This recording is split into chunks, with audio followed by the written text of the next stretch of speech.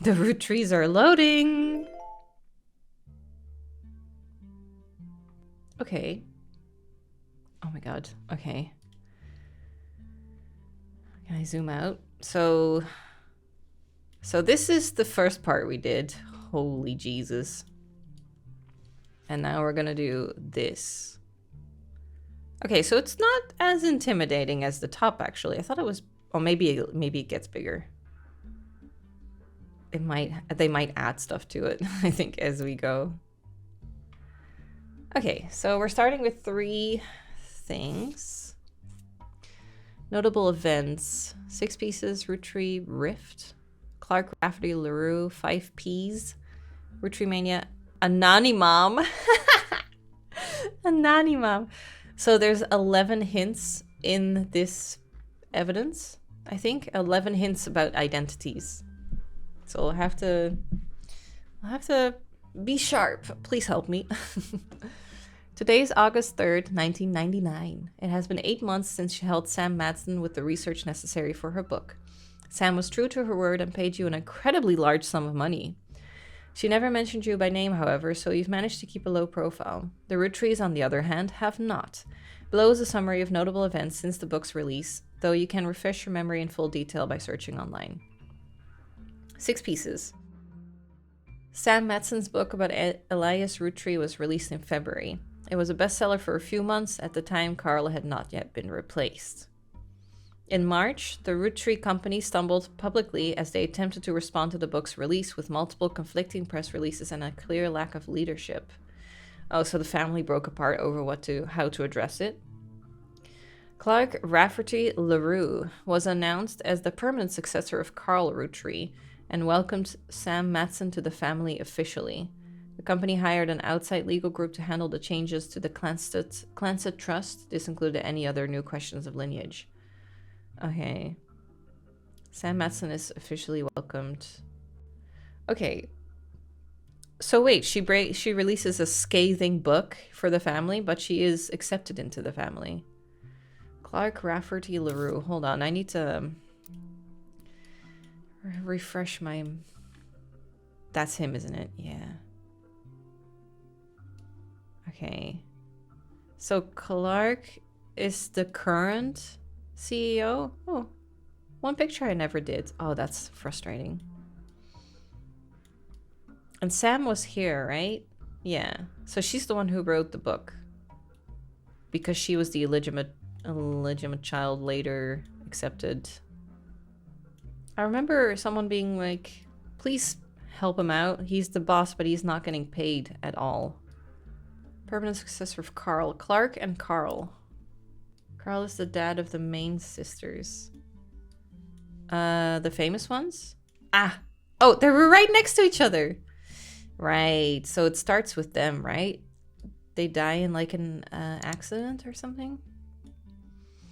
5 Ps. After this announcement, there was a rash of different people claiming to be Roottrees, mostly dismissed as opportunists and scammers. The highest profile of these, by a wide margin, was a rapper named Felix Fellows, who changed his moniker to 5 Ps as a publicity move at the same time. 5 Ps is the only notable person on the updated tree. Okay, oh, that's why he has a little star, right. Roottreemania. In another high-profile misstep, Miracle Roottree publicly and vehemently denied that 5 Ps was a Roottree. The Roottree's legal team then offered to do a DNA test to get 5 Ps to drop his claim, and in a moment that caught what seemed like the entire world by storm, the test was proved he was a Roottree. Suddenly, the world was obsessed. Yeah, actually, yeah, just let them all do a DNA test. Anyone who shows up, just do a DNA test. Anonymom and Jane Doe Roottree. In July, an anonymous woman who the press began to refer to as Anonymom, Anonymami, appeared in interviews with her face and voice disguised. She claimed that an affair with a Roottree led to the birth of her daughter, Jane Doe Roottree. If true, this would make her daughter yet another secret Roottree and therefore entitled to a share of the Clanset Trust. Nobody knew it at the time, but this would turn out to be the last chapter in the Roottreemania saga. As more and more of Anonymom's story came out, people began to notice how much it echoed 5 Ps in nearly every significant way. The court of public opinion began to turn.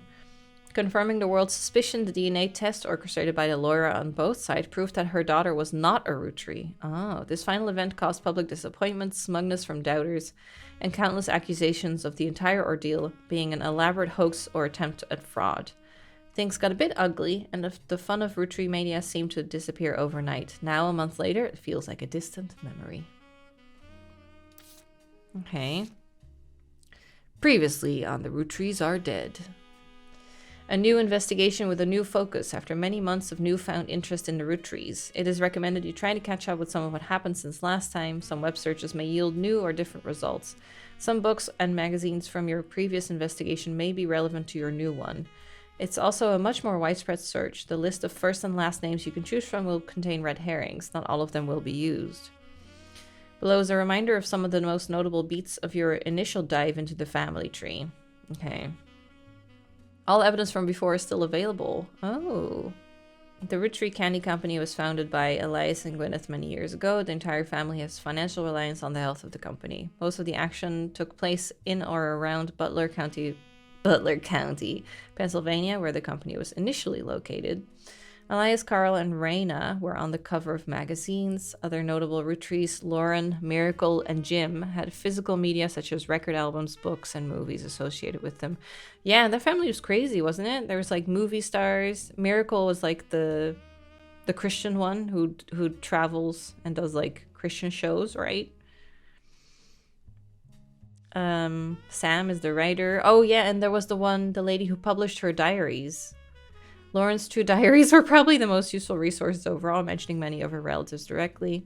The 5 pieces, Elias's children, could be identified based on the initials of the candy flavors. 5 presidents featured in periodicals. Stephanie Jones and Brian Jones were featured in campaign posters. November Roottree was really difficult to place. Her occupation could only be found via Brian Jones's company. Oh yeah, wasn't it like if we didn't know the occupation, we were just like, housewife. Ronald and his brother Robert go by Ron and Robbie, the TV brothers. Yeah. Ronald unsuccessfully tried to have Robbie removed. They had a falling out. Sam and her father cryptically mentioned in a book. Few dead ends. Aloysius Herring, right, was a false one. Family Men was propaganda, not useful. Lauren's other books, romance novels, were not useful. Carolyn Morden's sculptures were not useful. Sure, if you say so. Wait, can I? Oh, right, I can do that. Okay. Today, there was a knock at your door. Clark Rafferty LaRue, the current president, explained that multiple people have come out of the woodwork to claim to be Rootrees. He's been trying to work with Sam, but she has not answered his calls.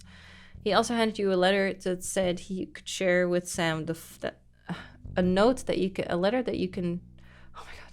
He also handed you a letter that he said you could share with Sam. That said the following. What a sentence! To both of you. The company I hired to help us with the Clanset Trust is busy pouring through the entire family history as well as people that may have had contact with. That said, the family is not particularly happy with this and are doing their best to slow things down. Many of them are actively avoiding our interviews. I mean, they're worried that all their dirty secrets are going to be revealed. All their affairs and illegitimate children. Every time there's a high-profile public case, it causes headaches. So please, I don't mind if you do your research, but I ask that you stop going to the press. Instead, we have a highly trained team of lawyers to back you up. We're ready and willing to verify anyone and everyone you believe could be realistically part of a relationship that led to the birth of a new root tree. Tell us who to investigate by filling in the new sections of the tree, and we'll take the time to handle verifying that the timeline checks out.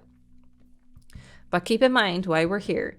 If someone didn't have a child or has already been disqualified by our lawyers, like in the case of the DNA test, there won't be a place for them on the tree. We're not just looking for affairs and infidelities, we're only looking for the ones that led to potential new root trees. Some spots in the new section will be marked with a tree icon. Those areas are reserved for members of the original family tree you filled in 8 months ago. Okay, just like last time, be sure to use birth names for everyone you add. Married names or nicknames won't be enough. To start sorting out the infidelities, I recommend you turn your eyes to the men in positions of power, obviously. I'd love to say that's only because it would have been a lot harder for the women to hide 9 months of pregnancy and birth without the family noticing, but I can't. Yeah. Although, I feel like people can hide that. They can like just hide people from the public for half of their pregnancy. I'll be blunt. I'm no stranger to infidelity. I wish I could claim that I was a perfect husband, but you've seen the family tree, so why pretend? Some of us learned how to wield our family name and fortune to our benefit. Consequences be damned. I can't change the past or unhurt those who I betrayed. Instead, all I can do is be honest with myself and to you, and admit that I'm a douchebag. Refuse to make any more mistakes and do my best to sort out the various messes I've left behind. So please fill in the tree, and together we can figure out how to begin to make amends. Good luck, and thank you both. Okay, so I guess we start with 5Ps. So 5Ps is the notable addition. So that's him. This is 5Ps. So, because he's the only star, right? Yeah, so we should start with him. We can just probably Google 5Ps. If he's a famous artist, then. New picture of Clark. Oh.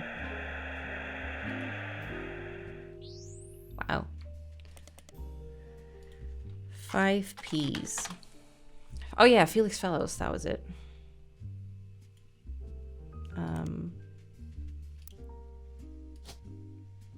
Oh, I need to do it like that, right? And he is a rapper. Oh, travel agent. Musician then? Do we have a picture? Oh, his real name is David. He used to go by Dirty Davy. Wait, so he's David Fellows? Only one of the songs on the album is new. Sex, drugs, violence, clumsy euphemisms. He appeared a few months ago on the cover of News Time. Oh, picture. Holding a photo of his mother with Guy Hudson. News Time. So that's a periodical, isn't it?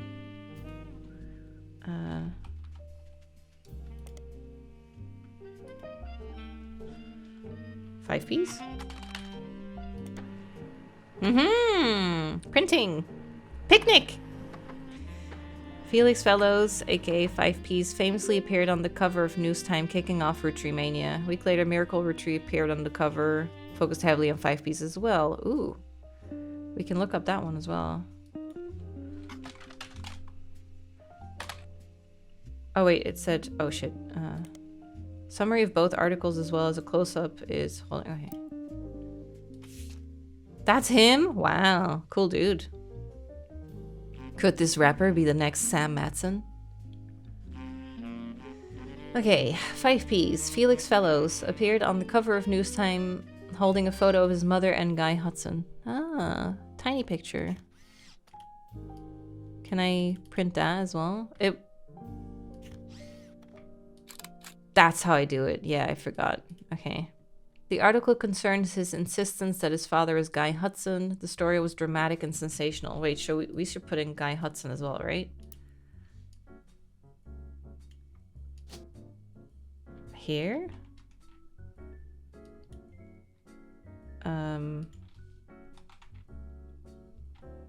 Or not? Oh, is it? Oh, this is it. This is Guy. Yeah. Okay.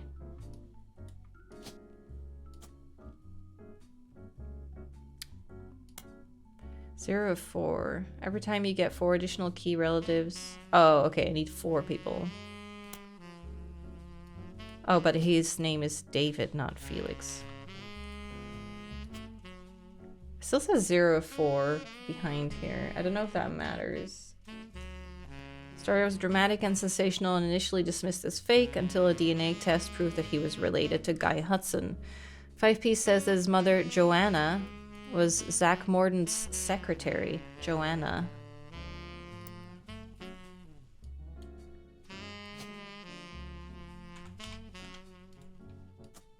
Okay. When he retired, and then Guy Hudson's secretary for only 1 or 2 weeks after that before she quit. First few weeks that he was president. His parents divorced when he was 4 after his father learned of the affair. Felix and his mother moved to Portland because she was afraid of her and her son's life. He grew up with her until he was 16, but one day his mother never came home from the movie rental store where she worked at the register. The next morning they found her dead from an overdose in her car. Oh no. She had stolen all of the cash from her drawer and spent it on heroin. What? That's so sad. As Felix went through her belongings, the only thing he had to remember her by were a hairbrush she always used, some photos, and a stuffed animal from her childhood. But then he found it, a box hidden in the back of her closet. Inside were love letters and photos related to Guy, as well as a letter from his father containing threats. He threw it all away, with the exception of the one photo I would keep that as proof. The cover on Newstime, he says it was the only one where they were dressed. The only one not from the affair itself. Oh, naughty pictures. The picture is shown in full inside the magazine and was added to your evidence. Nice. The magazine also included some additional history about 5P's career. Felix Fellows was born to Riley and Joanna Fellows. Right, Fellows. But has never rapped without a moniker. He tried to find success by opening for other artists and even by selling CDs on the street corner. He has only recently started going as 5P's to harness the power of his lineage. The writer did some research into the truth of these claims and was able to confirm that Joanna did work for the Roottrees as a secretary in the mid-70s. It also confirmed she died of a drug overdose and that Felix went into foster care soon after. They were unable to track down the father. They also reached out to the Rootree company, but at the moment the company's blanket statement was, since the release of the book, there's been so many false claims. Yeah. We encourage individuals to reach out to us in an official capacity as opposed to attempting to use our name for publicity. Okie dokie.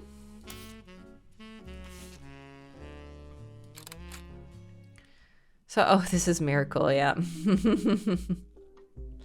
Miracle Rootree appeared on the cover of Newstime shortly after 5P's did. He vehemently, I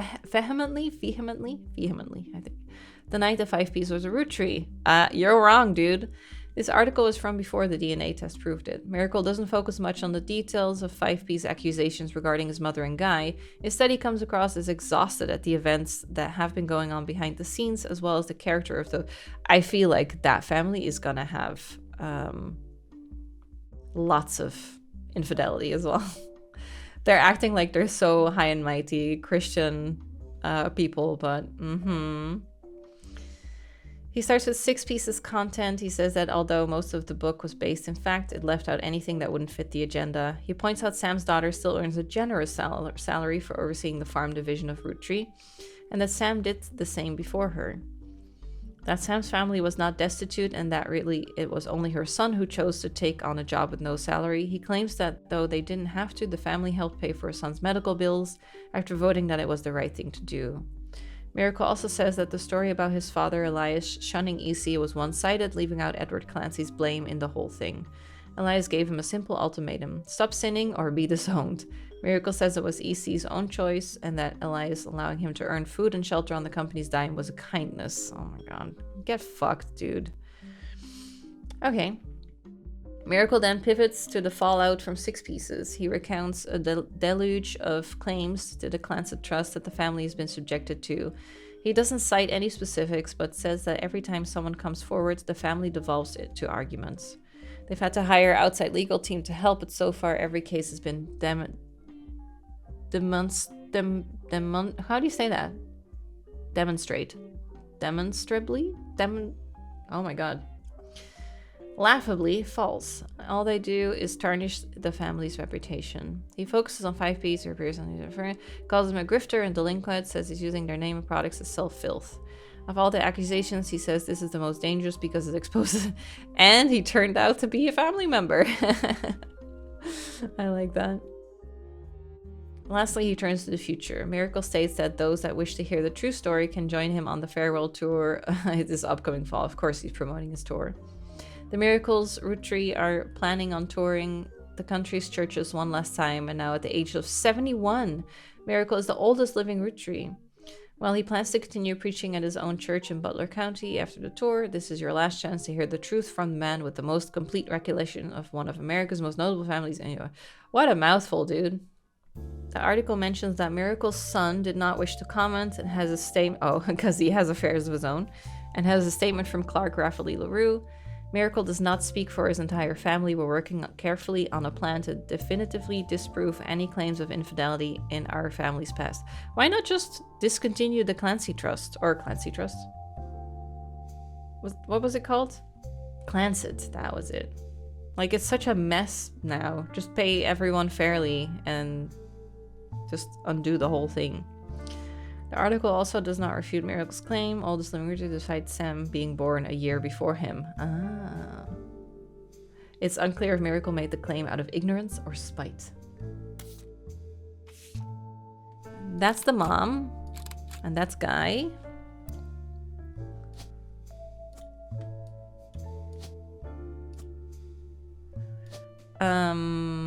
So at the time he was the CEO, but yeah, are we doing at the time in the 70s? Possible infidelity 3. Oh my god. Guy. What was Joanna Fellows doing? Secretary. Do you think that would be okay? Because after that she worked at... She was a retail clerk, kinda. So I don't know if we need to like look at the time of the affair, their jobs, or after. Do I still need to call him president? Yeah, I'm not sure. Oh, right. Where was he again? I wish I could Control F this board. Like, just take me to Guy. Where is he again? There's the Miracles. Oh yeah, we don't have space for a new picture for the Miracle Guy, so that must be him here. Yeah, he must be on the left. Oh, he has a new picture. Oh, here, Guy. So he was the 3rd president. Okay.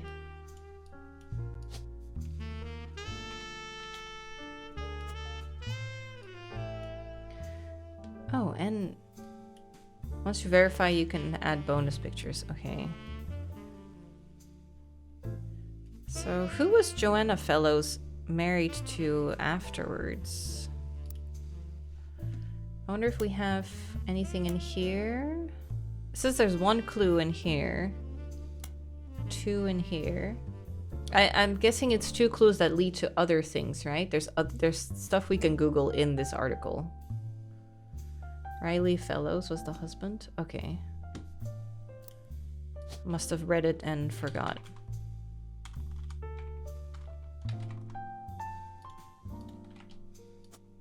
I feel like I have 4 things now, but it's not accepting it, so maybe Google Joanna. Oh yeah, right, because that's not her maiden name. You're right.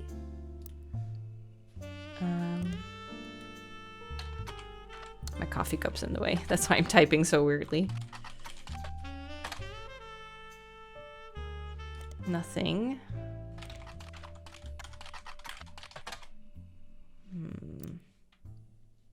So there's 2 searchable things in here. Let's see. Born, oh yeah, here it is. Born to Riley and Joanna Fellows. Son's name is Felix. It said somewhere that his actual name is David, not Felix, I think. The review mentions his real name is David. He used to go by Dirty Davy. Oh, we can maybe Google this, Dirty Davy. According to fan sites, Felix Fellows is not 5P's actual name. His birth name is David Fellows. Dirty Davy was 5P's previous stage name. He used to sell records and perform live shows in Portland under that name. So that's definitely good. There are some people selling his old mixtapes on auction sites. One is apparently called Dirty Devil and another Dirt Poor. Okay. First mixtape, early 90s. There's discrepancies and debates about what year exactly it was released based on some of the pop culture references, with the range thought to be somewhere between 92 and 94. One of the songs, Yes I Can Jump. Oh, maybe we can listen to that. Some fan sites claim that there are multiple versions with different track lists, some song lengths on them, though because there's very little evidence, it's hard to verify. Yes, I Can Jump is a song that was on 5P's mixtape. It seems to be the only song that didn't make it onto a studio album that people thought should have. Reference is a popular movie from 1992, White Man Can't Jump. This reference has caused some confusion amongst the fan base. It is agreed upon that the mixtape had to come out in 1992. Others point out the fellow's reference seeing the movie on his 17th birthday would have been 1994. Some take this to mean that the album had to have been released in 1994. Other claims are okay. So can we find this somehow? So 1992 or 1994? How did we find songs before? Was it in evidence? Music Monthly? Teen Blast? Although if he was such a small artist, I doubt he would make magazines, right? Yeah, I doubt he's in any of these. Oh yeah, Root of All Evil. Yeah, true. 5P's debut album. According to various sources, the album is mostly material that 5P's recorded for his mixtapes before he became notable, but re-recorded.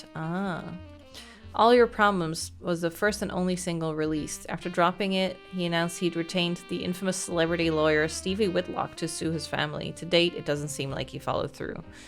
At first, the single didn't make much of a splash, but Whitlock, known for publicity stunts, paid thousands of teenagers a few dollars an hour to call and request a video on MTV, which increased his profile. MTV eventually caught on and banned the video, which in turn received national news coverage and made the song even more popular. So All Your Problems was in the news. Here we go, MP3. This track is the only new song on the album. Subject matter of the song is hypocrisy of those that claim money is evil. He points out that the only people who think money is evil are those that have it. That's true. Those that can afford not to be greedy. In the song, 5Piece triumphantly talks about taking the Roottree's wealth due to it being his birthright and giving it to those who need it most. You can find a copy of the song. Download it for your records. Here we go. Attention, attention, Roottrees. This is what I was hoping for. From the real world. You know, the place you ain't ever lived in. You say money is the root of all your problems. root of all your Man, problems. y'all are hypocrites, sitting back in your massive estates, built from the cash that your ancestors gave you, acting like you somehow deserve it, based on your family's creations. Yo, but look at here, sonny, don't you come for our money? It's giving Slim Shady, for sure.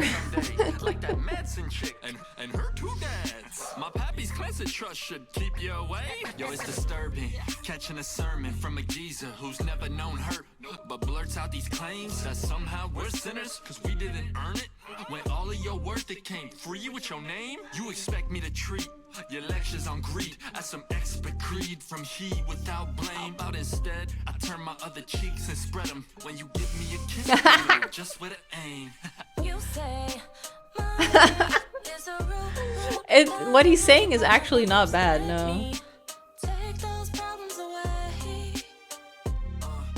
Whoever calls dollars the root of all evil, just trying to make small pursuits of real people. You silver spoon feeds you the world's purest treacle, while real world folks burning spoons with a needle. So once more with passion, tell this poor tragic orphan how your Is there mansions knocking and in the Porsches song? are actually horrible. How I'm better off penniless, grasping for morsels. How wanted my share. That's actually extortion with your candy ass name, synonymous with sweets. Oh, you wanna call me classless? I'm gangster from Portland, but I play that game. I came up on the streets. A gangster from Portland. Hypocrisy democracy. Monopoly is toppling. When I knock, have G's. Top off my pockets, please. Cause the same God that got to steal my mom from me is what he wants, right? For you to live in poverty. And if you're suddenly not eager to unhand that fortune, that's unfortunate. I guess I'm gonna have to take my portion. And I'll do it all legally. Class action, courtrooms, decorum. I'm way past your fancy ass dormant. You say money is the root of all your problems. Let me take those problems away. Bring the choir in. You say Bring the choir in. money is the root of all your problems. Let me take those problems away. Wonder what happened to him. You say money is the root of all your problems. Let me take those problems away. Whoever calls dollars the root of all evil, just trying to make small pursuits of real people. You silver spoon feeds you the world's purest treacle, while real world folks burn their spoons for the needle. Whoever calls dollars the root of all evil, just trying to make small pursuits of real people. You silver spoon feeds you the world's purest treacle, while real world. That's a really deep one, that one there. Okay, so we found it. Still, it's kind of catchy. Okay. So there's no hint on this. We just found it. What else? There should be two things in here. Sam Matson, maybe? It says, could this be the next Sam Matson? Do we know who that is?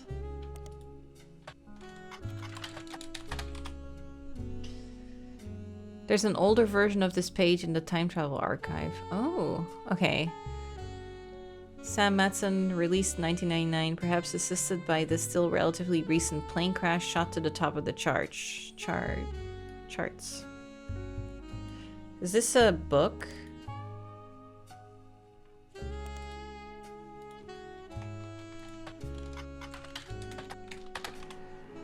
Hey, found it. Sam Matson's book was released earlier this year. Details the truth about Elias as well as Sam's father's, Ezra Clancy, John Miller. He helped verify her story. Said Sam has some sections on other family secrets and rumors. Much of it didn't matter to the primary purpose of the book, and some of it is new to you, may be important to your new search. Thank you. Reviews were mixed, and its time on the bestsellers list was limited to only 2 months. Most reviewers agreed that the core of the book was compelling and that the takedown of the hypocrisy of Elias' retreat was deserved.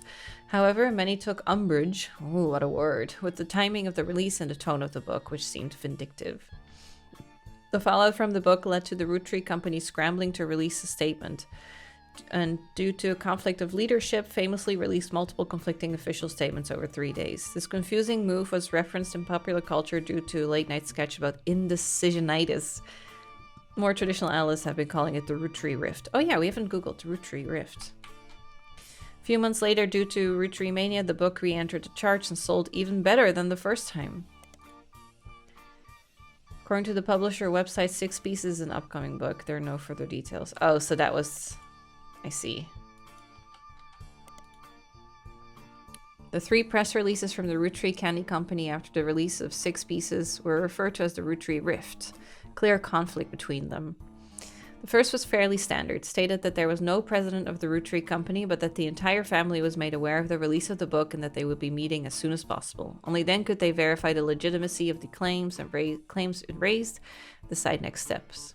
Second release was emailed to business newspapers.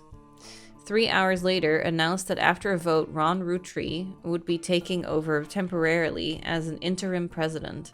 It also went on to state that Ron was aware of the book, had verified the claims within, and would look into compensating Mrs. Matson and her family immediately. It also stated that the company lawyers would be taking immediate steps with the family to revisit Clancy Trust's terms to make sure nothing would happen again. Quickly cleared to business reporters and analysts that the time between the 2 press releases would not have been logistically sufficient to gather a majority of the family, even using conference calls. This was reported on many news channels, and a third, much shorter press release came the next day. It claimed that a draft of the announcement was made prematurely and that Clark and Ron Roottreemania will be taking over as the company's first joint presidents. It also stated that any compensation planned would be based on a stringent verification process. Okay, business newspapers, Ron Roottree.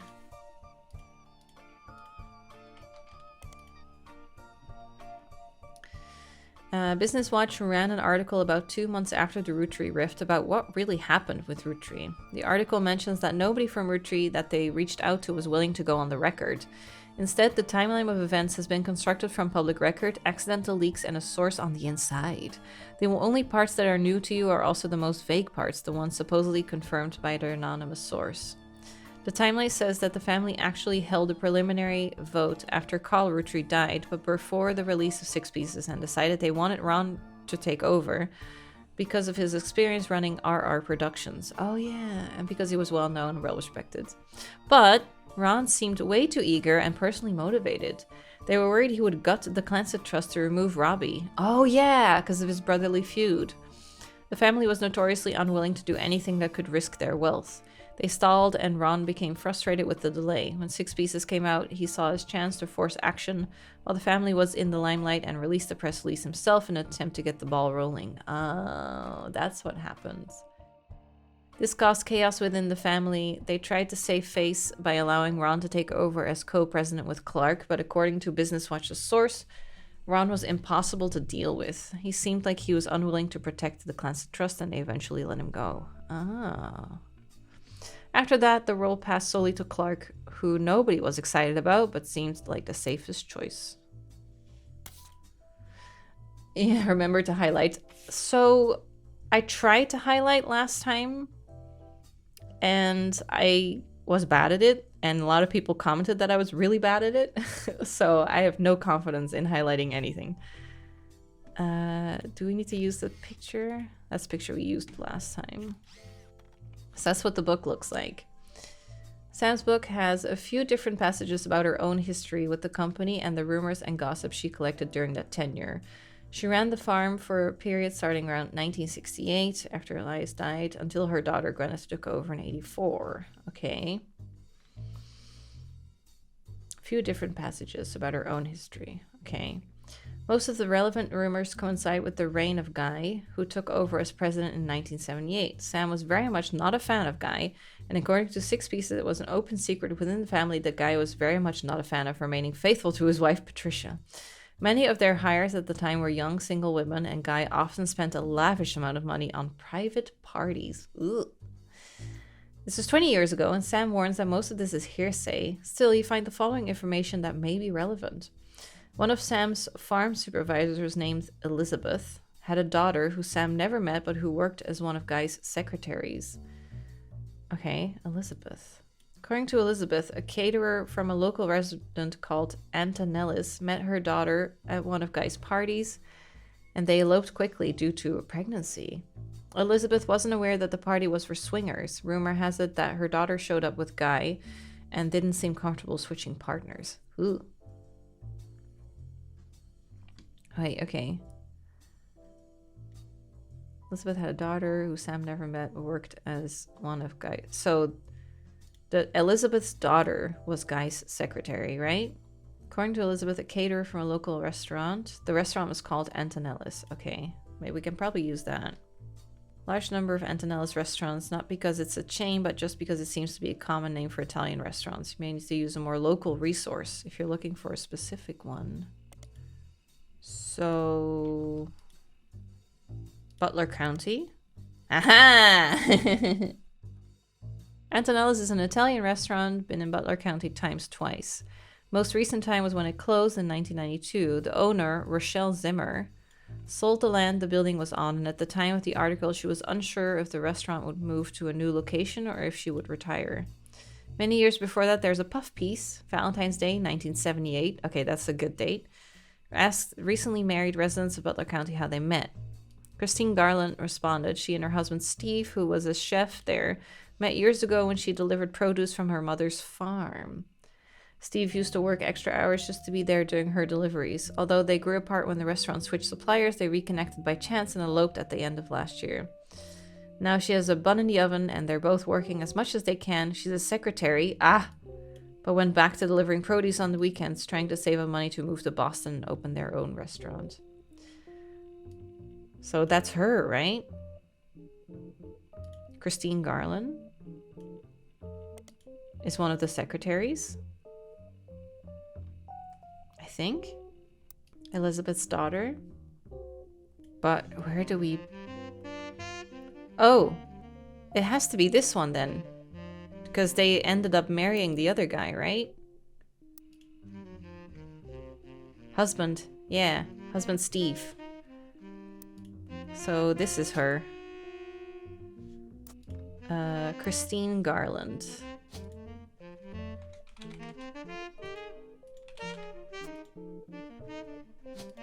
And that's Steve. Oh. Oh. Maybe his legal name is Steven? Don't know if Garland is her maiden name. Yeah, she and her husband Steve, you're right. So Christine is his name is Garland. But not hers. How do I... No. She was secretary. We also need a picture. What was her mom's name? Oh, good call. She was a farm supervisor, so maybe we can find more about her that way. I'm gonna try it. I'm gonna highlight something. What did we think? Christine at Antonellis. So that's how I can find it again later. I'll leave that for now. Guy's main positive contribution to the company involved expanding to markets previously untapped by Roottree. However, when he went on trips overseas... Oh, does he have babies overseas? They were often for weeks at a time, and Guy was known for spending more time and money on unofficial business than meeting with distributors. It was said that he bribed at least one politician to open a factory in Brazil. Baby in Brazil?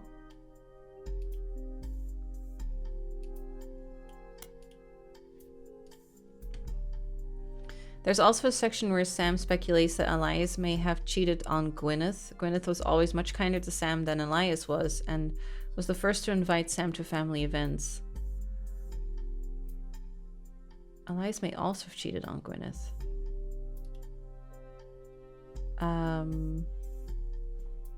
Elias, Gwyneth? Dude, I totally forget. Very top? Oh, the very top. Oh, right, because then Sam is, like, right under there. That would be crazy, though. Well, there's just no hard evidence. Sam always got the impression that Gwyneth was able to coerce Elias into allowing Sam back into the family using some kind of leverage, instead of it being a natural course of events. She mentioned that Elias and Gwyneth were known to loudly argue, sometimes about another woman. Sam also says her son Ernie once asked her, "Who's Beth?" because it overheard them yelling about someone with that name. Who's Beth? As far as Sam knows, Elias once had a secretary named Elizabeth, a different Elizabeth than the supervisor from the farm, but she never met her. Another Elizabeth. And who's Beth? Oh my god, so maybe he had a secretary named Elizabeth and had a baby called Beth with her? Okay. How the fuck do you go about Googling that, though? Beth is a nickname for Elizabeth. Oh! Oh, I didn't know that. Okay, so it's the same thing then. So Elias and Elizabeth. I mean, we searched for Elias, like, a long time ago, because he's the starter. Yeah, how do we find anything about his... Quotes from Bess Williams' book appear to have been taken down. Wait, is this new information? Oh, there's an older version. Oh, okay, wait, this is new. This is Roottreemania new. Okay. They were never really celebrities, but the general public's perception of them as classic faces associated with the company had always been in somewhat high regards. This was Elias's intention as the family man with his family brand. Since Six Pieces, the candy company has placed much less of an emphasis on Elias as a historical brand-connected figure, but there have been those who have argued that it was his right to decide how to split his inheritance and that he did nothing wrong. This has led to some heated television exchanges and countless op-eds. The first Anderson maple farm only used to be a popular tourist attraction during the summer months when it had special tours. However, it has since seen an explosion of off-season business as some religious and political groups decided to visit to show support for Elias and Gwyneth's traditional values and financial rights. This rise in support was in turn followed by pickets from gay rights activists when some particularly inflammatory organizations made their pilgrimages. Okay, maybe we can find something there? Amongst all this conflict, the farm has since shut down, seemingly indefinitely. The website says, check back later, but has no date listed. The quotes from Bess Williams' book appear to have been taken down. I wonder if we can find something with this. Religious and political groups are visiting the farm. And then gay rights activists as well. This must make the news, right? The farm has since shut down indefinitely, the website says. What's the... First Anderson Maple Farm. This is the same. Yes, exactly the same. Same result. Bess Williams' book. But we need a title for that, right? An author born in the late 1800s. Oh, she lived just outside of Miami, died tragically young in a major hurricane.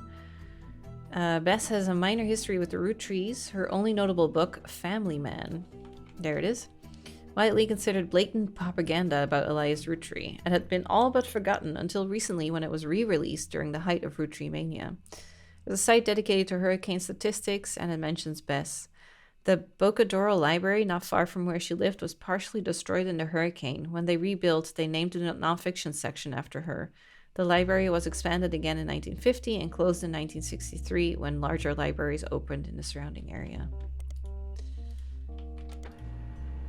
Nice, we got something. Image. Blatant corporate propaganda.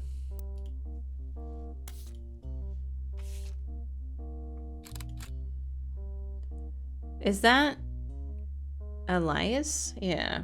Has to be Elias when he was older, right? The dictionary defines propaganda as information, especially of a biased or misleading nature, used to promote and publicize a particular political cause or point of view. But if they were to replace that definition with a picture, it would be a picture of this book. The book tells you nothing new about Elias, and from what you know of his true feelings towards some of his extended family, you're not sure it tells you anything true about Elias either. The reissue of the book was so lazy, they reused a famous photo of Elias from Business Watch, whose copyright expired. Business Watch. The best thing it has going for is that it's only 85 pages long. Business Watch? Do we have... Oh yeah, we have Business Watch.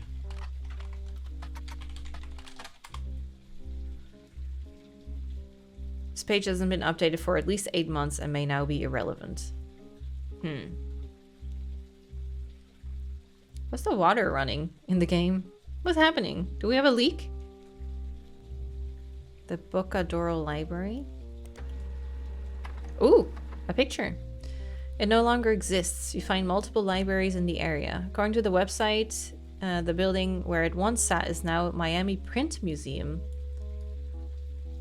Searching for the Miami Print Museum, you come across their website. It states there are lists of exhibits. The building is very small, admission is free, and they only have room for a few different displays. One of the exhibits in their court is their courtyard, which includes a fountain, as well as a statue of an unknown author. Picture's been added to your evidence. Another is a printing press that was used by the Miami Sunday, now a defunct weekly newspaper. Ooh.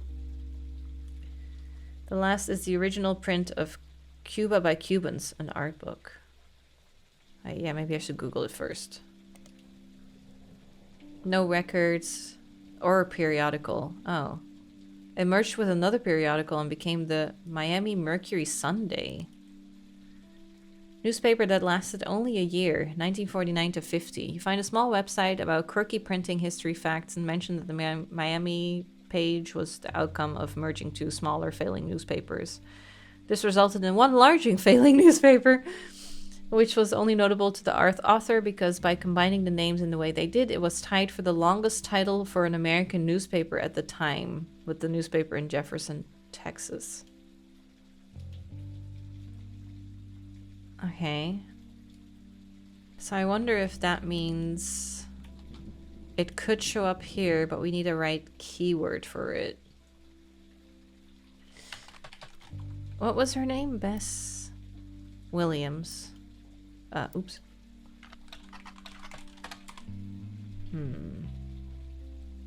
Two failing newspapers. Right. So the other was the Miami Mercury?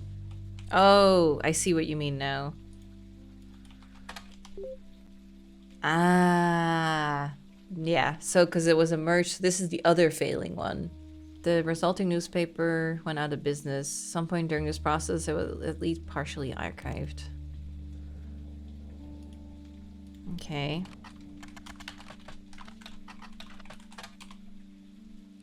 The Miami Mercury had an article about Bess at the library. Oh yeah, because she had a section named after her. Bess's young son, now an orphan, was in attendance during the dedication. Oh, Bess! So Elizabeth. Yeah, right.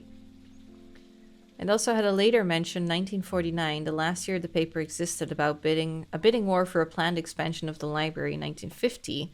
The bidding was won by Wildcat Construction and included a new statue, fountain, and a second room that would double its shelf count. Having worked on many buildings in Miami, Florida, it seems to have ceased operations in the 1960s. Okay. A later mention. So, 1920... Bidding war for planned expansion. The bidding was won. So they were really desperate to get this expansion, and they added a statue, which I'm thinking is a statue of Bess. So maybe her son owned or worked for Wildcat Construction and wanted to do that for his mom. Ah. Also mentioned earlier in 1947 under the headline Constructing a Better World, Frank Wildcat Williams left Florida in 1941 a construction worker and returned a hero. He won the Navy Cross for his bravery and sacrifice, having carried a fellow soldier to safety under heavy Nazi fire. Now he and his wife Ophelia are carrying his fellow soldiers through tough times at home. Wildcat Construction is Frank's company, focused on creating opportunities for soldiers finding difficulty getting back to normal. Ophelia was handled outreach to the wives of local veterans, who are often able to provide insight into their husbands' needs and conditions. She found 13 veterans of the war to serve as Frank's employees. The community support has been unendingly and overwhelmingly positive. It has gotten to the point where if Frank bids on a project, other local companies have decided to step back and let his soldiers handle it. This has become a bit of a sore spot for local politicians and business owners, as the bids are often not as low as they expected. The problem for them is that essentially Frank has selective monopoly, but in any attempt to circumvent it has caused an uproar and accusations of being un-American. It's uncertain what will become of Wildcat Construction, but at least for now, we're rooting for them. Rooting. Frank Wildcat Williams. Listed on a few different military history websites, he was awarded a Navy Cross. Story goes that being struck in the arm with a bullet, he managed to carry a fellow soldier. Yeah, for 2 miles. Holy shit. He died in 1996, aged 74, in a retirement community in Sweetwater, Florida. An obituary on the website of a local news channel that was written by his surviving family also sheds light on some of his personal life. He grew up an orphan. It is him. Because his family died in a hurricane when he was very young. So he's Bess's kid, yeah. Okay. Where are we going to put this information? It could be just this, right? Because Bess is never...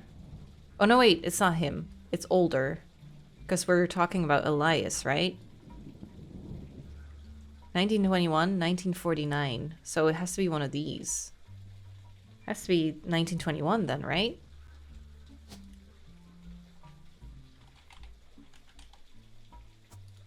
The top dog. With Bess? And then, what's his face? Frank Williams. Came from that. So her name must be Williams then.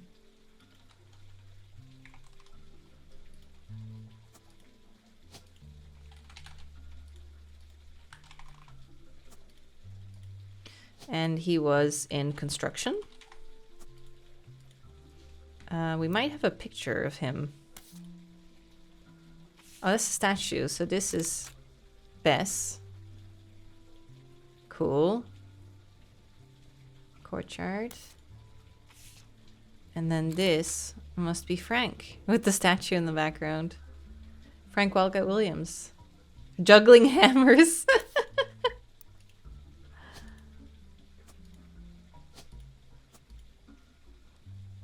Still nothing though. Yeah, she was an author. Oh, yes! Finally! Good.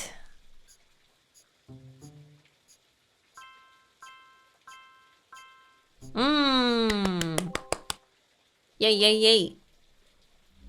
Woo! Booyah! I forgot I did that. Hello? Hey, Has Clark reached out to Sam! you? Well, let me give you a short history lesson about the last few months of my life. 3 different people contacted me, claiming that somewhere in their history, they might be root trees. First, that young man, the rapper. I ignored that one. He seemed dubious. But then I saw the news. Damn, everyone was so quick to dismiss him. I felt terrible. So I began helping the others. Because my doubts with Felix were so misfounded, I ended up putting too much faith in the second person that approached me. I went to the media prematurely. I admit my mistake there. But the third person who contacted me also had a credible case.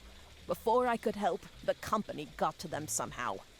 The fact that the family silenced them doesn't seem to fill me with hope when it comes to Clark's intentions. But you're making progress based on the leads he gave you. It's really hard for me to get a read on him. I'll let you handle it. I've sent you the case I've been working on, and some company records I managed to track down. Okay. The records are quite dense, but hopefully they're useful. Good luck. Okay, thanks. Okay, let's see. So, these were correct. So, cashier is not correct. Her name was definitely Joanna, though, right? So, do you think we have to go with secretary after all? Because third president was correct, but the surname is wrong? Oh, right. Right. Because she married Fellows. So this is not correct. Yeah, you're right. Should I still read this? There might be other hints in it. Let's see. Grew up an orphan. That's as far as I got. His family died in a hurricane. He could barely remember his mother. No memory of his father. After the war, he ran a construction company that mainly hired World War II veterans. Man, he did such a good thing. A born joker, a shining light to those veterans who needed it most. An anecdote mentions that he used to insist he married his wife Ophelia as a matter of courtesy and convenience. She wouldn't have to change her last name. Ophelia. Hold on. So, Ophelia Williams. That's correct then, for sure. Okay.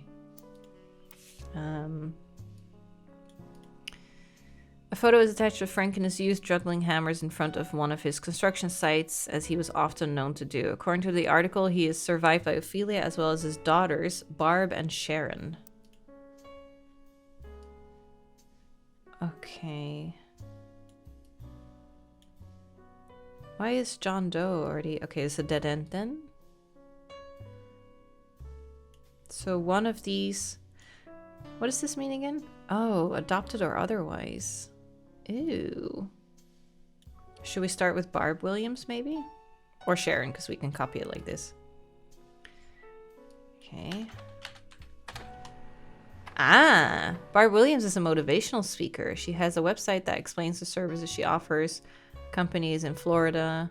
Flyer has been added to evidence. Can I do that one first? Yes. Barb Williams, overcoming adversity. Her story will surprise you, uplift you, and energize you. Morning news. Ooh, news. We might be able to find more there. Book Barb for corporate retreats, church events, and even school assemblies.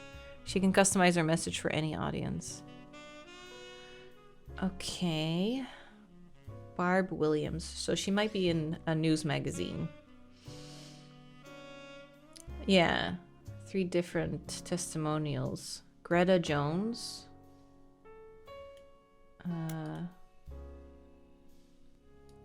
Maybe we can find this? Or is that a TV show? Ah. According to a flyer in your possession, she's the morning news anchor of a channel called WQTV. No online web presence whatsoever. You do find it listed on a giant list of television call signs. Springfield. Effingham County. You may need to do a deeper dive on a specific city and state to see any locals have discussed the news in that area. Okay, so if we search Effingham County... One is in Georgia, one is in Illinois. Okay, I'm gonna say Georgia first. Oh. Well.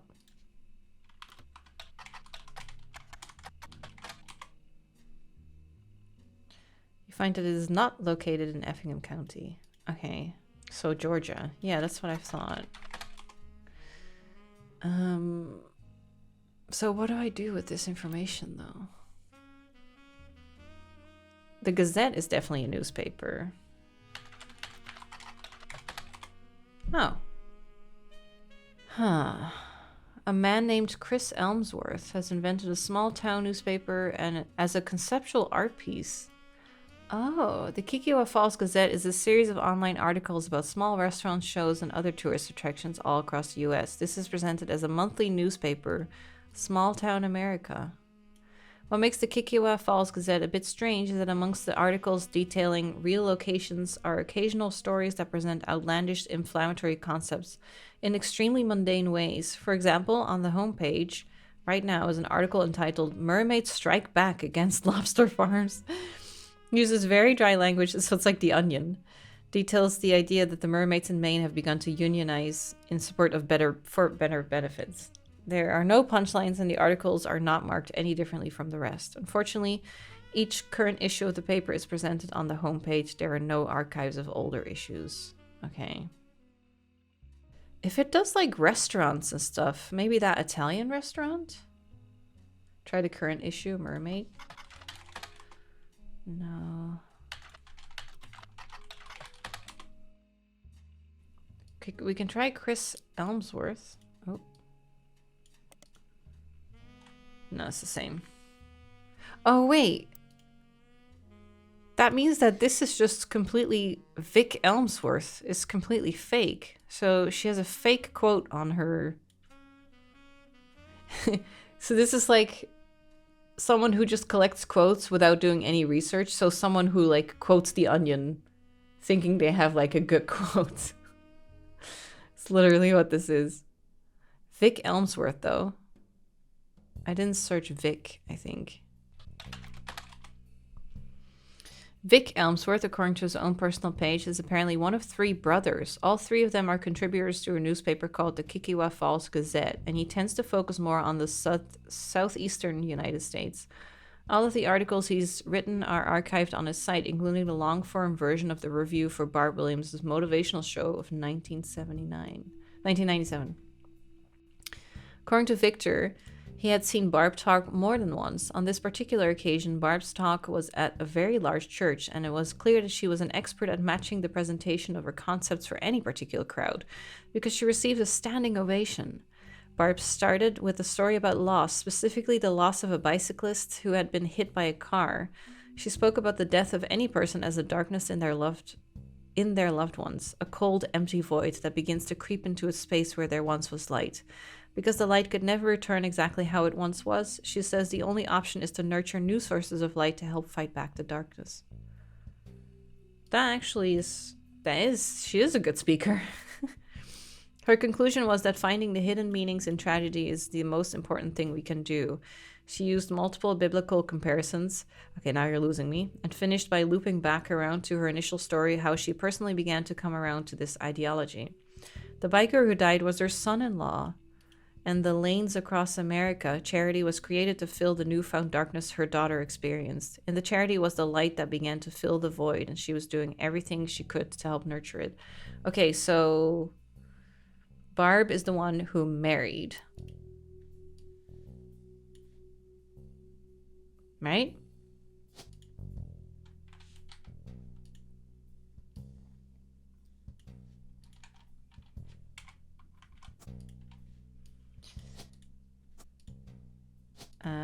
Public speaker? Oh, yeah. Okay.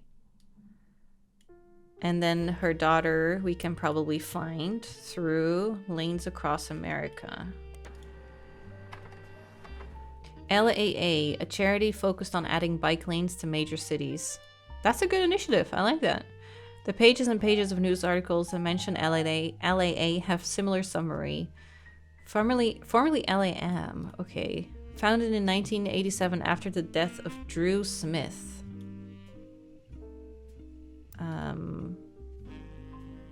Oh, but which is which? Oh wait, those are just the kids. So for we need Drew Smith's wife. Drew is biking home from work when he was hit by a car. Each year since, Lanes Across America has grown, and now they have offices in over 12 major metropolitan areas, including Miami, where the charity began. Okay, has a picture of Drew. A photo's been added. Okay. Lanes Across... Yeah, LAM. It started in Miami, right? Yeah. Yeah! Good guess. Does narrow down the pages and pages of articles. Formed in 1987, became LAA in 1994, founded by Sharon Smith. Okay, so Sharon Smith is one of these, so she must have married a Smith then. I'm just gonna put her on this side for now. We can always swap them out later. Sharon Smith. After the death of her husband, Sharon and some other board members stepped down in 1992 and the current leadership took over. One of the oldest articles has a full uncropped version of the same wedding photo. Ooh. After Sharon left LAM, they began to crop her out of the photos and focus solely on Drew, who's the face of the charity. Full photo has been added to your inventory.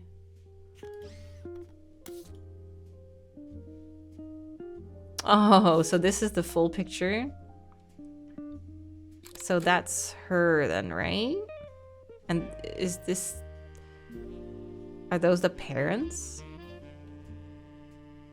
I kind of don't want to click on all of them yet because I don't want to get confused too quickly. Charity was founded after the death of Drew Smith, who was featured in the photo. So he's Drew Smith, but... Do we need him?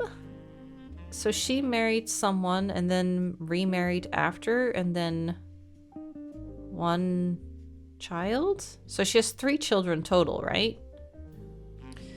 Oh, there's still so much to look at. Whoa. Oh, okay, so here's all the numbers. So this one, the reminders, has 7 things still? Oh my god. 2 marriages, no kids. Wait. Huh? Aren't these the kids?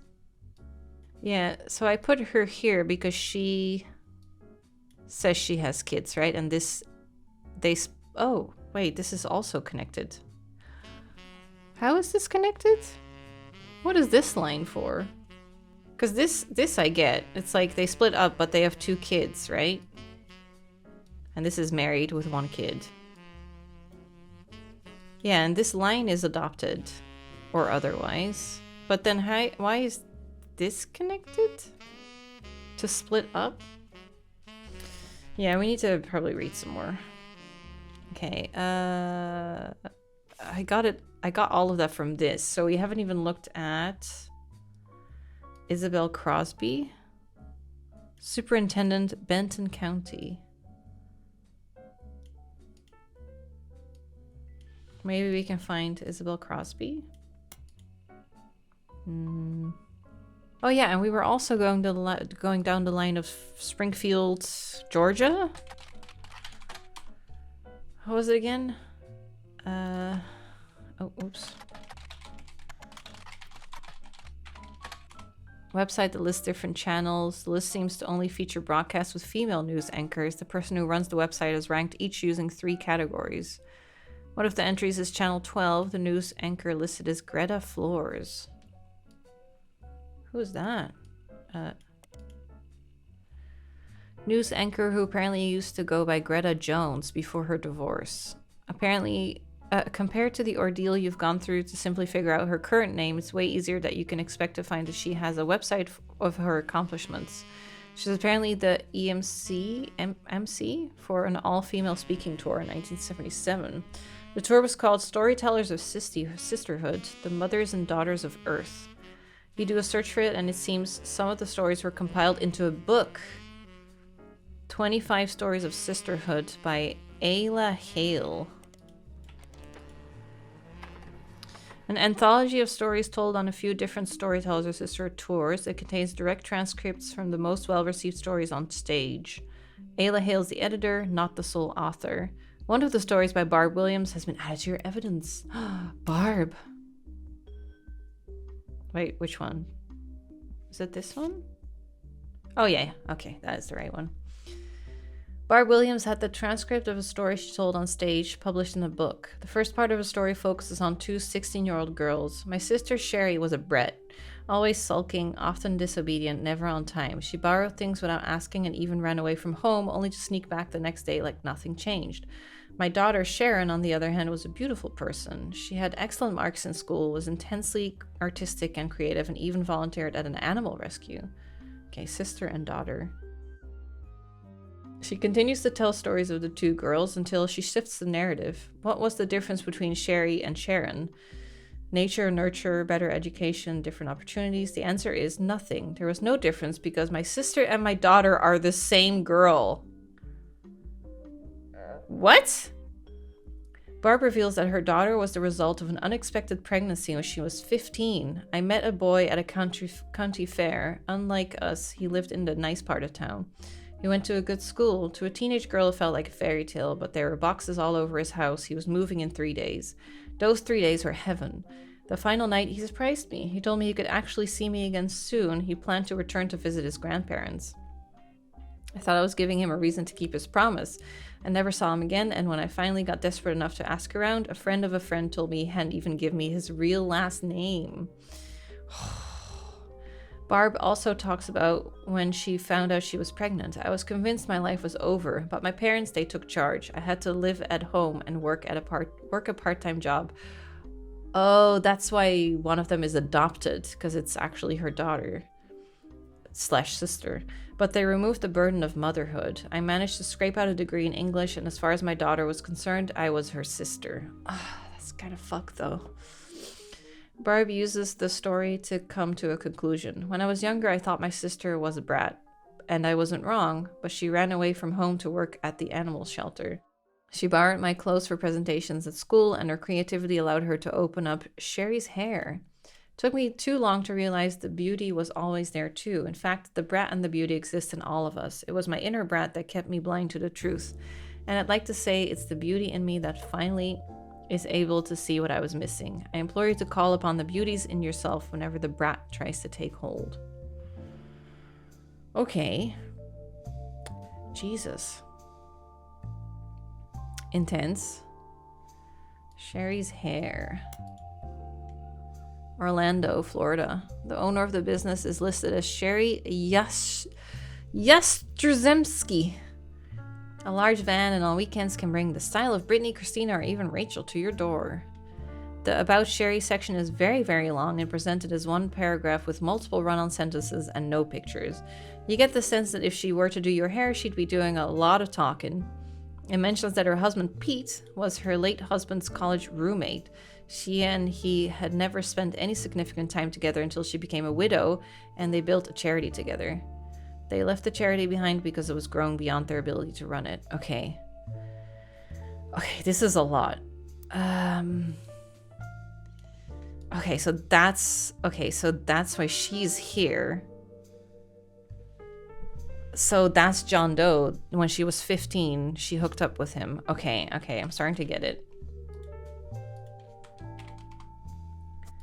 So she goes here.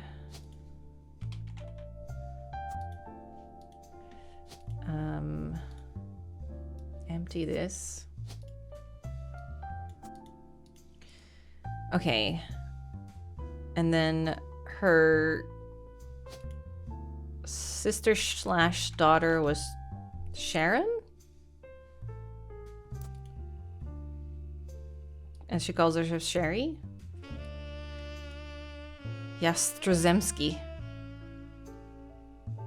Sharon Williams.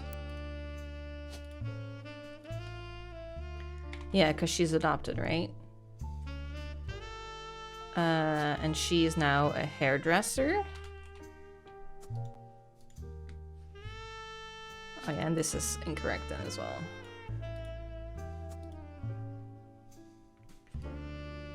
Oh wait, that's her. Right? And then the husband is the cyclist? This guy? Drew Smith.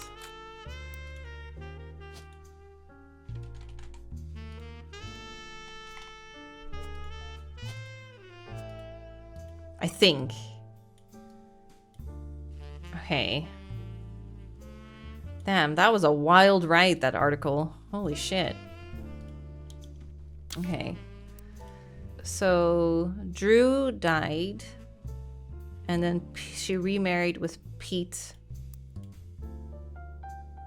So, this is Pete. Yeah, there. That. Peter Jastrzemski. Okay, let's see. She also brags about her kids. Okay. Tony, Mark, and Cricket. Oh yeah, so all 3 of these.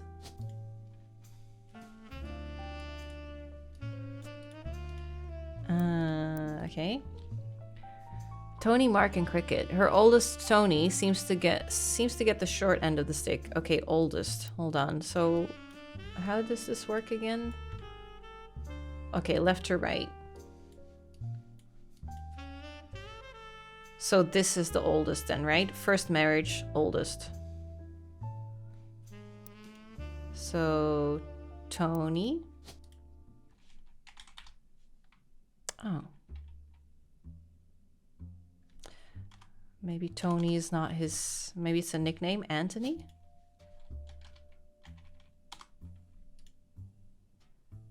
Anthony Smith?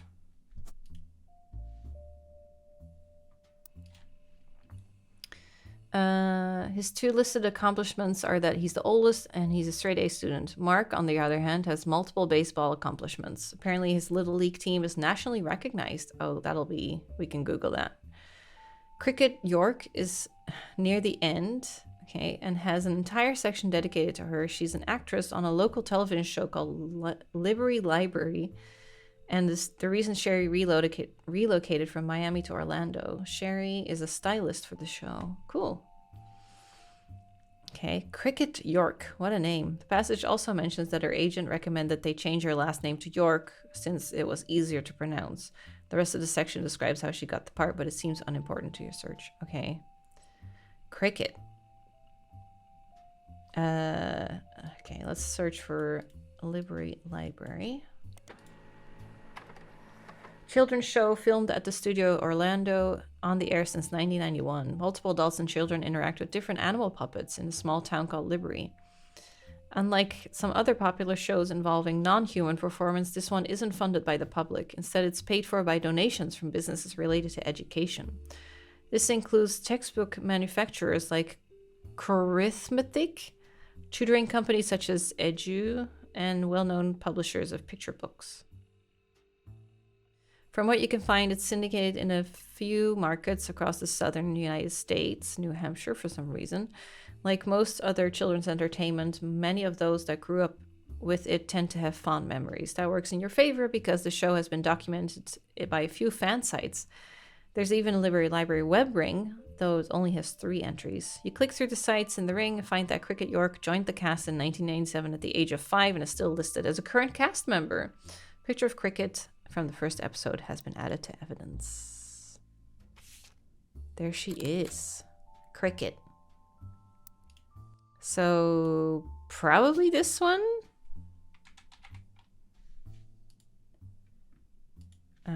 But then her legal name is this, right?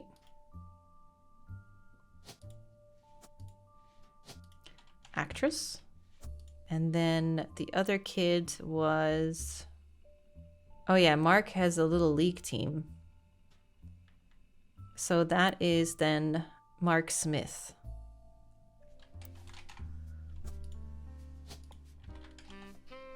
Baseball, you can't do that. Maybe he's a coach?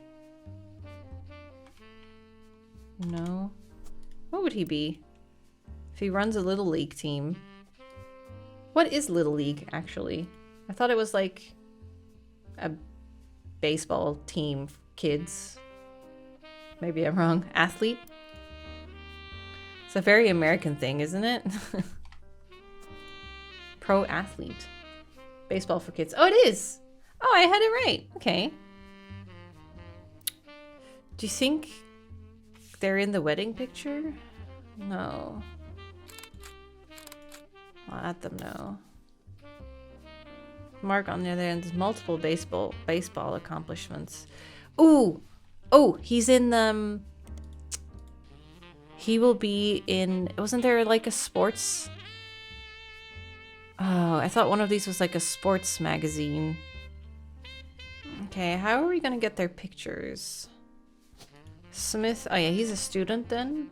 Oh god. College? Probably... Or is it younger? Because... Weren't they kids in the 90s? K-12 was kids, right? High school and below, right. We're in 19... Oh, so they must be kids, yeah. So he must be... K-12 then. Are you a pro athlete if you're... Little League? Or are you just still a school kid? I kinda... Not pro, okay. So we're getting there. Maybe we can find more about... How about her through this name? No, same thing. Her husband Pete was her late husband's college roommate. Pics of Pete and Barb in wedding photo. Oh, because they were roommates? And then Barb is the mom?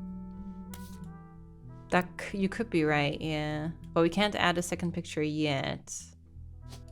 But that might be him, yeah. The sister mom. Oh, true, yeah. Oh, I forgot.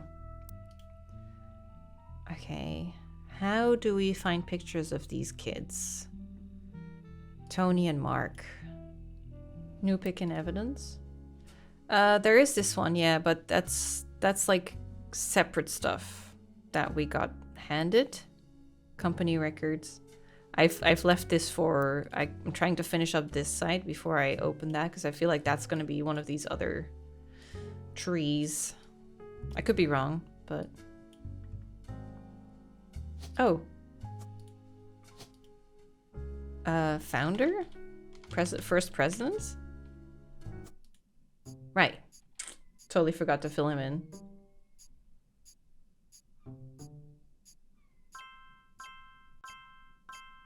Nice. Give me the booyah. Booyah. Okay, so we're on the right track for sure. Just her kids left. That feels good. We filled out basically this entire tree. And there's our picture. So just these kids left. Oh, I want to finish this up before I move to something else. But how are we gonna find her? This is Regina Clementine, so yeah, this is something completely different. Oh, did you see that though? May have had an affair with Miracle Retreat. There he is, the scumbag.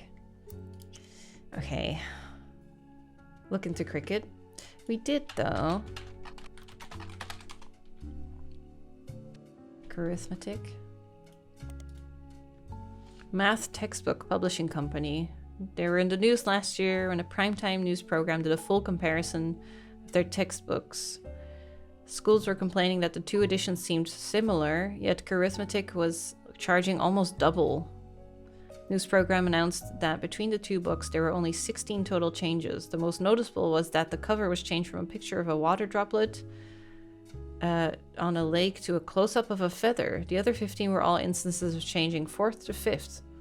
This even led to a geometry problem where the book asked students to calculate the 5th side of a rectangle.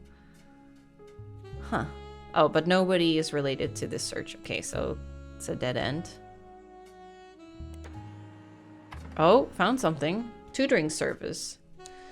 They have a deal with the show to feature some actors. According to the site, they provide tutoring for all of the actors and actresses on the show. Included is Cricket York, who was seen in a photo labeled Cricket, and her brothers. Ah! There it is! You don't find much else about the tutors, except that there seemed to be a small subsection in the library fans. Okay. I was terrified of the little girl in the logo. She looked like some kind of demon doll. So that's them. Okay. Cricket and her brothers, ready to learn. But then who is who? He's the older one. Okay. Older and younger brother. That must be it, right? I'm considering this done. Okay, so that would be 2 more done. So we need another 4, right? Okay, now we're going to look at the new evidence. So what is this? You were given some partial staff records to cross-reference by Sam Matson. These records are based on old tax mailing information and only detail the employees. Oh, so Bess, maybe. Oh, no, wait, we did that already. Work directly for Roottreemania or in the... But this will be good information for the secretaries, right? Of Guy, I think. The many laborers on their farm and factories are not listed. You're not sure how helpful it'll be, except for cross-referencing Guy's secretaries and visits overseas. Oh, yeah, the Brazil kid. Spider searching people just because they're listed in these... Oh, it's only one. Okay. Just because they're listed in these books will likely be very time-consuming and a waste of your time. Leadership, president, office staff, Elizabeth Cravensworth. That's important. Product management, secretaries. There they are. Beth. Farm manufacturing. There's Samantha. There's the other Elizabeth. Pharaoh. Excuse me? Oh, and then I can... Oh my god, I can go through all of these dates. Okay. Hold on. One at a time. So this is 1975. You. That's you, dude. That's Hudson. Okay. So do we have a Joanna in here? Robertson.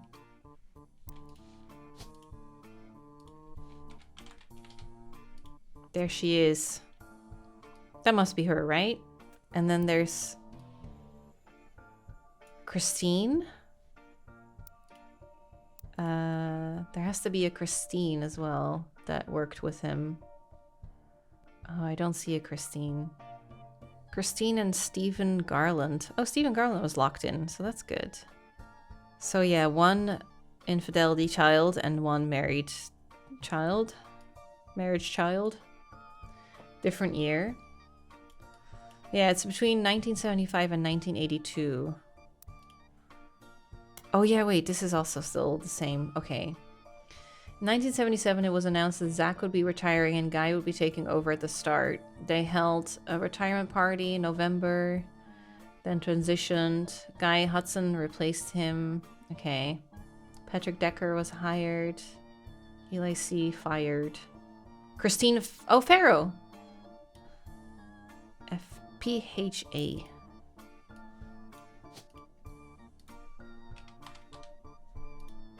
Okay. She was hired in 1976. And then Joanna. Oh my god, so he just went from one secretary to the next. Beth Knox are no longer employed. So then Beth Knox stopped working for them. Beth Knox. We don't have a Beth yet, right? Could be here. Because she's like, these are probably in chronological order, right? So Joanna and then Christine got hired.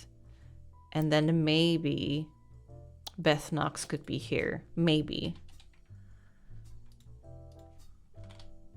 We're just going to put it in just in case I forget. But how would we find more about them? Then they both stopped working for them in 1977. And Christine as well. Christine Garland has been hired. Wait, he swapped one Christine for another? And then Gwyneth Matson. Christine changed her name. She got married. Oh, right. God. Sometimes I have these moments where I'm looking at these names for so long that I just like completely forget who's who. Gwyneth Matson. Beth Knox 50-year work anniversary bonus. Oh, 50 years? Wait, 50 years? So she's been working for the company since 1926? That can't be right then. Unless they were just forging it. Do you think it's hush money? They might have just paid her off to keep quiet. They paid her more than double of the retirement party. Okay, so there's one hint here. There's 2 hints on this page that we can Google. Try and find stuff about the retirement party or the 50-year work anniversary. Oh, Guy Hudson took over officially in 1978. This began a particularly volatile period in the company's staffing. Many travel expenses. Oh yeah, Brazil baby. Christine Garland stops working 1978. Beatrice and Corrine Schwartz are hired.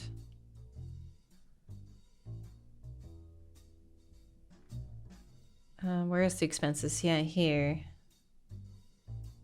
Retirement party, Christmas tree bash, New Year's, travel expenses, Brazil, 190K. That's a lot of money. Compared to all of these other expenses, holy shit. 1979. The volatility continued. Susan Ford moved to office staff. There's so many names, but I'm like, how are we going to find anything about them? Corrine Schwartz and I think we have to look at the secretaries for sure. We have to maybe try and Google them. So Corrine and Beatrice got fired. Linda and Angela got hired. Lisa and Valerie got fired or quit their job. Catherine Garrett came in.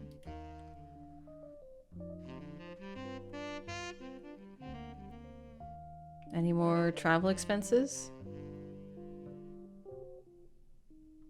No. Grandorf Dove donation of 250K? What is that? The Grandorf School for the Deaf, formerly Grandorf Dove, is located about an hour from where the Roottreemania offices used to be in Butler County, but it serves much of that part of Pennsylvania and nearby Ohio. According to their website, it was formerly named Grandorf Dove, 1923 to 1990, because Grandorf was the last name of the founder and Dove is the Danish word for deaf. Ah! The founder has issues with government translators, leading to an odd transcription issue. In 1990, it was renamed to better represent the school's purpose and to correct the embarrassing lack of effort and awareness demonstrated by the government officials. The staff is listed on the website. You scan through all of the biographies and find that the principal, Miss Ford, is fluent in 5 languages, including ASL, obviously. She has been working at the school for over 15 years. Miss Ford's bio also mentions she's not deaf herself, but rather learned sign language to communicate with the deaf. It mentions that she was responsible for securing funding for the Hudson Wing. That must be the 250K. Expansion to the school, 1982. It's a separate, much smaller building, half a block from the main campus. Smaller independent school, offers free ASL courses for family members, friends, and caretakers. That's nice. According to their history site, they got their name after the president of the Roottreemania company generously donated $250,000 towards the construction of the building. There's also a vague history section that you can somewhat fill in with details from the other information you've seen about the school. Mentions that the donation came at the insistence of an employee of Roottreemania at the time. It mentions that she learned ASL from the main school to surprise her future husband, who was deaf. After realizing how useful a service like this could be to non-deaf people that wish to better serve those with hearing issues, she convinced Roottreemania management to invest in the school. The Hudson Wing opened and she became the first teacher at the new campus. At first, it only operated on weekends, but since then it has afternoon classes. So that is Miss Ford. Do we have a Miss Ford in the employee? Must be, because she wasn't oh, Susan Ford. Wait. Interpreter no longer works for this department. Oh, department. So maybe she just switched departments. I thought she quit her job. So like she got $250K for the school and then left. Susan Ford. There must be more to you. Moved to office staff. So wait, office staff. So she became a more permanent addition to the company then, right? That's 2 years before the wing was built. Oh yeah, 1981. She learned ASL from the main school to surprise her future husband after realizing how useful it serves. So who is the future husband? There's another one there on there who's married. Yeah, we have Garland there. No one here. 2 affairs and someone married and then split up from someone.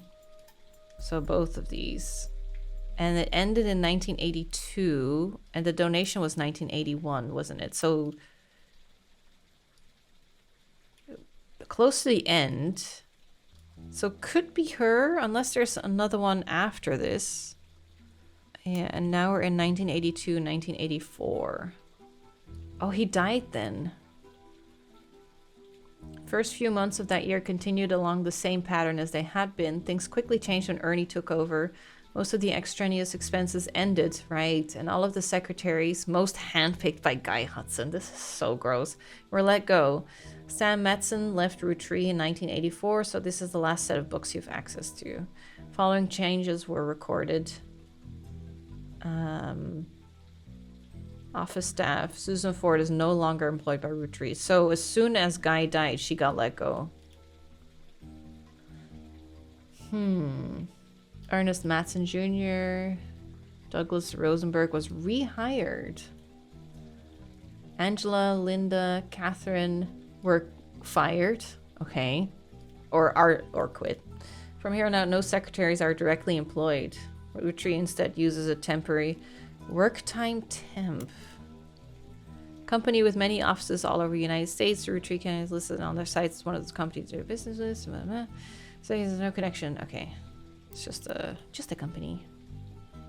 So Guy was just a slimy dude. And then as soon as he was gone, the company was like, yeah, we don't really need personal secretaries.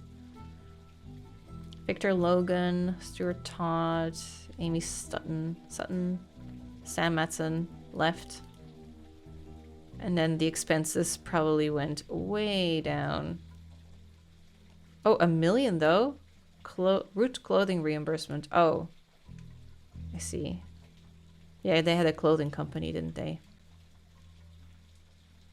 Fred Gleason, 50-year work anniversary bonus as well. Cancelled. Was there a date Beth was hired on? Let's see. Where did she... She got her bonus here in 1976. Here. She was a secretary the year before, 1975. But it doesn't mean that she was hired, right? This is just like who is working here at the moment. the other person who got the 50K was just a different guy, so that they must just give them all 50K. Yeah, she must be one of these. Final affair. So just before he died. And she was working there until he died. So I feel like she was probably the last one that he messed around with. Teacher. Oh. She's not a teacher? Wasn't she an ASL teacher? Teacher is not an option. Travel agent, secretary, principal? Was she the principal? I think it's her job when Guy knew her. Yeah, we don't have cashier locked in here either. Yeah, there must be more we can find about Susan Ford somehow. About an hour from where the... Oh, so maybe it's in Butler County.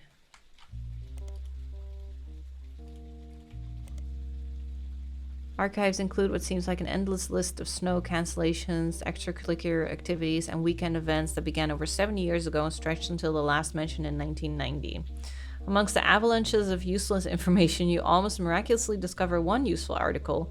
Grandeur Dove was at the center of a crime article, 1982. It seems that someone defaced the school and vehicles outside of the brand new Hudson wing of the school. There were multiple broken windows, and one of the teacher's cars was painted with profanities and accusations of infidelity. A few weeks later, a follow-up article provided more details. There was one arrest, Thomas Hughes, who was coincidentally a former student at the school. Apparently, the destruction came weeks after he married the school's newest teacher, Mrs. Hughes.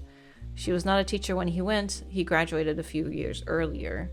According to the reporter's investigation into the police records, trials, and restraining orders, Mr. Hughes was convinced that he was not the father of Mrs. Hughes' current pregnancy. Oh, so she married a Hughes then.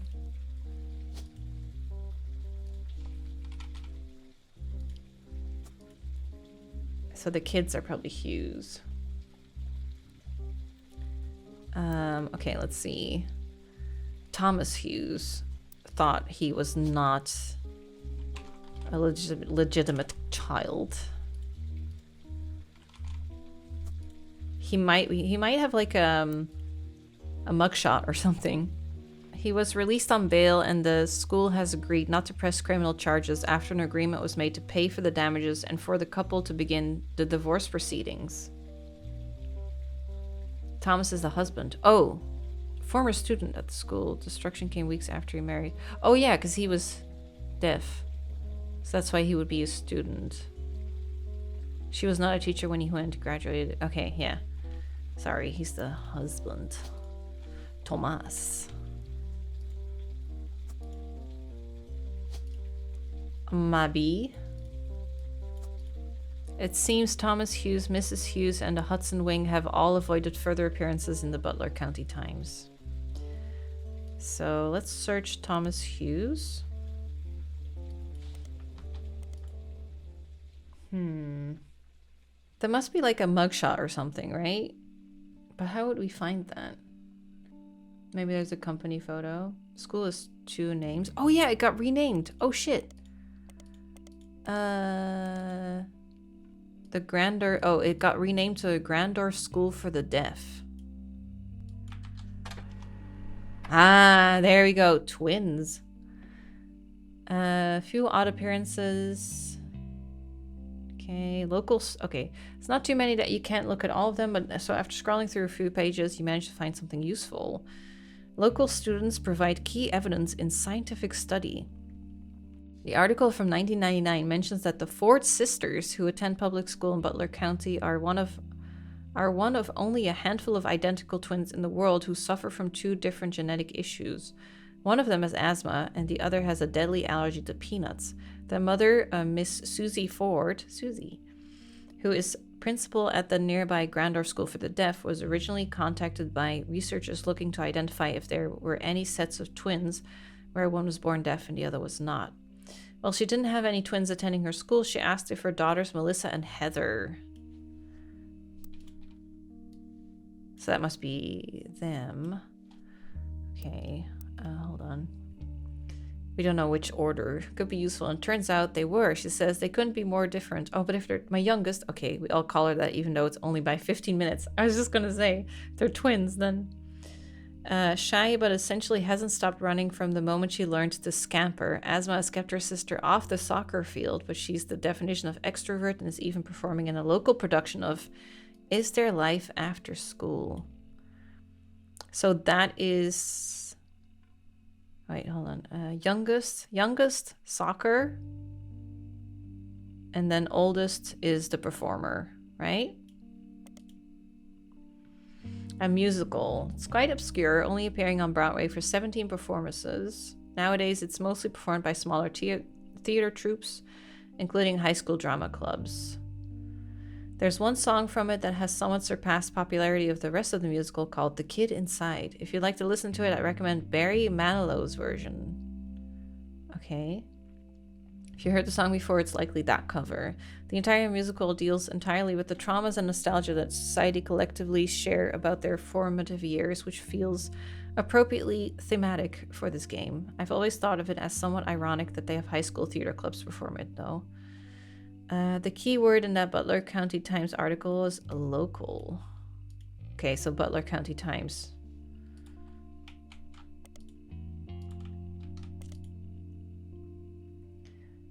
Cast list, Heather Ford. So Heather Ford is the older one, right?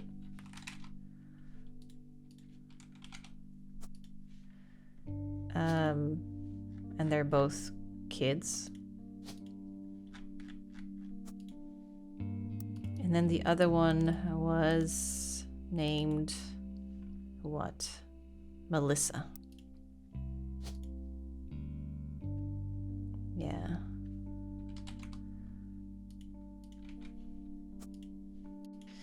Okay. No picture yet. Oh, picture of the young girls. Yes. We did have a picture.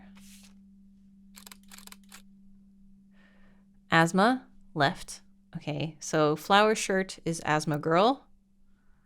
The older one. Yes. Okay, cool.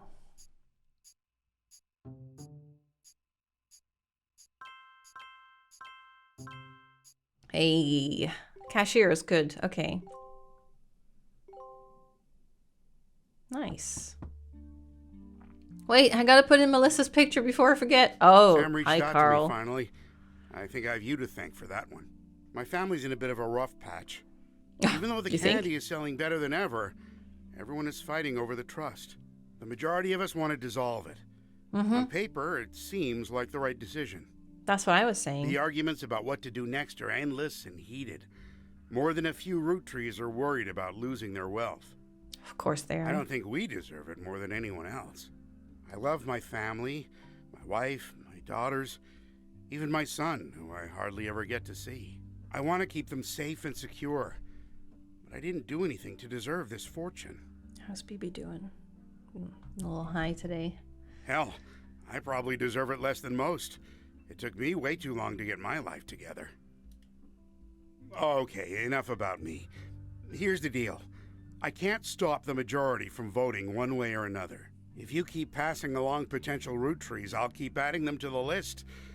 On the other hand, there's been some leaps forward in genetics. It may sound like science fiction, but we can actually determine who's in the family just by testing their DNA. What Yeah. you've done so far has been very useful. Just keep filling out the tree and we'll prepare for the tests. Cool. Okay. There you go. So they're done. That's good. So she was the final affair. Okay. We're starting to fill it out a little bit. Actually, yeah, how are we doing overall? So the left tree is completely done. Awesome. So this is, the first affair is completely filled out. Then we're working on the middle one now. This one we haven't officially gotten to yet, so I'm trying to remember that one. We were looking through this, but we haven't looked through this either yet. This is all the information I have about Regina Clementine. née Salazar from New Orleans, Louisiana, and her husband, Stuart Clementine. She wrote me about a month ago. Apparently, the Roottreemania lawyers went after her since then. By the time I received her letter and called her, she told me she couldn't cooperate anymore. Her husband, who was a police officer and never knew his father, told her he thought he might be a Roottreemania, but he's estranged from his family and didn't want to pursue it because he has no proof. She wrote to me behind his back. Normally I wouldn't be so sure, but she had some pretty credible facts. Some of it I've been able to confirm. Stuart's mother was named Mary Beth Clementine. Okay. She was pretty well known in the 30s to 50s, a singer who went to tour on a lot of churches. You can look her up online, as she is a pretty big proponent of adoption. I know for a fact that she came to Butler County a few times. I remember her from when I was younger, and Regina said that Stuart told her that they always seemed to spend a lot of time at the Miracle Church. Miracle baby, here we go. She sent me a photo to prove that she's who she says she is. I've attached it to the email. Sam Madsen, please consider saving a tree and not printing this email. She sent me a photo to prove that she's who she says she is. I've attached it to the email. Okay. So she is quite famous. Mary Beth Clementine.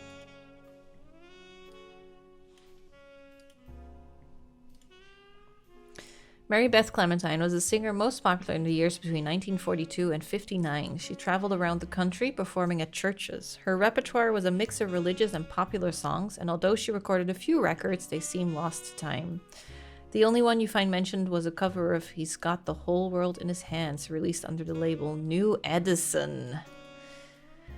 One thing Mary Beth was known for was her adoptions. She's listed on many sites that mention adoption and the history of adoption. She adopted 2 children in the late 1940s, Stuart and Mark. Okay. She also spoke as an advocate. Wait, how am I gonna... Okay, can I... How do I access my highlights here? Okay. Something like that? Okay. She also spoke as an advocate for the benefits of adoption in front of the United States Congress in 1949, who were convening to debate and discuss the then recent first adoption of an African-American child to a white family. She was specifically there to detail her experience going through the system to adopt Stuart. Her other son was adopted later, and according to a single line on one adoption site, under unusual circumstances. Okay. So the second kid was unusual circumstances. 1959, it surfaced that Mary Beth had been twice divorced, both times to her manager, Sterling.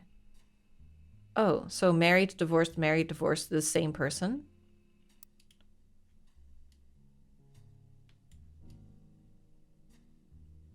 So that's this one, right? That's this story here.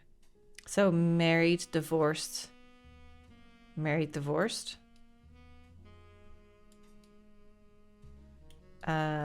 2 adoptive kids, right? So that's these 2 then. Mary Beth. Passed away in 1994. Okay, Mary Beth. So this, I think, is Mary Beth.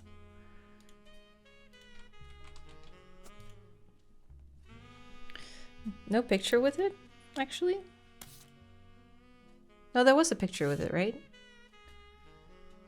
Yeah, Regina Clementine came to her, claimed their husband had confessed he thinks he's a Roottreemania. Stuart is the older boy wearing a vest. The woman in the photo is Mary Beth.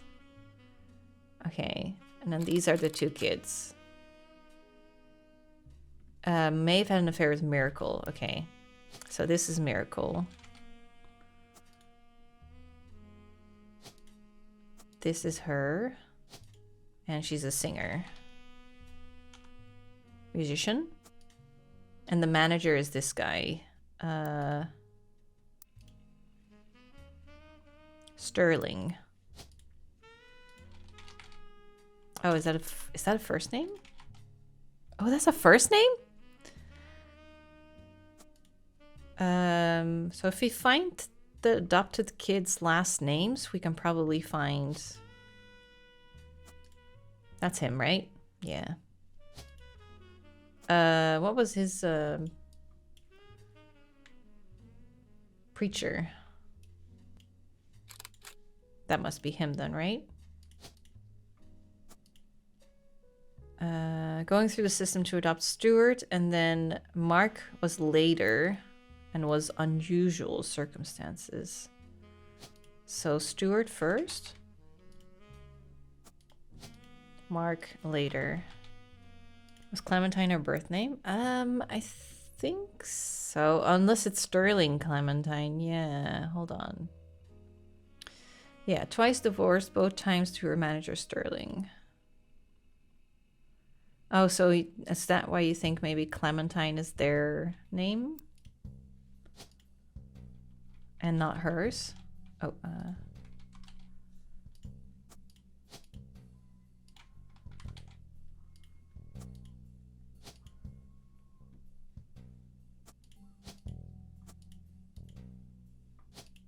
Kid. Oh yeah, remember this? Job, baby. She was a Clementine. Okay, yeah, because it's not finalizing either, so that means there must be a different name attached. I wonder if... Oh yeah, New Edison. Small record label based in LA, existed for a few years in the 40s, raced release cover records of songs that were gaining in popularity. According to a website about the history of recorded sound, it was named after its founder, Sterling Edison. There we go. Edison. So that means the kids are probably Edison.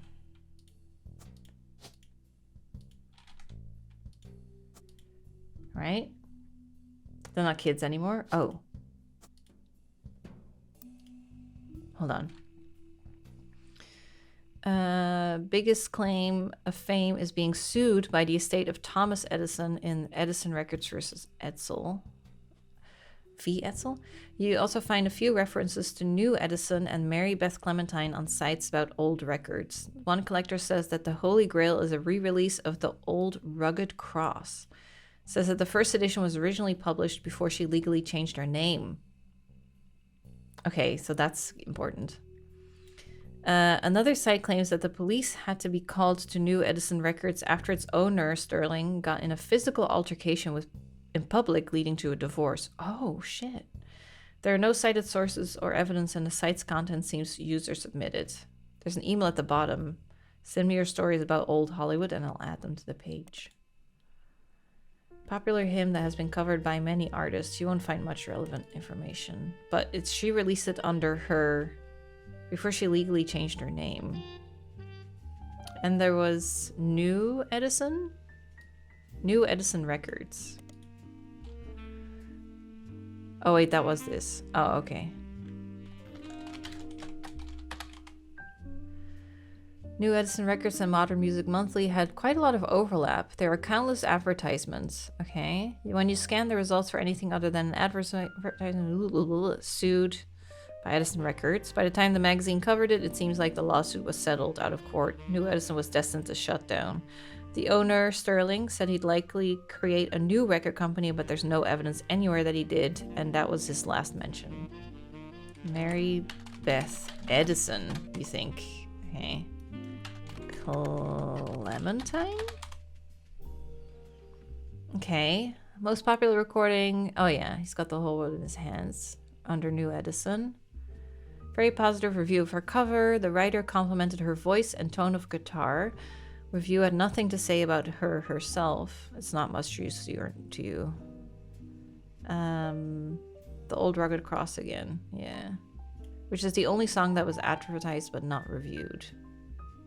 This seems important, but I don't know how to find this. Or unless it's in this. Oh, listed artist name is Mary Beth Quaker. She's a Quaker?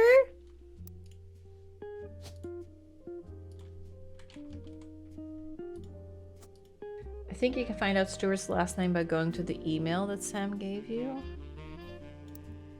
This one? Oh, Born Salazar?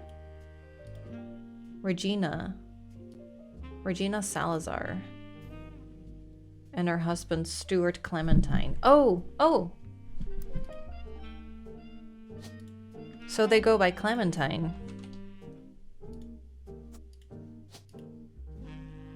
So she should be under Salazar? Oh god, what was it? Regina. Okay. And he's a cop. Right. Oh, yeah. Police officer. I totally disconnected from the email. Thank you. Okay, cool. Regina was correct.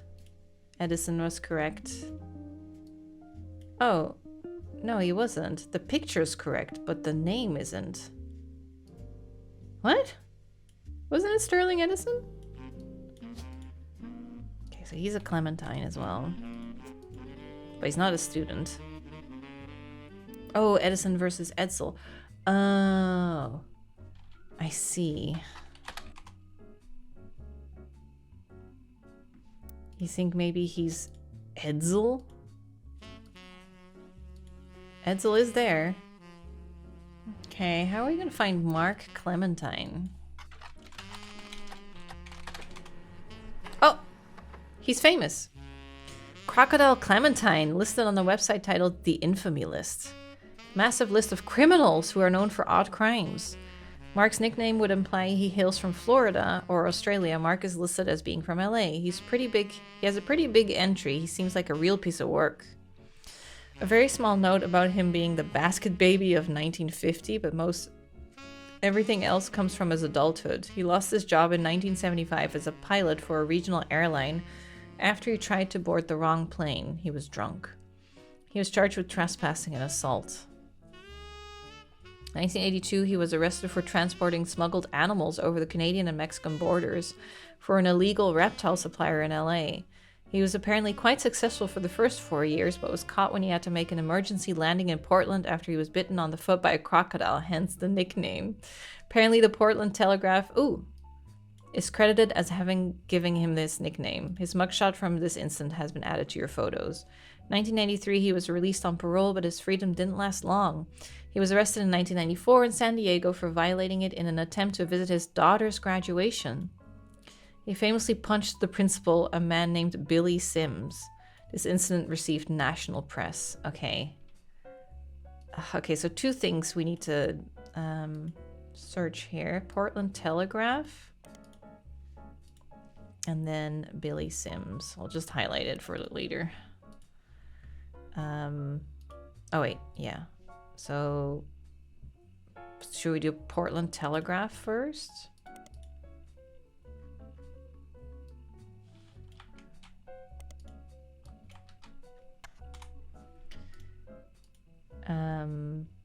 And they gave him the nickname, right? Crocodile Clementine. There you go. Okay, Crocodile Clementine. Flying weekly between LA, Juarez, and Vancouver in a small plane. His flights were very low, under the radar. He was only caught because he was bit by a crocodile on the leg and had to call in a mayday because he was losing blood. He tried to tell them that he was a crop duster who somehow cut his leg on a loose piece of metal in the cockpit, but his story seemed very odd and controllers quickly alerted the police without informing him. When he landed, they were waiting and he was promptly arrested. Okay, and then Billy Sims got punched.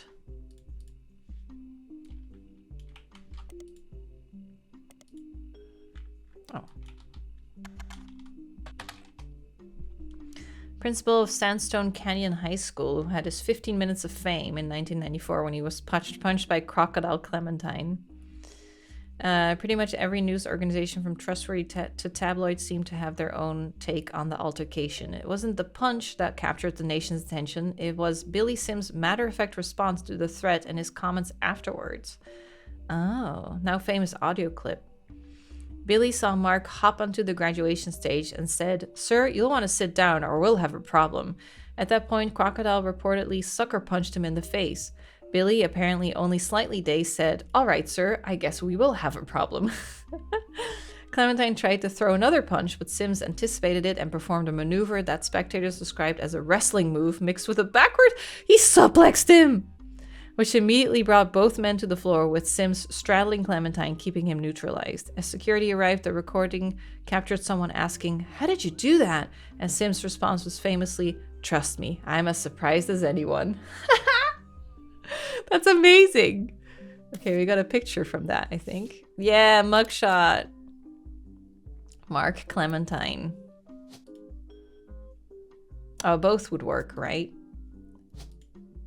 So what's his preoccupation? Criminal? Smuggler? What the fuck did we put him under? Travel agent? Oh yeah, pilot. Okay. And the daughter's graduation...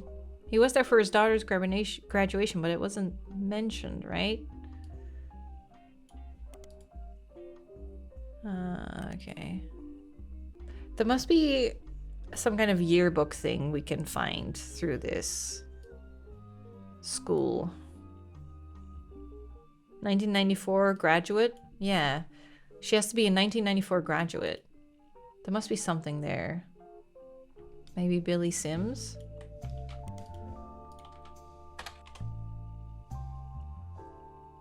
The Portland Telegraph had an article slightly longer than most about Billy Sims, mostly because the assaulter, Crocodile Clementine, had appeared in the paper before. Because of the somewhat comedic sensationalism of the events in question, and because their readers were already familiar with Mark Clementine, they filed it under a special banner called Croc Watch. It mentions that our good friend Croc Clementine was actually in attendance at the high school graduation because his daughter was walking the stage. He was apparently not allowed to attend.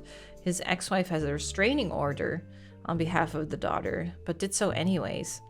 It was unknown to the school staff, including Sims at the time, who he was, but a security guard recognized him, and that's when the trouble started.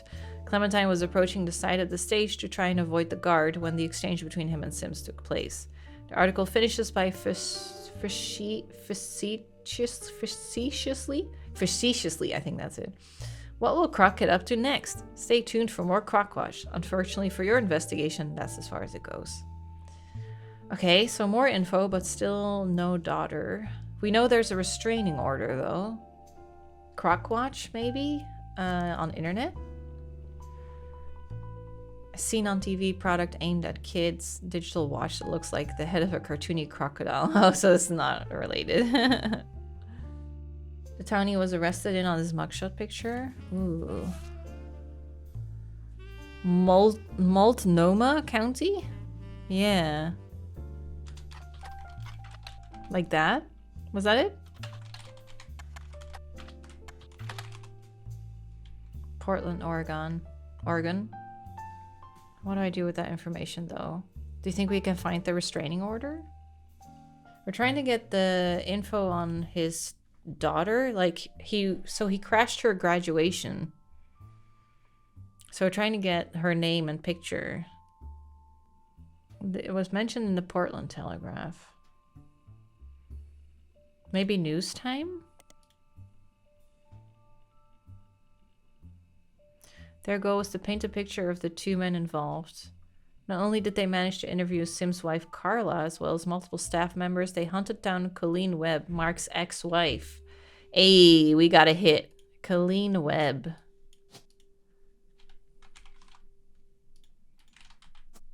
There we go. Okay. According to the section with Colleen, she and he met when he worked for an airline. She worked in an airport newsstand. He was a drinker and would often have wild mood swings. When he was charged with assault of a fellow pilot and lost his job, they divorced. At the time, she was pregnant with their second daughter, and she felt she needed to get out before things got worse. She left him and moved to San Diego to live with her sister and told her oldest that her dad had to fly planes for the army. She raised them both by herself, and although she never went through the trouble of changing their names legally, they used the web name so that nobody would connect them to her ex-husband. So they didn't change it legally. So the kids both have the name Clementine then. right? Legally, they're still Clementines. But they go by Webb. Unofficially. Okay, well, what else can we find out about her? Colleen Webb.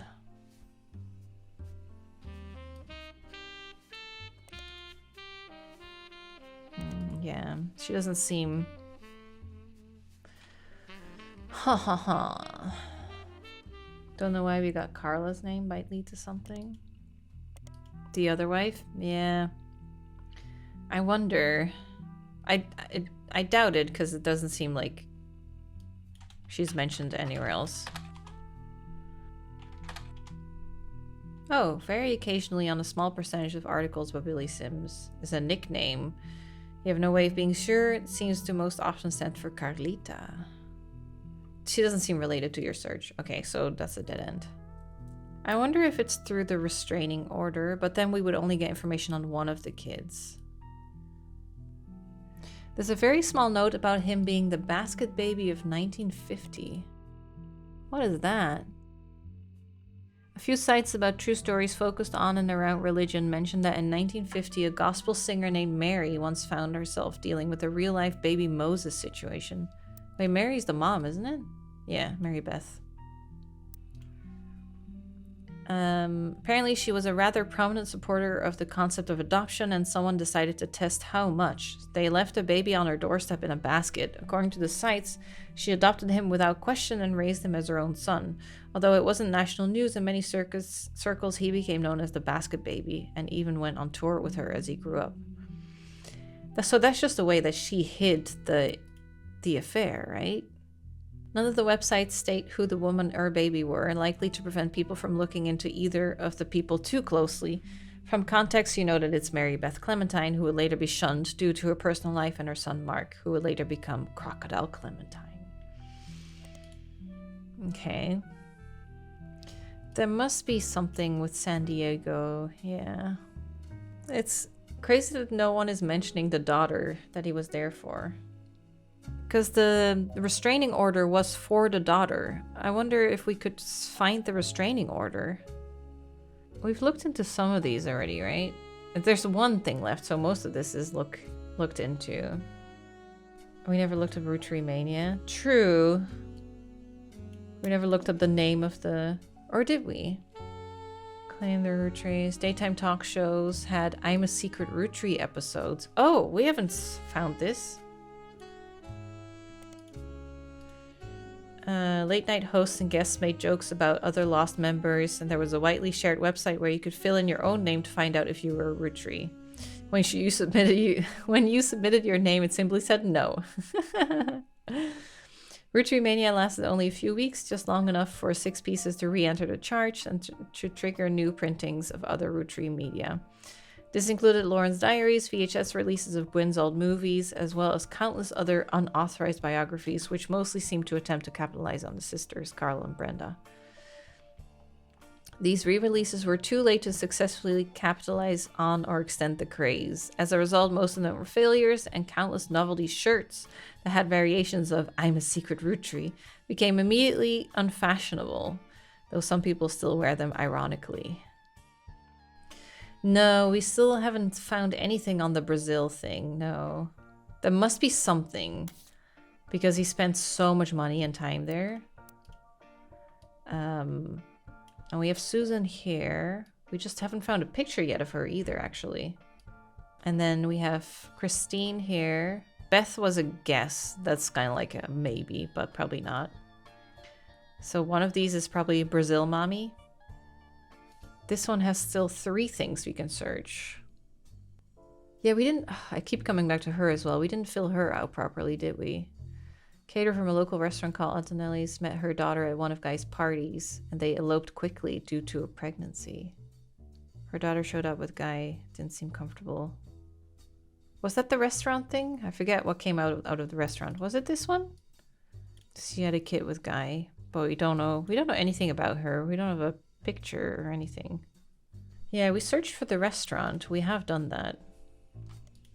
We were looking at this earlier. Yeah, Christine Garland responded. She and her husband Steve who was a chef there, met years ago when she delivered produce. They reconnected by chance, eloped at the end of last year, and now she has a bun in the oven. She's a secretary, but went back to delivering produce on the weekends. Open up their own restaurant, so maybe now they're restaurant owners? Many years before that, there's a puff piece from Valentine's Day. So yeah, this is an old one. 1978, she was the secretary, but maybe now they have a restaurant in Boston. Oh, how would we find that? The owner, Rochelle Zimmer? Yeah, maybe? We haven't actually searched her, have we? Ah, nothing. Rochelle and her husband, Mark, have a few mentions in the Butler County Times. Local business owners. Rochelle owned Antonelli's, and Mark owned a local bookstore called Bookmarks. That's a good name. Mark was sued by Steve Garland. Oh. Okay, Mark Zimmer. Wait. There's nothing else on him? Maybe bookmarks?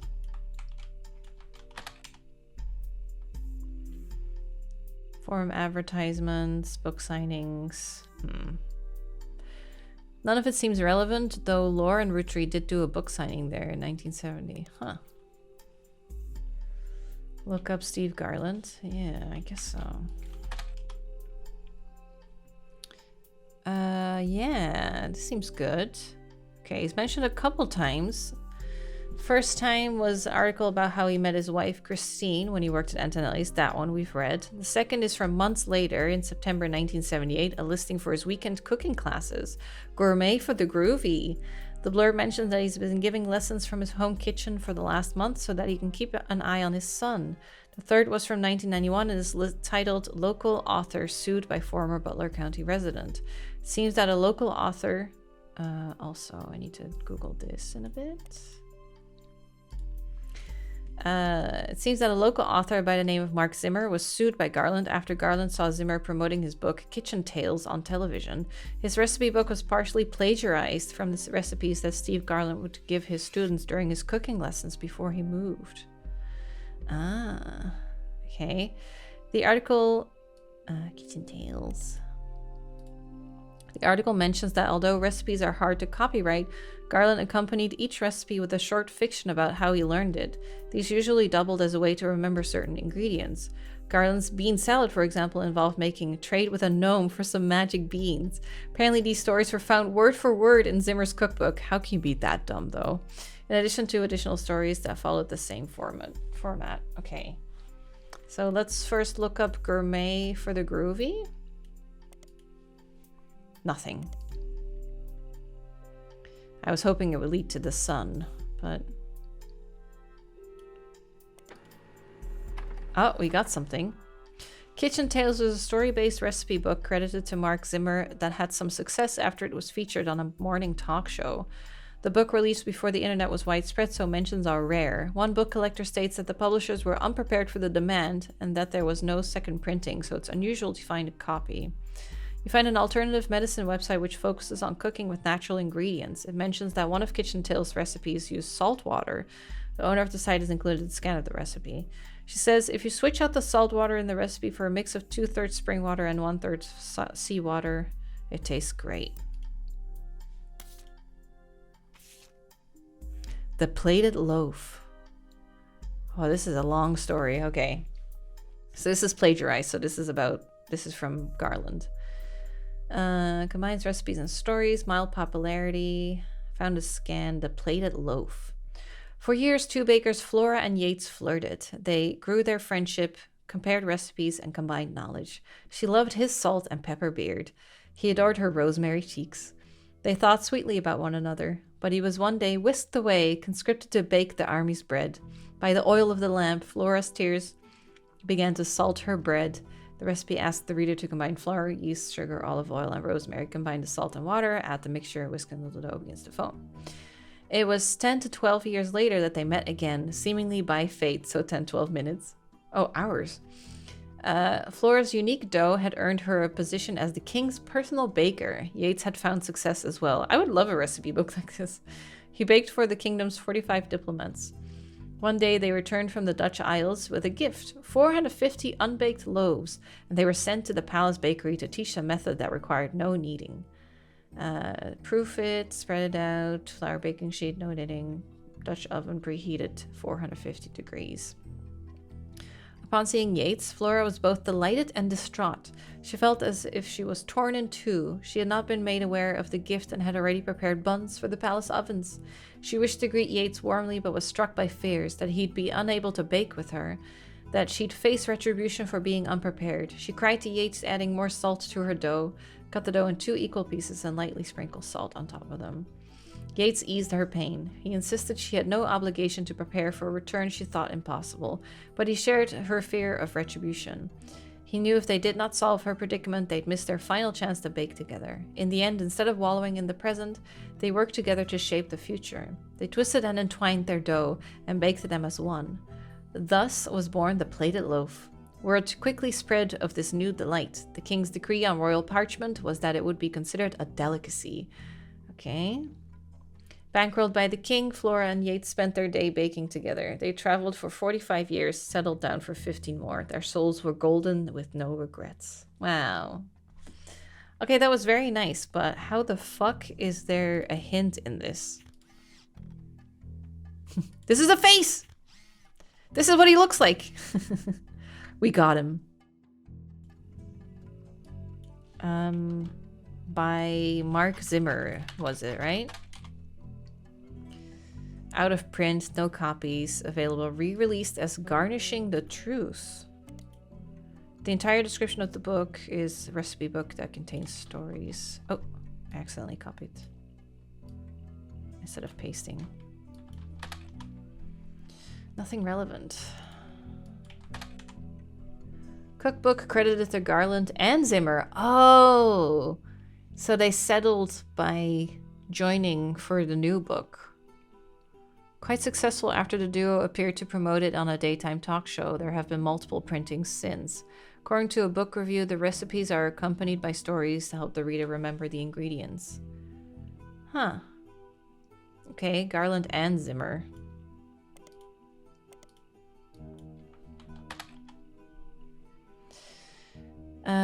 The introduction of this book is a series of acknowledgements from Steve. Christine, thank you for everything. Your support means the world to me. You are the apple of my pie. The second is to James and Robert. You're becoming amazing men and incredible chefs. I guess I'm a good teacher. There we go. James and Robert. I'll just put them left to right. We'll swap them later, maybe. So, Garland? Okay. The final is to Mark Zimmer. You proved my storytelling approach to recipes could be popular. Without you, this book couldn't exist. There's also a foreword by Mark Zimmer. I first met Steve in 1978 when he taught a cooking class. The next time I saw him was over a decade later when he was suing me for stealing his recipes. Yes, really. So you might wonder what I'm doing in this introduction. Well, it turns out that Steve and I had more in common than we thought. Instead of settling in court, we settled it at McCarran's brew house over a game of darts. They said they'd give us the first drink of the night free for an entire year for mentioning them. By the end of the game, he and I agreed we'd both rather make a ton of money together than spend a ton of money on lawyers. It's pretty rare to meet your best friend so late in life, but when I decided to retire, I moved to Boston just so we could hang out. So if you're browsing this book in the bookstore, please buy our book. We need more money for when the free beer runs out. Okay, interesting. We can look up the brew house. Yeah, maybe they have a mention there. Pub in Boston. They have a website. The bar has been around a long time. On the site, there's a list of famous people who've had a drink there, including former President Kennedy, not the Roottreemania Company. There's also a few listings, television show, books that have mentioned McCarran's. One of them is Garnishing the Truth, which the site has this to say about. Local and regular Stevie G wrote a book about food. We prefer cocktails, but he gave us a shout out and we ain't gonna say no to free press. So grab a bite at his kids' joint, Friday, and then swing by to meet him for a drink. Fried Eye is a fairly popular restaurant in Boston. They don't have a website, but many locals seem to mention them. One more in-depth review explains that it's not a full restaurant, just a front door and a very small interior with a window. Unusually, the restaurant only serves vegetables, but a lot of reviews say that in spite of that, it's delicious. You also find a short story about it listed on a website called My Boston Homepage. Whoever runs the page seems to just link to random sites related to Boston, tell personal anecdotes related to Boston, and give their relatively short opinions. Very unorganized. Has this to say about Fried Eye? Wicked overrated. I saw it in Chef's Signature. Okay. So I went and there was a huge line and they didn't have a single meat dish. What is even the point?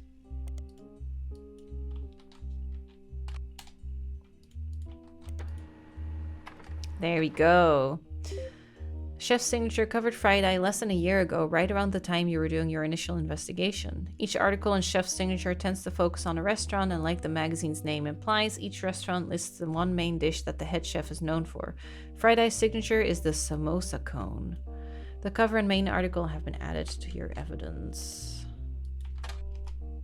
Okay.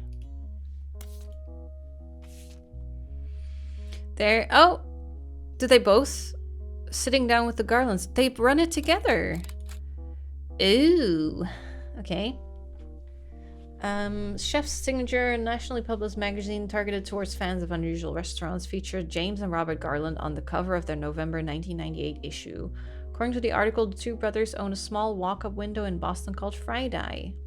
Tie-dye, play on tie-dye shirts. That exclusively serves vegetarian dishes. Most of the offerings are heavily inspired by the powerful spices found in Thai and Indian food. Their signature dish is the samosa cone, which from a distance somewhat resembles a traditional ice cream, complete with waffle pattern. Instead, it contains fried potatoes, pureed peas, carrots, and a special ginger-based sauce. That sounds really good. Robert, who is 3 years younger than James. Okay, so I did it right. Okay, but who is who in the picture? Jokes that although the age difference has left him delegated to wear the sous chef jacket his whole life, he doesn't mind. Oh, so that's the sous chef jacket, the red one? So younger brother red, older blue, and they're both chefs.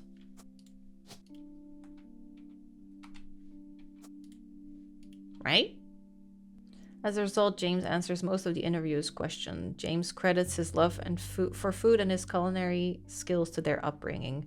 Most kids hate vegetables growing up, but they don't have parents like we did. My father was a chef and my mother grew up on a farm that supplied his restaurant. That's how they met.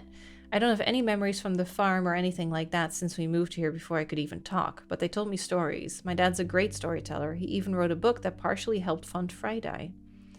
When we moved, they were looking to open their own restaurant together. Unfortunately, they never got it off the ground. Oh, it never happened. His line cook gig ended up being less temporary than he hoped, and she had to go back to work as a secretary even after Robert was born. Before we were old enough to go to school, we spent our days with my aunt. So she's still a secretary now? Oh, so we have that. In the diner where he worked, my dad had no room for experimenting, so he'd exercise his skills at home on his days off. We'd always go shopping and cook as a family on those days, and even though we were hyper kids running around and causing a ruckus, those were some of our family's favorite memories since we were all together. Mom always had an eye for the best vegetables for him to work with, and she did her best to pass that on to us. According to the article, their parents, who are now retired, visit Fried Eye often. Is retired an option?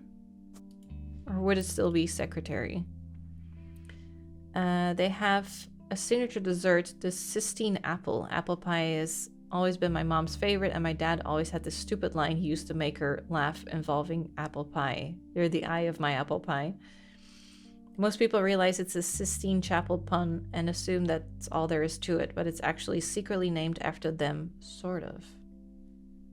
The Sistine apple. Okay, so this has to lead to the mom and dad somehow. But there's still 3 things in here that we could look up that we haven't, so I wonder what. Okay, well, they are filled in properly now, so except for Christine. Okay, maybe we should move on from that for a little bit. We need 4 more things, right? So he's done, so that's 1.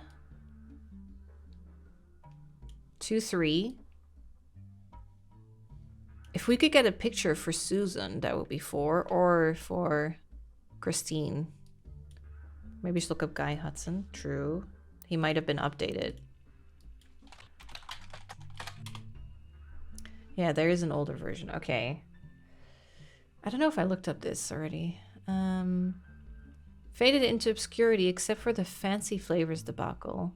Oh, was that the... Were those the really, like, gross ones? The gross flavors?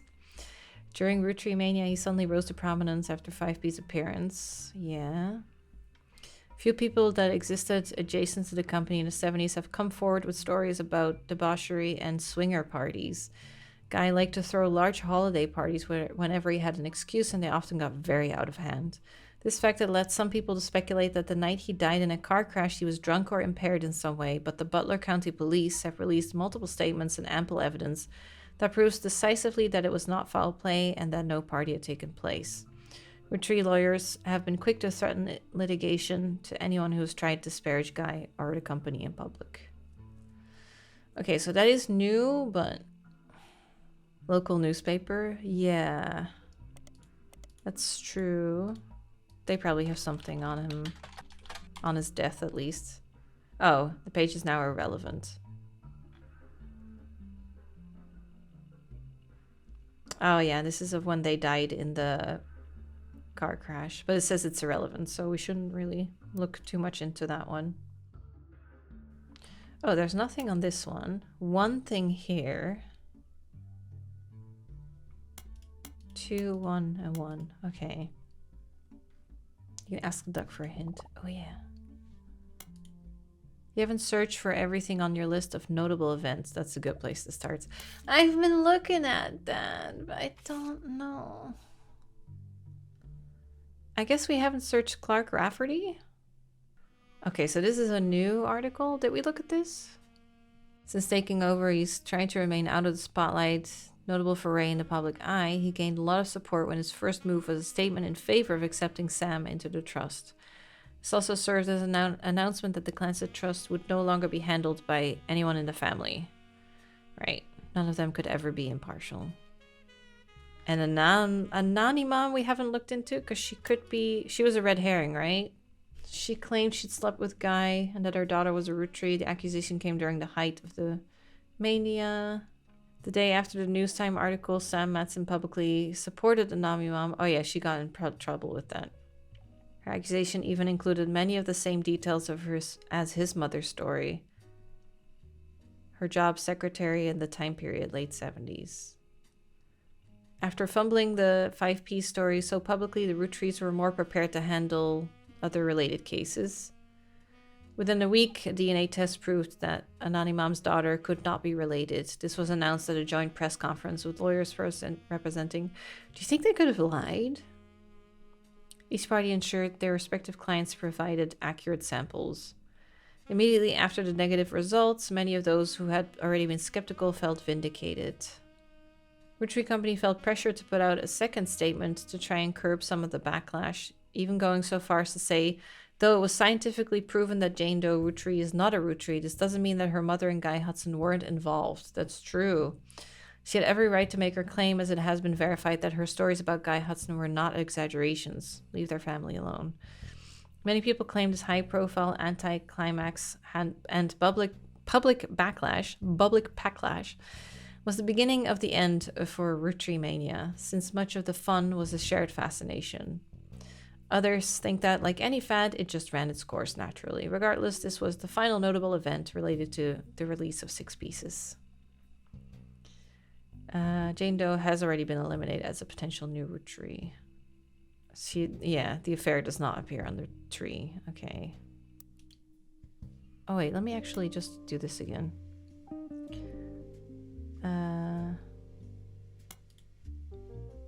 Reminders in your evidence go over the most important people and events from the last... One of the people mentioned in your reminders is Carolyn Morden. She seems like someone who would have spoken up about everything. Carolyn Morden? Carolyn Morden's sculptures were not useful. Really? That's what you want me to look into? What? So I literally had to look into a thing that said not useful. After the release of Six Pieces, Carolyn Morton did a television interview. Someone has uploaded a partial transcript of that on the television section of messaging community. The transcript is only her answers and is missing the questions. This creates a somewhat confusing reading experience, but does give you a bit more history about Carolyn and her family members. Wait, you said it was higher up as well? Oh, here. Art book. Led to Carolyn Morton's art book. Yeah. Okay. So who was... Oh, wait, hold on. Who's Carolyn?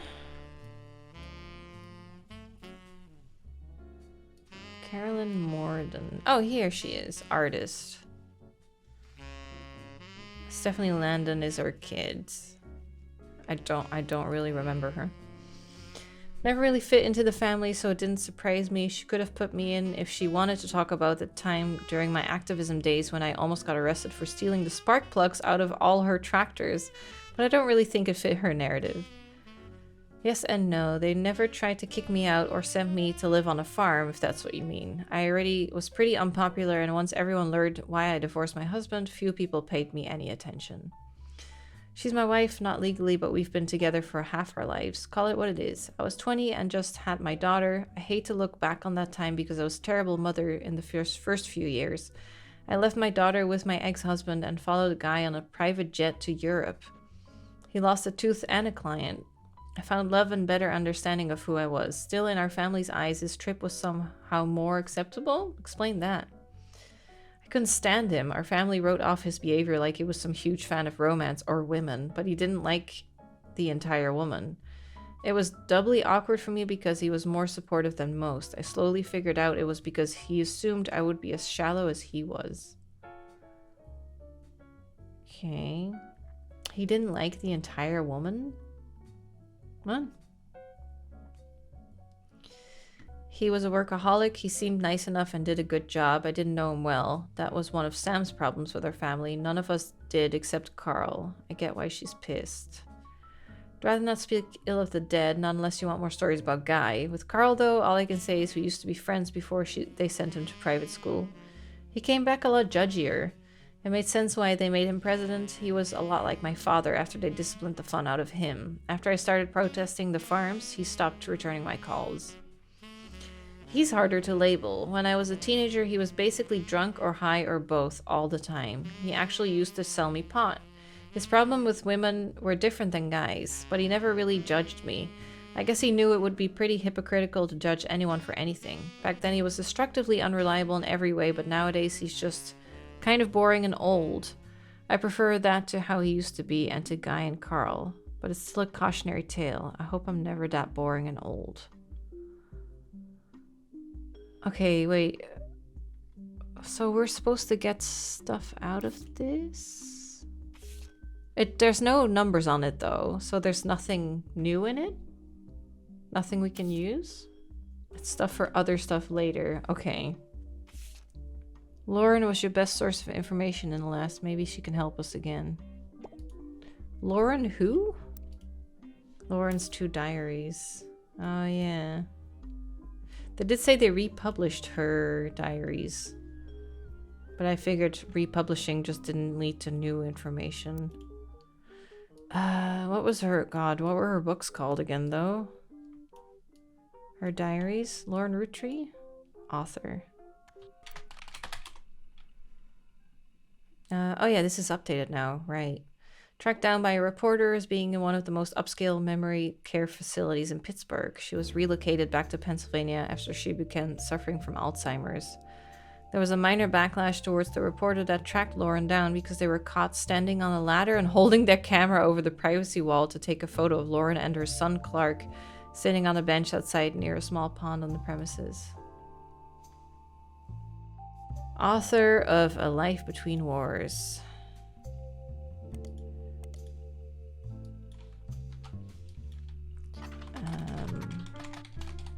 I'd keep doing that.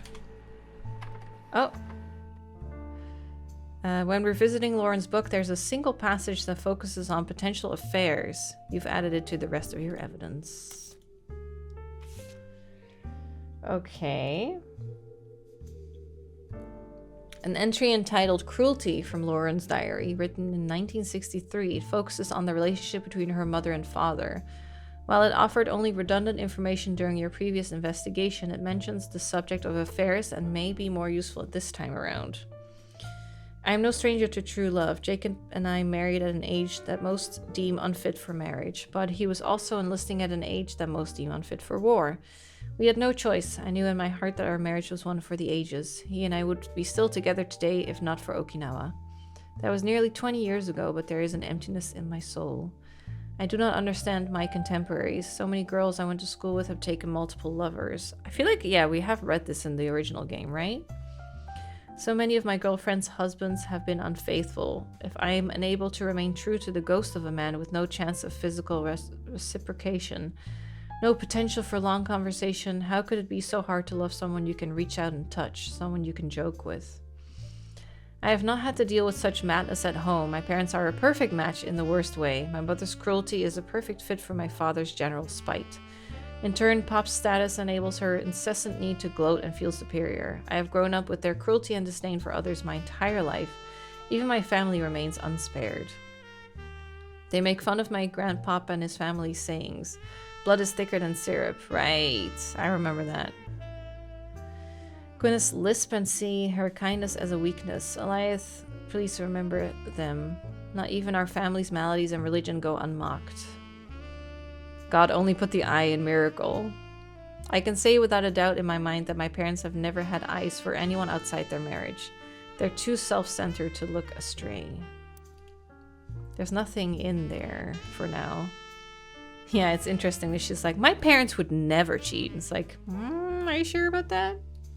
The duck kind of sucks. Yeah, it seems like it's giving me hints for other stuff at the moment. It might be helpful in the future.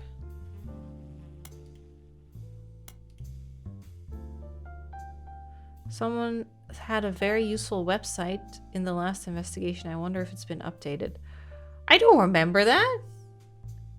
Chris Rafferty. Previously on. Was it here? Oh, Chris Raff. I was looking at that earlier. Oh. Discovered by the masses. Gone are the art pictures of his cousins. Instead, it's a list of questions that people keep emailing him. The most relevant ones are the following. Are you the son of Clark Rafferty? Yes, but I didn't grow up with him. I remember him from when I was a little kid, but I moved away with my mom when I was very young. We left Pennsylvania and moved back home to Virginia. We lived there with Pete and my stepdad. My dad and I spoke a few times when I found his phone number on a check he sent us in the mail when I was 15. He was happy to hear from me, and now he calls me once a month and came to visit me at college. He tells me about things I don't remember and people like Guy and Ernie. My dad and I get along, but obviously we aren't very close. Do you ever meet the Roottrees? I used to know the Roottrees, but never the sisters. I was in the office sometimes when I was a kid. I definitely met Guy before he died, but I don't remember. My memory is weird. It's hard to know what I actually remember and what I only think I do because I have pictures. For example, I have a picture from when I was 5 and in the office with my dad, and Guy was there. I made myself sick by eating chocolate, and some woman I don't know cleaned my face. I don't know if my memories of that come from the picture or not. Photo has been added to your evidence. How did you have proof on Ernie Madsen's heart condition? I knew Ernie had a heart problem because my dad told me on one of our phone calls. I asked him about the poison because I saw it on the Roottree Curse website. He emailed some old stuff, including the proof, but even with the proof, the website didn't take it down. You spelled fiancé wrong? I'm not good at spelling or writing. I'm good at painting and other art. I'm going to school to learn how to edit movies. I want to make cartoons someday. Lulu is much better at spelling. Okay, so we got a picture from that? From him as a kid. Oh. She has a flower tattoo. So that's probably gonna come back for something, but the photo is on the website. According to Chris, it's a photo of him, his father, and Guy. Okay. So this is Guy? Yeah. Okay. While they were distracted, he snuck into the supply of chocolate they kept for visitors and tours. Chris Rafferty did not know who the woman was. Yeah, she has to be important. One of the secretaries? Yeah, has to be. So, if he was a kid, do we know how old he is, Chris Rafferty? I don't know if we can add Clark. Oh, we can. Ah. So we can go back up and add stuff like that. Oh. Okay, here's Chris.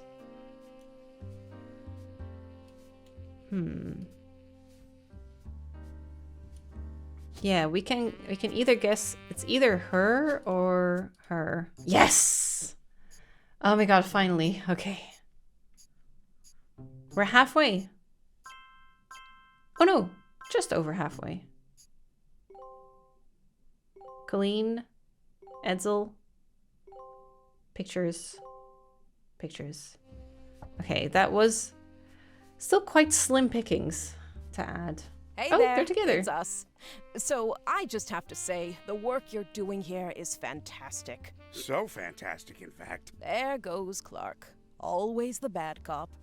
Go ahead. Well, our law firm, Ruby Legal Enterprises, Oh, is we can having look that trouble up. keeping up. They're actually begging us to stop submitting new root trees. They said it's getting difficult to verify your progress. Well, consider that a good thing. I told Clark you'd get results. She says that like I didn't believe her. Regardless, the bad news is it's going to take 5 potential tree additions before anyone locks in from now on. Good luck. And keep up the good work. So now I need to find extra. So, let's see. We're still missing a picture for another secretary, which probably will show up when we find more pictures of Guy. I think we're gonna find more pictures of him at work, and then like secretaries are gonna be in the background, I think. I also still think, oh, she has another one as well. I kept thinking about Susan, that she has this like tattoo on her hand. I feel like that's very significant. I wonder if that's going to come back anywhere else. And then chat was very adamant that I try Roottreemania Brazil. Oh, with an S. Is a company name. Oh, that's why it works. So it's not the Roottreemania in Brazil. It's just literally the company name. Okay. Roottreemania Brazil, sometimes erroneously referred to as Roottreemania Brazil, that's how I typed it, is one of the companies created to manufacture and distribute Roottreemania candy. It was developed as part of Roottreemania Everywhere initiative. Ooh, that seems important.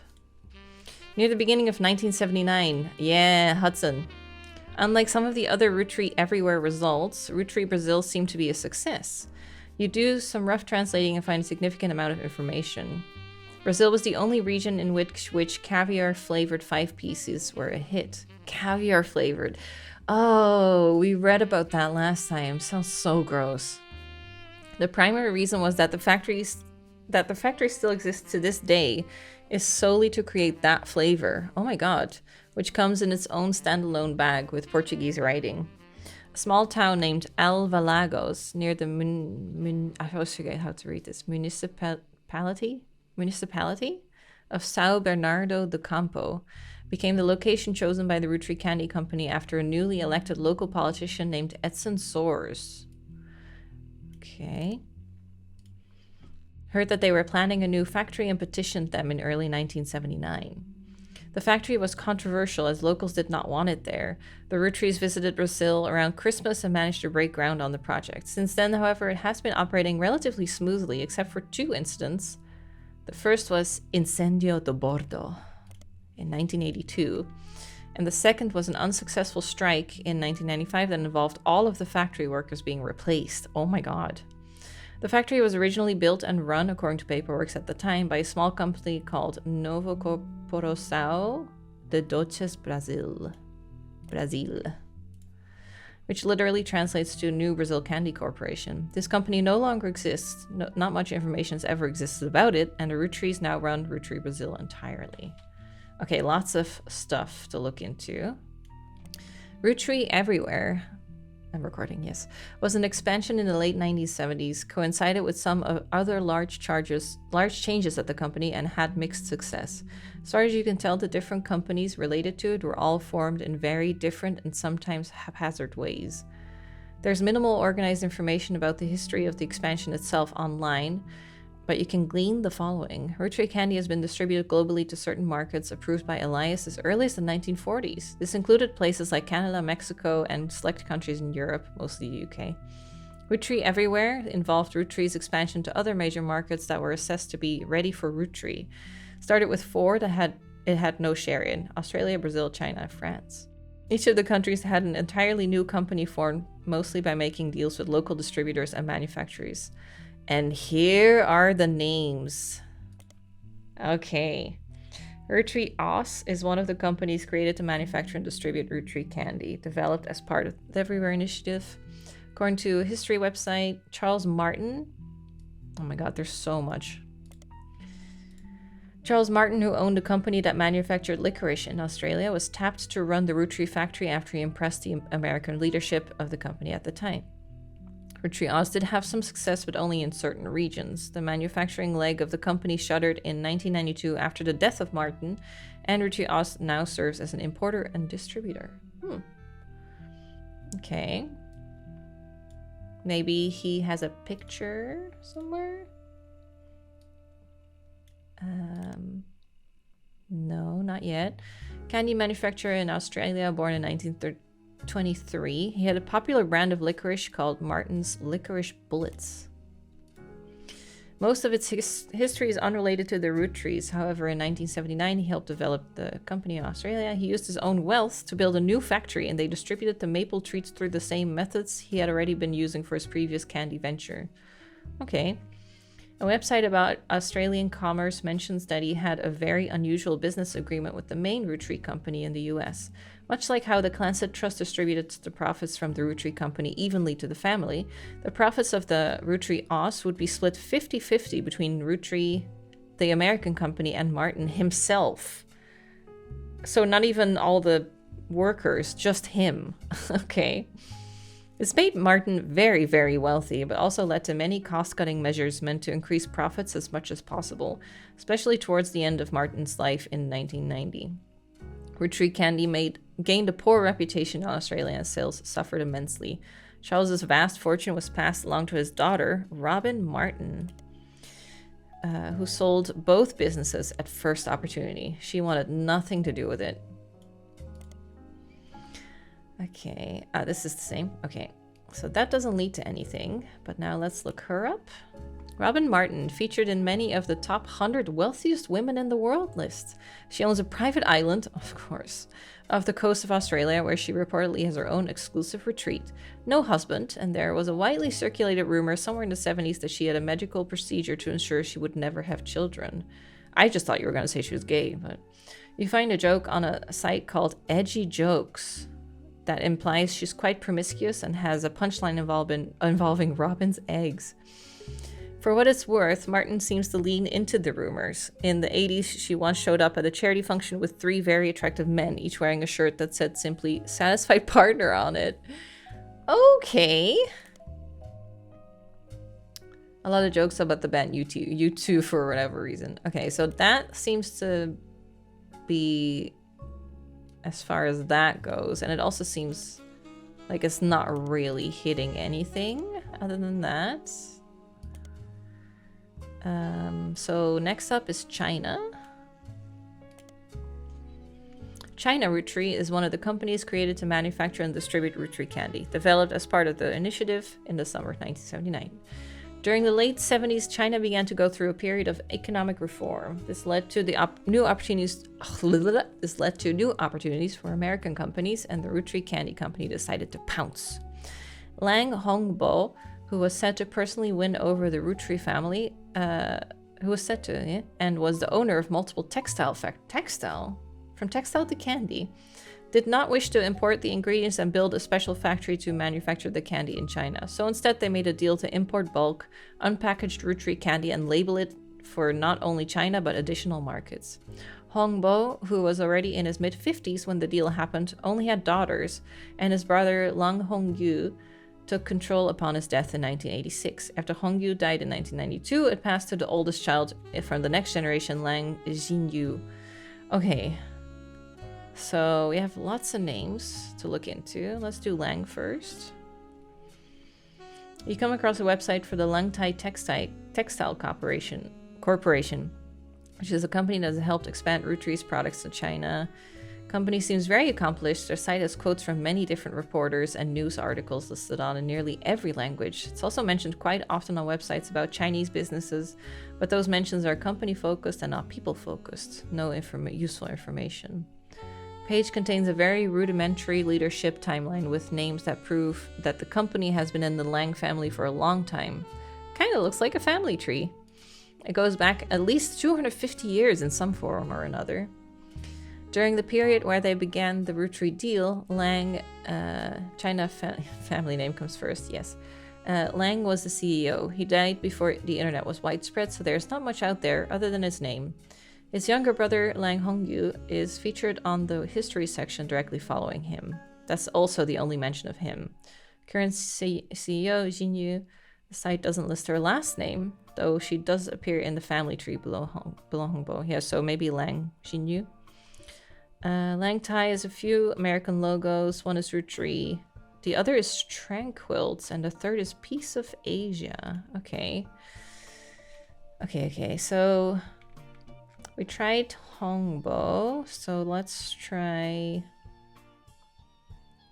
Hongyu. Same thing, right? Yeah. Okay, and then let's try that. Oh, found something. Lang Xinyu. In China, the family is a businesswoman currently running the textile company. She was recently listed in an article on a website written by and for women. Article entitled "Empowered" is about the recent rise of women entrepreneurs in China. The article states that due to her lack of brothers, she has a younger sister, Xinyu took over as CEO of her family's company in 1992 after her elderly uncle was deemed unfit to run the company due to mental deterioration. This was apparently an extremely controversial move amongst the company's employees, and some of them quit and wrote a letter stating that she must have coerced him in his vulnerable state. Oh my god. Since then, the company has been performing well. Her nephew, who is currently second in command, is expected to take over when she retires. In the meantime, the board's stance has been a twist on a popular proverb. The article roughly translates it as, "Someone that has proven they can do something well can do it 100 times well. An unproven leader could doom us all." That's nice. The article also offhandedly mentions that Xinyu was an early adopter of IVF and helped her sister have a child. There's an unsourced picture in the article. It says that it's from 1992 when she took over. She was 45 at the time. So why did we get that picture?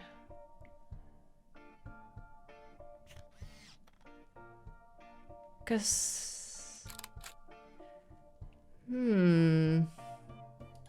We can save her face, but would that mean she has something to do with Guy? Then there's also the Tranquils and the Piece of Asia. Play on Tranquil and quilts. The name is ironic considering they're the loudest quilts you've ever seen. The main quilt featured on the website is flaming unicorn soaring through space with peace symbols around it. Although they were listed for the Langtai Textile Company, they don't seem to have much of a connection. Okay. Piece of Asia. American arm of Langtai, located in Pittsburgh, Pennsylvania. According to their site, the Tai in Langtai translates to peaceful, so they chose their name in America to match. Ah. There are a lot of other companies listed here, too many to investigate, as very few of them seem to have any relevance. Piece of Asia is nearly as accomplished as Langtai. They offer fabrics and cloths at wholesale prices. You don't spot anything out of the ordinary. The business is said to be owned by husband and wife Jerry and Linda Han. Their Chinese names are listed too, and from using an online translator, it seems that Jerry is Han Junwei and Linda is Lang Jinyao. Okay, this seems important. Because why would it have a whole bit about their names otherwise? Right? But I just get the same thing. Although, maybe Jerry Han? Jerry, Linda, and Mark Han appeared recently on a website called Focus on Philanthropy under the headline Hang In with the Hans. The Hans were chosen because they donate significantly to causes that further Chinese American culture. Jerry and Linda were both born in China and fell in love during college. Linda's father led a large company, never named. Okay. After it expanded to the US, Linda's father approved their marriage so long as Jerry took over the US portion of the business. Linda jokes that the entire situation is like something out of Alanis Morissette's song, with how ironic it all ended up. I was absolutely terrified to move to the United States, but my big sister was desperately in love with the idea. She used to have this Butch Cassidy poster on her wall and was obsessed with Robert Redford. But somehow Jerry and I were the ones sent here, and now we couldn't possibly imagine going back. When we had Mark, we never even considered giving him a traditional name. Meanwhile, my sister stayed in China and has thrived there. She doesn't even like visiting the US anymore. Our kids are complete opposites, though. Mark couldn't wait to travel abroad as soon as he was old enough. He's actually in business school in China now, working with my sister. Our niece who grew up there was the opposite. She couldn't wait to get here. She started calling herself Lucy Lang in high school and flew out here as soon as she graduated. The name change apparently drove my sister absolutely loco. Lucy Lang is not exactly a common name. It sounds like an actress name, but it's not the most uncommon you've come across either. A few that come up narrow down the possibilities. Mentioned on a robotics website as part of Team Talonclaw, one of only 2 teams from the US participating in a new robot-based show in the UK.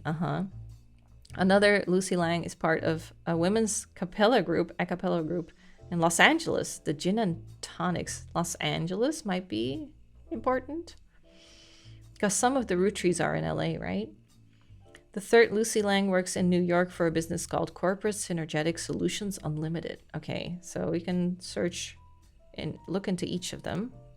The Robotics Club of Mid-Eastern University. Their robot, also named Talonclaw, has been selected for appearance on the 2nd season of a British television show focused on robot fighting.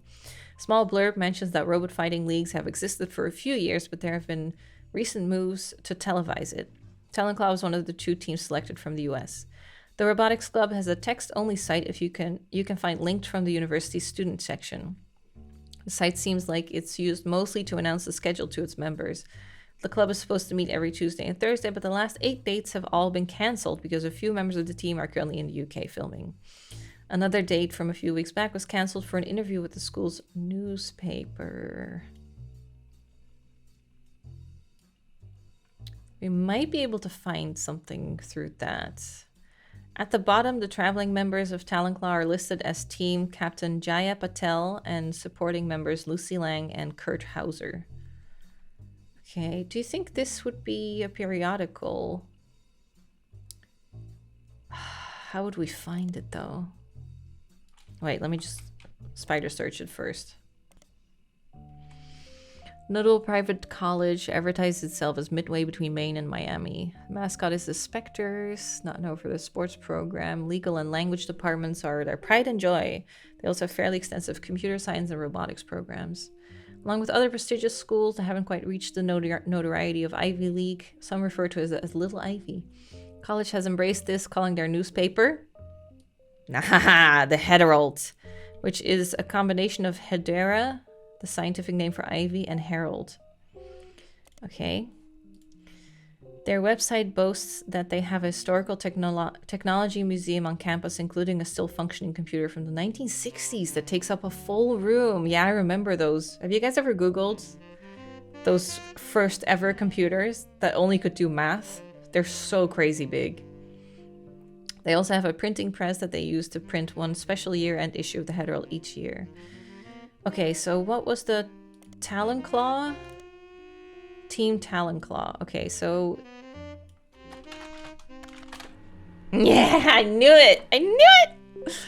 The Herald has a story about their school's robotic team, Team Talonclaw. It lists 3 student members and talks a bit about each of their history, including their interests in robotics.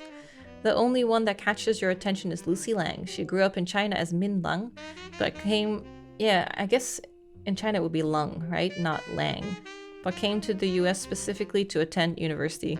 But it's funny, when they go with an American name, then I Americanize the last name too. She says she grew up around factory-scale machines that assembled products that would be shipped all over the world, and the moving parts and automation fascinated her. However, as she has progressed through her major, she has become obsessed with smaller, more powerful hydraulics, such as the mechanisms that close the Talonclaw's weapon. In addition to robotics, she loves linguistics. One of her hobbies since coming to the States has been collecting accents. In her spare time, she practices not only removing any trace of her native inflection, but also quickly switching between multiple different regional accents. She feels her personal best is the Southern Belle, but her favorite is the Valley Girl due to its use in popular culture. Okay. What's she look like? Oh. Very pretty. Okay, so the fact that we can collect their faces is giving me red flags for Guy Hudson. Lucy was the kid of the sister in China. Her niece, yeah. Okay, so we're a piece of Asia now. American arm of Langtai. Langtai was this company, right? Yeah. The Langtai Textile Corporation. Okay. So she is Xin Yu's daughter, right? Lang is Xin Yu's daughter, Lucy. Now I'm starting to wonder... We have one... Let's see, because we have one line here with one kid, no husband. Let's see, what's her name? Lang? Xin Yu? She's there. Is she just CEO? She is, isn't she? And then her daughter would be Lucy. Oh no, Lucy's not her legal name.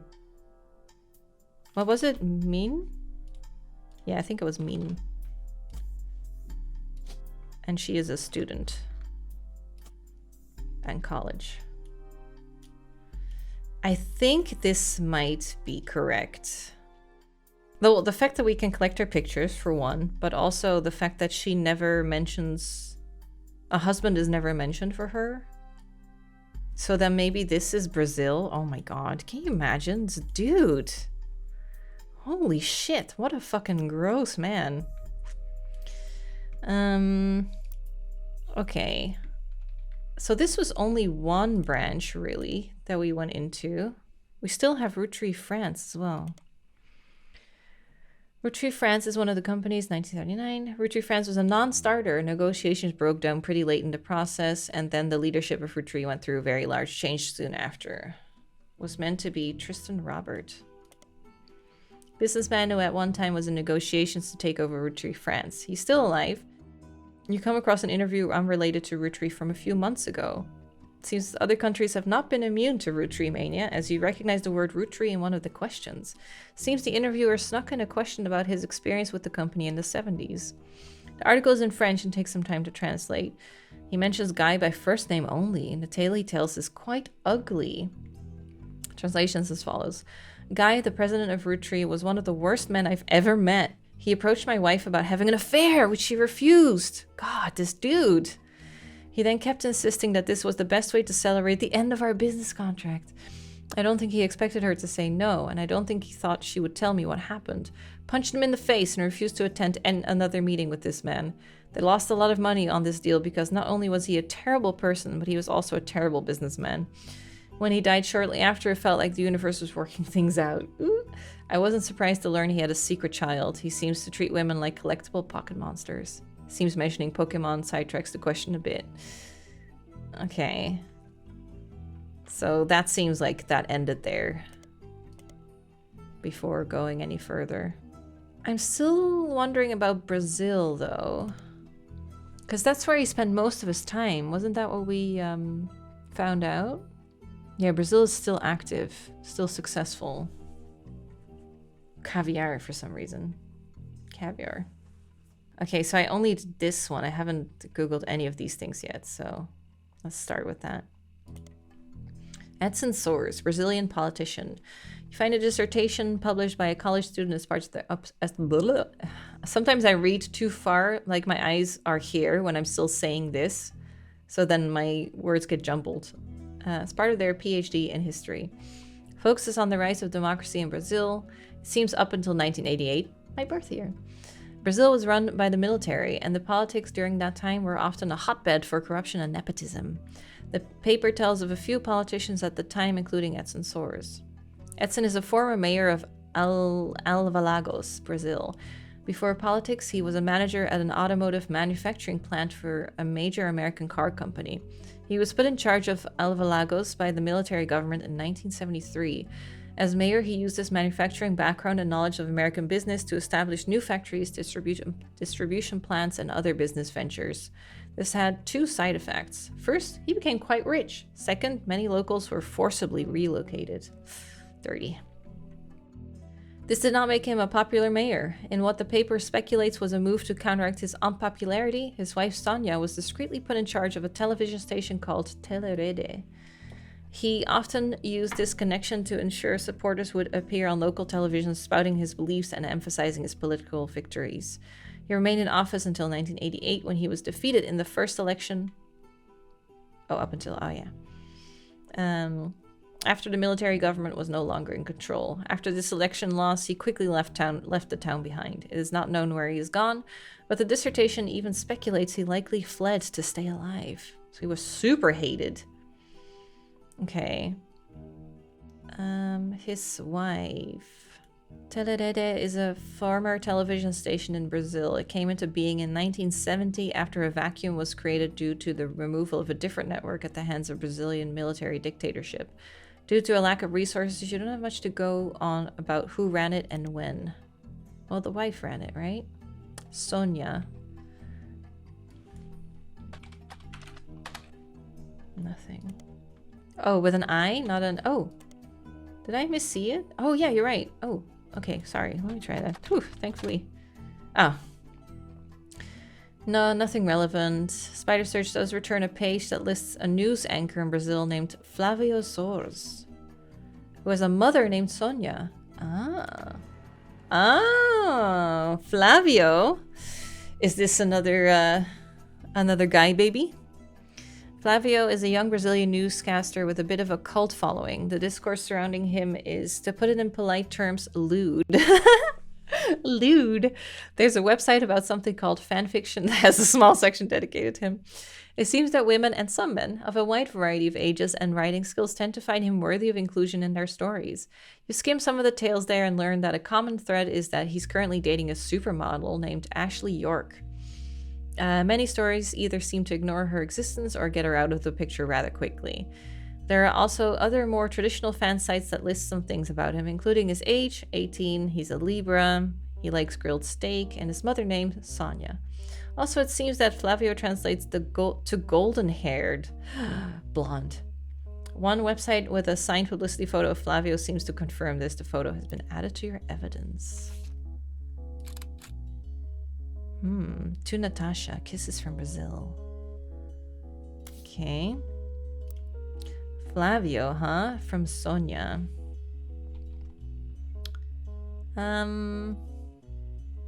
Ashley York maybe gives something away. British supermodel, ads for perfume, jewelry.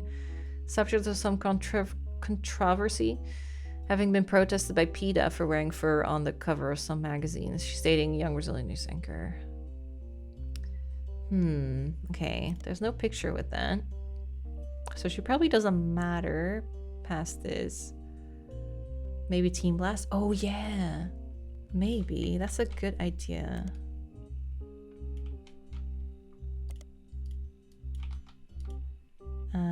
Team Blast? Ooh. She appeared on the cover wearing a fur shawl 3 months ago. The disappearance doesn't lead to any useful information, and another more recent appearance in text only mentions she's dating Flavio. Team Blast reporter asks how they met. I was in Rio for Carnival, and he was one of the parade floats. On one of the parade floats, he wasn't one. I had no idea who he was, but I liked what I saw and told my people to invite him to the party I was going to. Felt pretty stupid once I realized that we were going to his party. Well, his mother's party. Ooh, she runs a media empire down there called Transmissão Paulo. A massive media group owned and run by a mysterious woman named Sonia Alves. She changed her name. It seems Sonia Alves is a common name in Brazil, so she has shortened her name to Nia to stand out in the public eye. According to a history page that's focused on her company and vague, unsearchable details, Nia received a significant inheritance in 1980 and invested it in many different manufacturing businesses in her hometown in Brazil. At the same time, she had just begun to learn the ins and outs of running a television network. Nia Alves is a cool name. That's true. Nia is a very cool name. She continued to work in television until 1988 when Brazil began its period of reform. She felt this was the perfect opportunity to launch her own media company using her investment and connections, and I guess divorce her husband at the time, the mayor. Now her company owns television networks, magazines, newspapers, and advertising firms. After doing some translating, the page about Nia lists her as unmarried. It does not go into any other relationship history. Searching for Nia online, you learn that she stays out of the spotlight. She doesn't even appear at shareholder meetings. She sends a proxy. Ooh, so she's very private. Okay, let's look this first, and then we can do Nia. No relevant results. Okay, and this is the same result. How are we gonna get a picture of her if she's so private? Business Watch? Ooh, good idea. I do have Business Watch. Yes, good brains, chat. Nia Alves owns many forms of media in Brazil under the umbrella of Transmissão Paulo. Business Watch has mentioned her by name a few times. The most relevant appearance seems to be an article about the struggles of American media companies to do business with their foreign counterparts due to differences in law. A few media groups and countries are discussed, including those in Africa and the Middle East. Transmissão Paulo in Brazil is also discussed. Due to the lack of freedom of speech laws in Brazil, there has been added bureaucracy in publishing certain stories on their channels. Nia is extremely private about her identity and supposedly once used her connections to have a reporter fired from a rival network and blacklisted. The journalist claimed that this was to shut down a story he was doing about her personal life, including that her marriage in 1973 was not of her own choice. Oh. His research claimed that she essentially had her husband forced upon her as a child bride at the age of 15. Gross! Child brides were not outlawed in Brazil until 1990. It also claims that past appearances with her husband have been for show, they do not live together, and that she resents her own parents for the arrangement. The final claim was that she must have made her money under the table through nefarious means during Brazil's dictatorship, as his research uncovered that she could not possibly have earned enough to start a media company otherwise. Didn't Guy send a ton of money to Brazil? After making his statement, the reporter went into hiding in fears for his safety. God damn. I don't really see any new leads that we can search. Cooking. That's the university. News time? No. Maybe we should search for more Flavio? The city name? Oh, we haven't searched for this. No, you're right. São Bernardo do Campo is a real place in Brazil. A game designer by the name of Jeremy Johnston looked up cities in Brazil that had a lot of manufacturing so that he could place a fictional factory there. He did not want to offend any Brazilians with the tale he was writing, corruption and politics, so the small town name he made up, Alvalagos, where the factory was located, was invented by mixing two other regions, Interlagos and Alvarenga. Wait, but wasn't it... So it's fictional. But he was the mayor. Developer joke. Oh, I thought that was like all a cover-up. Okay, never mind then. It has to do with Guy. This is separate. We haven't been there yet. We only need a picture of her. So it has to be this, right? So this has to be Flavio. Source. And then the mom is Sonia. But should we go with Source or her other name? Alvis? Nia?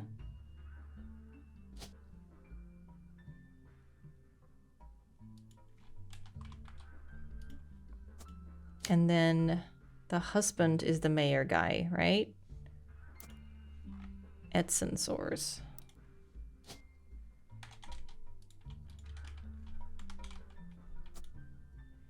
Oh, and he has a picture as well somewhere. There has to be a picture of them together, I'm sure. Okay, let's go back a little bit. Let's see. Because we haven't done everything here yet, I think. We looked up Edson, but we haven't looked at these incidents yet. Maple fire. In 1982, the factory was deliberately attacked in case of clear arson. Oh.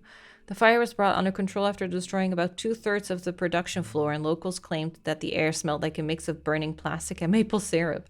The factory was rebuilt and continues to produce to this day.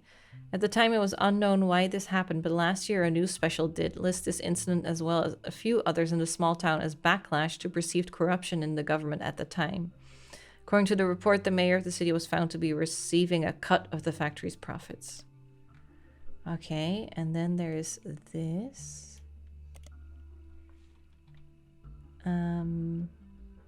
That's the same, okay. Small company. So they originally ran it. Oh, maybe this one? Nothing. Company no longer exists. We have a Flavio photo? Oh, we do. I forgot. What is he? What does he do? Newscaster.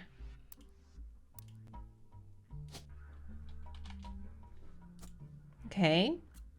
So we potentially have 3 proper entries now. If we can get her picture and what she's a media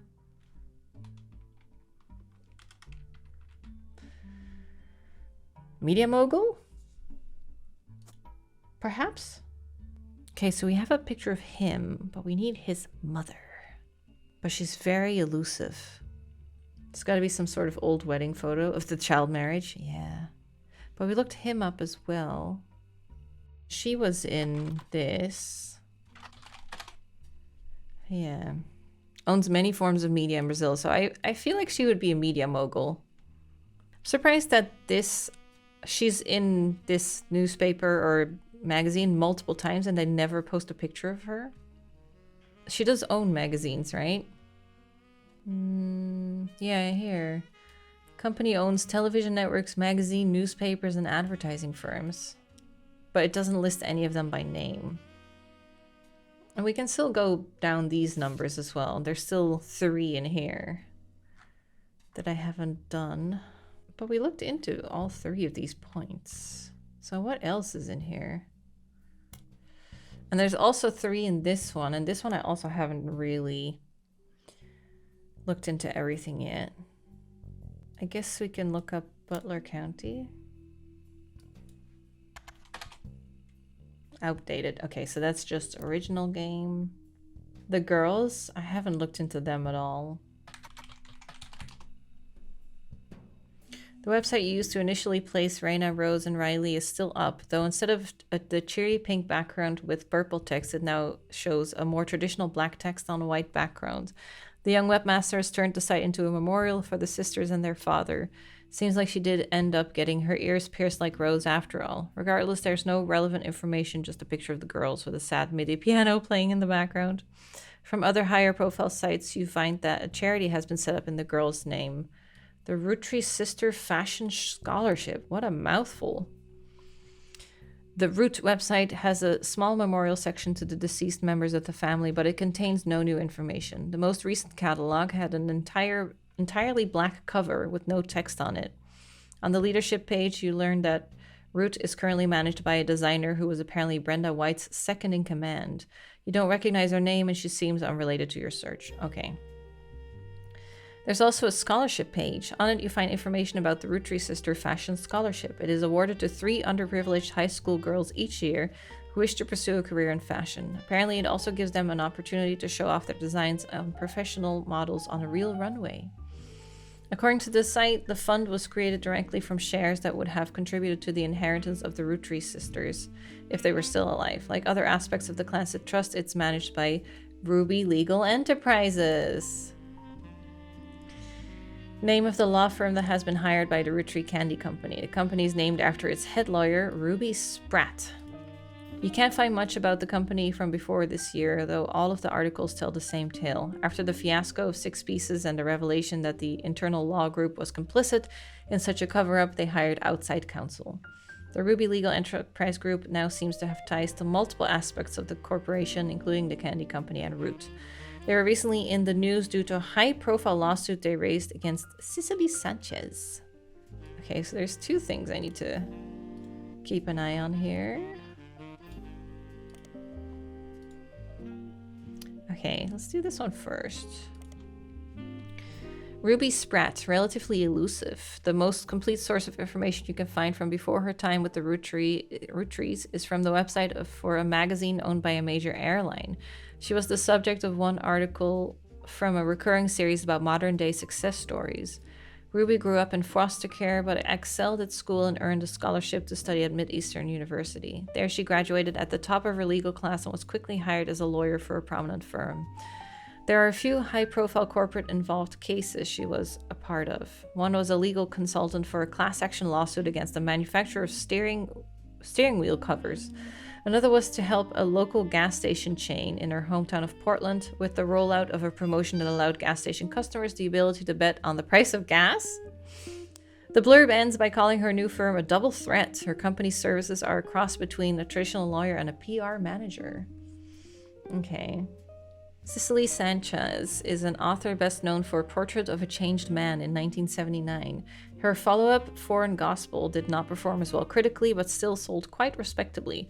She has written a few more books since then, including a biography of Van Gogh, but her first 2 are her claim to fame.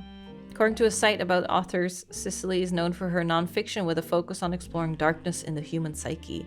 Recently, Cicely appeared in a magazine called Piketty. There you go. With an article about a book she had been commissioned to write for Guy Hudson. The magazine and Cicely herself were immediately issued a cease and desist due to its inclusion of pictures that she never had the rights to publish. The issue was pulled from store shelves, making it an instant collector's item. Okay. So Cicely... Okay, this is going to be... Okay, first copy this. Go here. Put it there. And then Cicely Sanchez. Ayy. In an issue that focused on talking toy fish and the demonic messages, Piketty had an article about a cancelled book by Cicely Sanchez. The book's subject was Guy Hudson, and the issue was said to contain pictures that Cicely did not have the rights to publish. Because of the pictures, the issue was pulled from store shelves, making it the subject of some conspiracies and an instant collector's item. Due to this recall, the version found in these archives is incomplete. Piketty. Bass Eldub? Could this popular gift be filling 7 homes with satanic messages? Exclusive. Cicely Sanchez reveals Roottree secrets. There was the issue of Piketty magazine that contained an article about Cicely Sanchez. The story concerned an unreleased book she wrote for Guy Hudson. Photos. Magazine was pulled from shelves, and the version you found in your periodical search had the relevant pages removed, rendering this magazine useless. Unless you want to read it. Wait, useless. But it says there's 7 links to this. Huh? Should we Google them? Piketty magazine is a publication that, as far as you can tell, has no consistent theme. It tends to contain tabloid-esque articles that appeal to a wider variety of audiences and appears in many grocery stores near the checkout line. Unlike traditional tabloids, it doesn't typically feature celebrities on the cover. Instead, it tends to latch onto and create sensationalist headlines about whatever subject appears to be popular at any given time. In recent years, this has included Beanie Babies, Magic Eye images, and even Red Bull. It has often come under fire for printing fiction along with facts. Piketty gets around this by stating in every issue that all of its articles are all the hearsay that's fit to print. Okay. At one point, Piketty ran an article about Cicely Sanchez, an author, written the book. We've read this many times now. That particular issue, the Big Sass Sea Bass issue, was pulled from shelves. It has now become a collector's item, especially amongst conspiracy theorists. You find a recently finished online auction that listed a copy at over $1,000, though nobody bid for it. Big Sass Sea Bass is a talking fish that sits on a fake mount on your wall. When you press the button and speak into it, it mimics your voice and then insults you. Many people consider it a rip-off of a more popular wall-mounted communication-based fish decoration, but the packaging makes it clear that this one does not sing. Instead, what the advertisements say set Big Sass Sea Bass apart from its competitors is a sardonic and sarcastic wit that will leave you reeling with laughter. It's oceans of fun for the whole family. You'll be hooked on this big sassy bass. The words reeling, oceans, and hooked are conveniently bolded to ensure you recognize how clever the copywriter was. Recently, it appeared on the cover of a Piketty magazine in the same issue that the Roottreemania-related article appeared. Issue's been removed from stores. Collector's item. Still 7, though. Basilbub. Oh, I get it now. Beelzebub. What else should I search?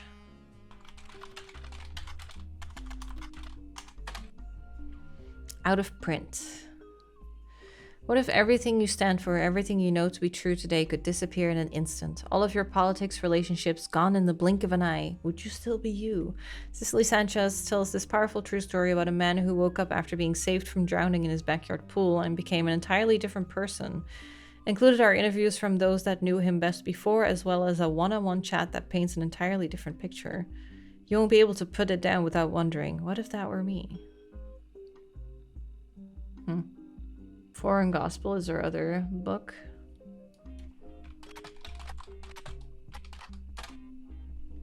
Also out of print. Tells the tale of a man from the Catholic Church who claims he was told by God that he should travel to Thailand and began to preach, specifically with the goal to convert 10,000 people. He returned to the United States after just over 2 years, claiming to have succeeded. This book tells his version of the story. Okay. Was there anything else? The university? Oh, the Herald. Oh! Hold on then. Yeah, Ruby.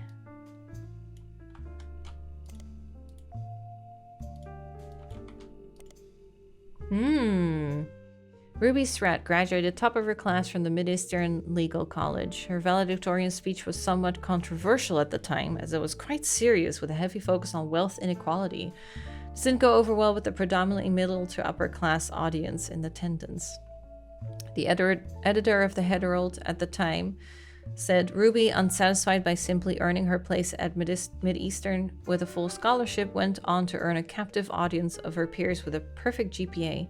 Felt like the ideal occasion for a celebration of an undoubtedly incredible individual. However, by the end of her speech, there were many in the audience that wished that neither of those events had transpired.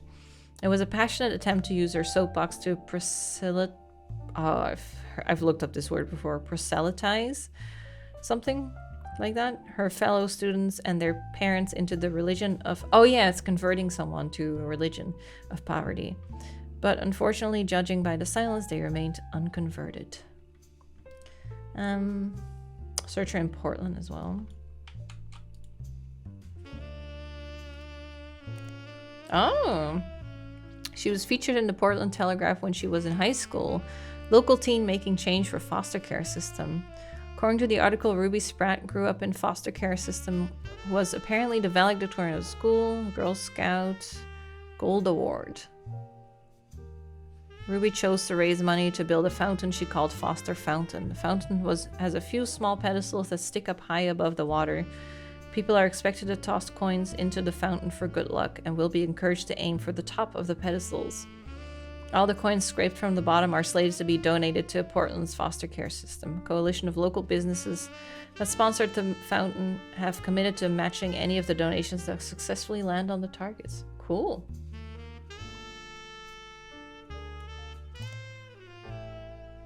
The Fountain of Youths, also known as Foster Fountain, is a fountain found in a small park in Portland. Goes to donations. That goes to charity. Website for Portland's Parks and Recreation. Oh, mentions under a trivia section that the Fountain of Youths was originally conceived by Ruby Spratt, an alumni of the foster care system. As more businesses signed on a sponsor, grown scope.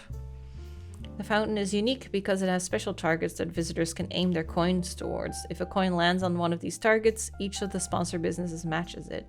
This isn't a huge amount of money from each business, but more than 100 businesses have agreed to participate, so each penny becomes $1. That's cool.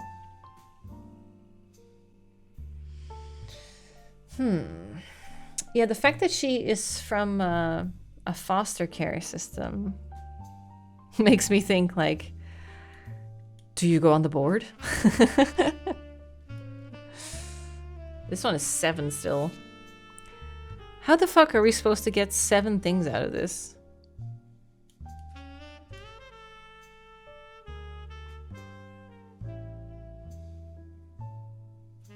Utensil that will help us lose 50 pounds. Ducky time? Maybe. But hold on, let me see. So I looked at these two. There's still one more thing in this one. Yeah, because we don't have the mom. We still need a picture of the mom. Yeah. Their parents visit Friday often. They even have a signature dessert, the Sistine apple. And then... oh yeah, the company records with Brazil. Nothing here, but there's something internationally, right? In the expenses. Here, travel expenses. $190,000. But he does travel all over the world. But still, that's way too much. So I wouldn't be surprised if Sonia got part of the money there. Hush money for Flavio. Okay, there's still one thing here and one thing here we haven't looked at as well. Let's see. The retirement party, maybe? Ooh. Yeah. Maybe there's pictures of the party with secretaries.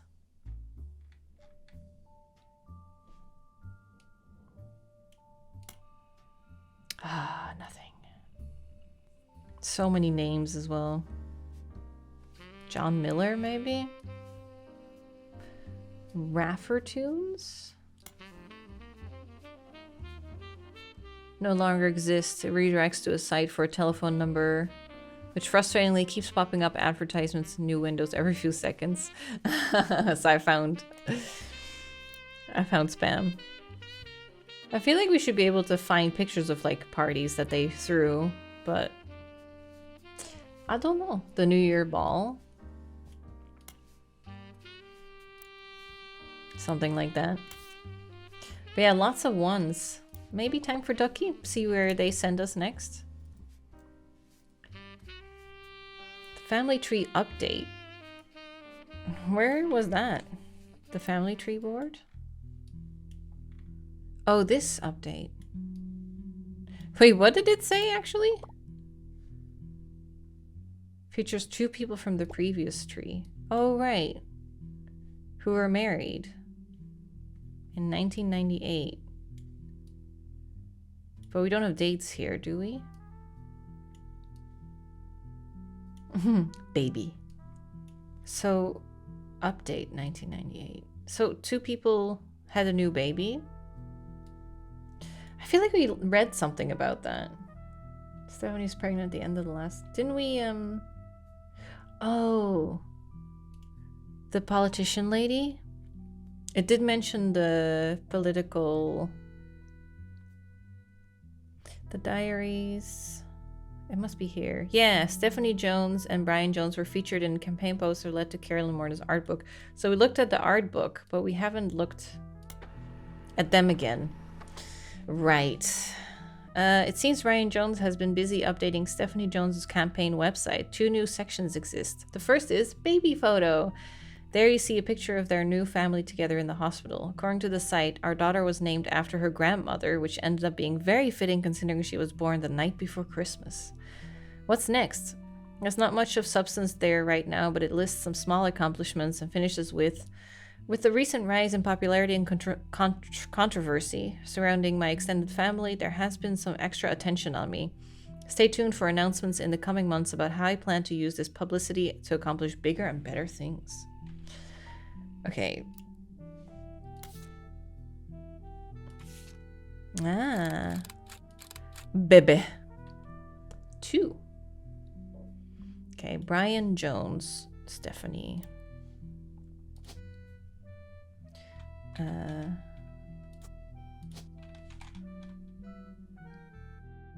Oh, she was Stephanie Landon, wasn't she?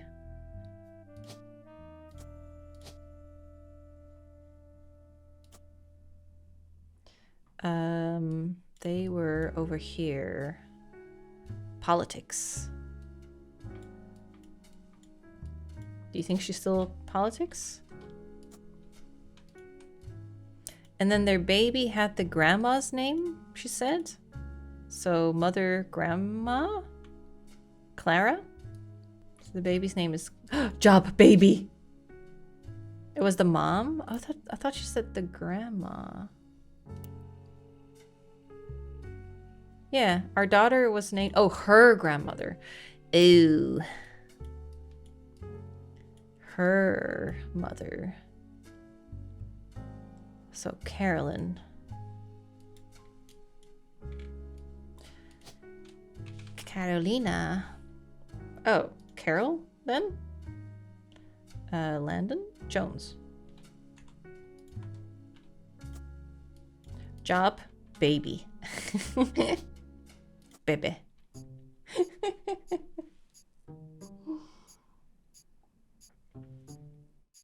We found a second baby job.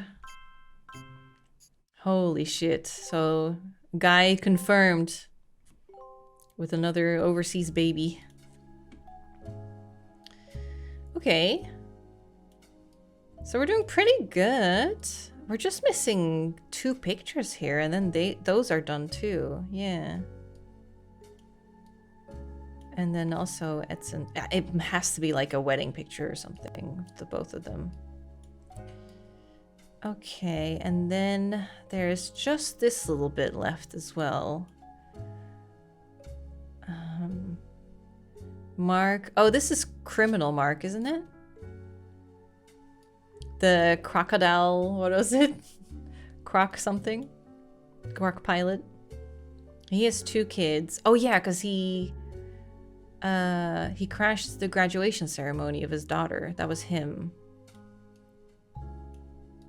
So we still need some stuff there as well. Okay, let's see. So it says we have 2 things to follow up here. New daughter's wearing an adorable little Santa hat while Stephanie's giving her signature thumbs up move from her campaign literature. Campaign literature? Maybe that's what we need to look into?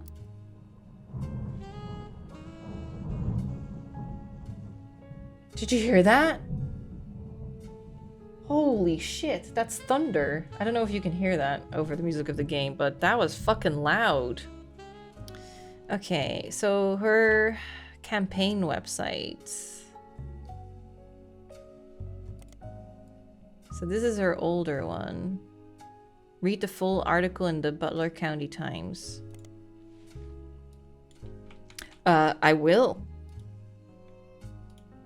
See if anything new shows up there. No.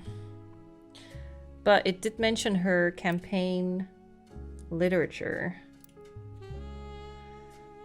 But it's probably irrelevant. So much evidence again. Only... Yeah, this one... I can't believe this one still has 6. And we only have this picture to go by. That's crazy. Let me ask the ducky what's next. In your notable events, it was mentioned that an outside legal group was brought in. That sounds interesting. Yes. I mean, we were looking into that. Did it say notable events? Yeah. Here? Commissioners Croc, Clementine, and Piketty? I guess we do have a couple of new periodicals, right? I wish they were, like, old to new, because I keep forgetting, like, which ones have I added. Crocodile Clementine.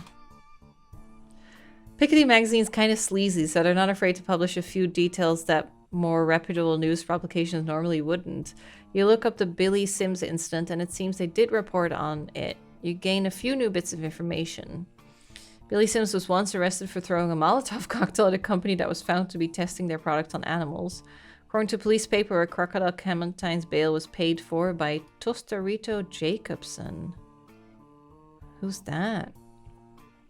Piketty interviewed other students that were at the event to find out if anyone knew anything, and the word going around was that Mark Clementine showed up because his daughter Mary! We finally have a name! Mary Clementine. Okay, and I need to search this name. Mary. I could be either of them, but I'll just put her here for now, and we can always switch her around. Just so I don't forget Mary. Fuegos Fiesta, a regional Mexican fast food chain, held a competition in 1993 that offered free meals for life to anyone that legally changed their name to Tostarito. Tostarito was a burrito with a cylindrical tostada shell inside a flour tortilla. Yum, yum, yum, burritos. According to a few different sources, Tostarito Jacobson used to be named Lucinda. Lucinda Jacobson. Can you imagine changing your name to that just for free? Oh, actually I can. Free lifetime burritos? It's worth considering. Okay, where are we gonna find something on her? This doesn't show us anything. Although I can... okay. How am I gonna... Nothing there. Helen Roottreemania and Lucinda Jacobson. Wait, what? We've read this in the original game. The miracle thing. Oh! They were pretending to be church employees in an attempt to get into the room where the church houses their weekly tithings? They were caught by Helen Roottreemania, who was there at the time. Didn't they then marry into the... Didn't one of them end up... Edith, Lucinda. Didn't they end up marrying into the family? Edith, yeah. Oh my god. So her sister bailed out... What the fuck? Her sister bailed out Mark? Huh? The fuck? She had an arrest, yeah. I might be able to find the article somewhere else. We also still need to look into Mary. I don't know if this is going to lead anywhere. Because, like, yeah, sure, he got bail, but it's not his wife, it's not his kids. I don't know. Unless that's going to lead to pictures, maybe, but... Mary Clementine. The kids go by Web. Oh, right. Because they don't want to be associated with... They didn't change... Oh my god, ghosts.jpg. They didn't change their name legally, which is why they're Clementine on the board, but they go by Web. Right. Now, Mary Webb in San Diego has a website called Web on the Web. Apparently, it's a personal travel diary that also doubles as an advertisement for her travel agency. There are descriptions of Mary's services, including booking flights and cruises. Almost all of them involve extremely niche audiences. It seems Mary is the #1 agent when it comes to booking spiritual vacations aboard ghost ships and in specific hotel rooms that are said to be haunted. I'm listening. She also has a dedicated section for more traditional modern cruises that cater to specific groups such as fans of boy bands.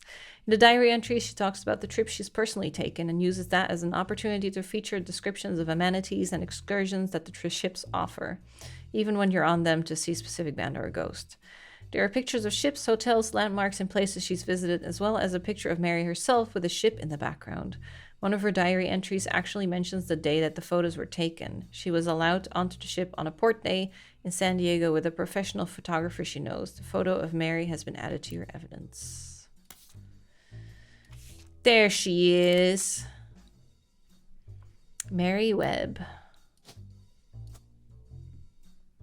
So she is a travel agent, I guess. Mary Webb from her website, Web on the Web, paranormal travel agency. She's apparently found a niche booking vacations for lovers of strange and the unknown. Photograph of Mary in front of an alleged ghost ship from the 1800s. She's blocking the whole ship, though. Bad picture. It was lost at sea and turned up without any crew several years later. Nobody knows exactly what happened, but fans love to tour it and come up with their own paranormal theories. Company called Corporate Composition Photography is listed on the top left. CCP is a photography studio that was listed on a few different sites for businesses in San Diego. It seems to have been possible to hire them to take professional quality photos for businesses of all sorts. As far as you can tell, it appears no longer exist. Companies mentioned on a photography site with some IRC chat logs. It seems like the site is the personal page of a member of IRC photography channel. They have archives of logs they've been saving since 1993. One of them was from 1996 when Val, the former head photographer of corporate CCP, did a Q&A with their users about taking pictures for promotional materials and print ads. Most of the questions and answers are pretty technical. They not only seem irrelevant, but generally go over your head. One of the questions, however, mentions that Val was on the cover of Telephoto and asks about Iraq.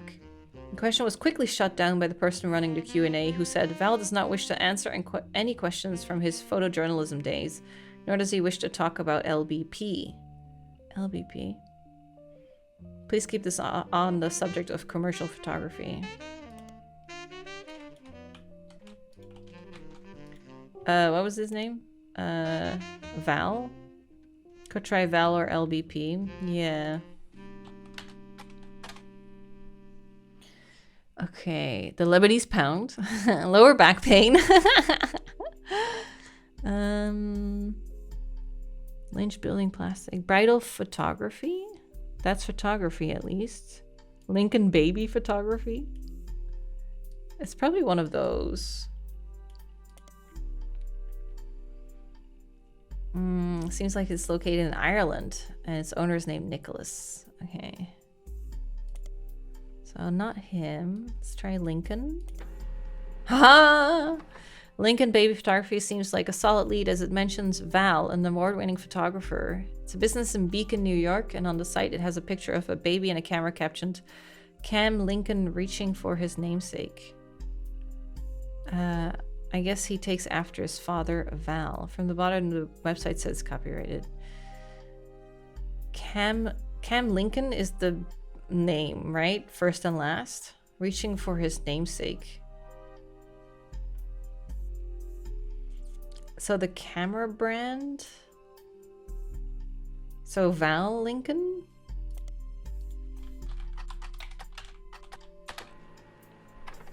Val Lincoln was featured in Telephoto. The cover, as well as portions of the article, have been added to your evidence. Baby Lincoln. Job, baby. Labeled as Cam Lincoln Research. Yeah. Oh! Val is a lady.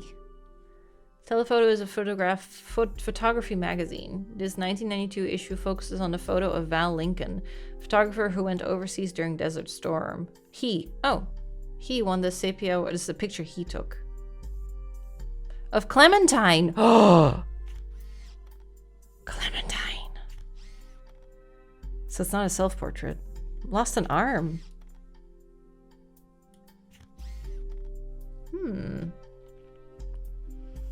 He won the Sepia Award for photojournalism for this picture. He got his start in high school when he took a photography class because he couldn't decide what else to do and thought it would be the best career in the world to shoot for Playboy. Okay, sleazeball. But he quickly found he had a knack for it and began to skip lunch in his free periods to spend more time in the darkroom. After graduating, he tried to pivot to landscape photography. I feel like someone who says that, like, might as well shoot for Playboy, is someone who secretly takes, like, upskirt pictures or something. I work much better when I'm trying to tell the story of a person or an object. He got lucky when a photographer mentor of his who was going overseas to cover the war decided to take a chance on him. Most people wouldn't call it lucky to go to an active war zone for no pay, but he bought my plane tickets, all my meals, and even pulled some strings so we could rush my passport. Holy shit. For someone that had never had a real job or even left California, it was a hell of a break. Fel was only 19 at the time and shot the photo that won him an award the third night he was there. The photo depicts Lisa Clementine, who lost an arm in Operation Desert Saber. According to the article, women were not subject to direct combat, and Lisa was in a vehicle at the time. So that must be her. Although she might be a bit older than Mary. We'll find out in a bit. Military? But I'll just lock her in there and I can always swap them if I need be. It's probably maybe some more information here. Lisa was in a vehicle. Vehicle had to pull over suddenly when the road ahead was partially destroyed and she and a fellow soldier were severely injured by a landmine. Fell says, I ran into Lisa just after her surgery and took the picture. Until she shipped out, I kept finding excuses to go back and take more pictures of her. I guess it was fate because that's the photo that won me an award, got me into your magazine, and also led to my engagement. Just early this week, she agreed to become Mrs. Lincoln. She's the one who married. Oh, Val Lincoln. Okay, so Mary goes this way. Travel. And then, was it Lisa? Goes this way. And the military. Okay, good progress. Oh, and they had baby Cam. Yeah, you're right. Job, baby. I love it. Yes. Okay. Damn, that's nice. This is done. I think there's no question that that's definitely right. Ooh, so we only have these pictures left.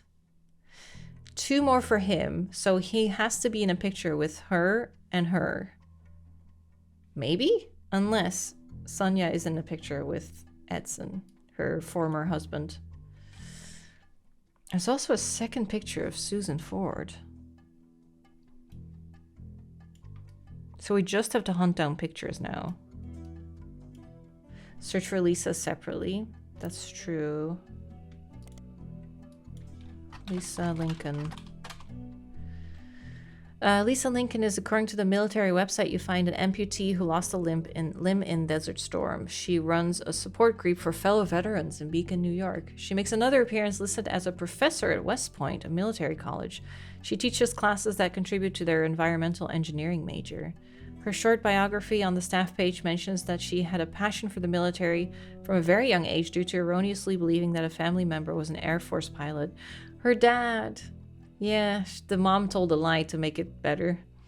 Well, a white lie, basically. Well, she later learned that to be untrue. Her passion remained, and she joined ROTC in high school. From there, she enlisted.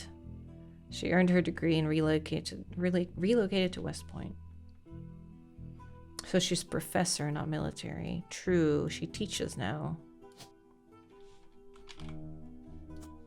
That might be right. You might be right. Okay.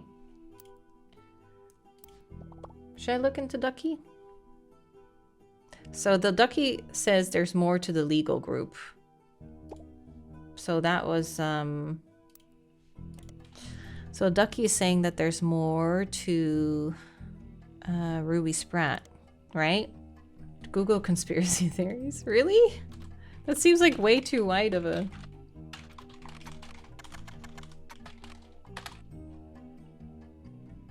Oh, during your initial search. Oh, so that's... God, that's very unclear that it would link to that.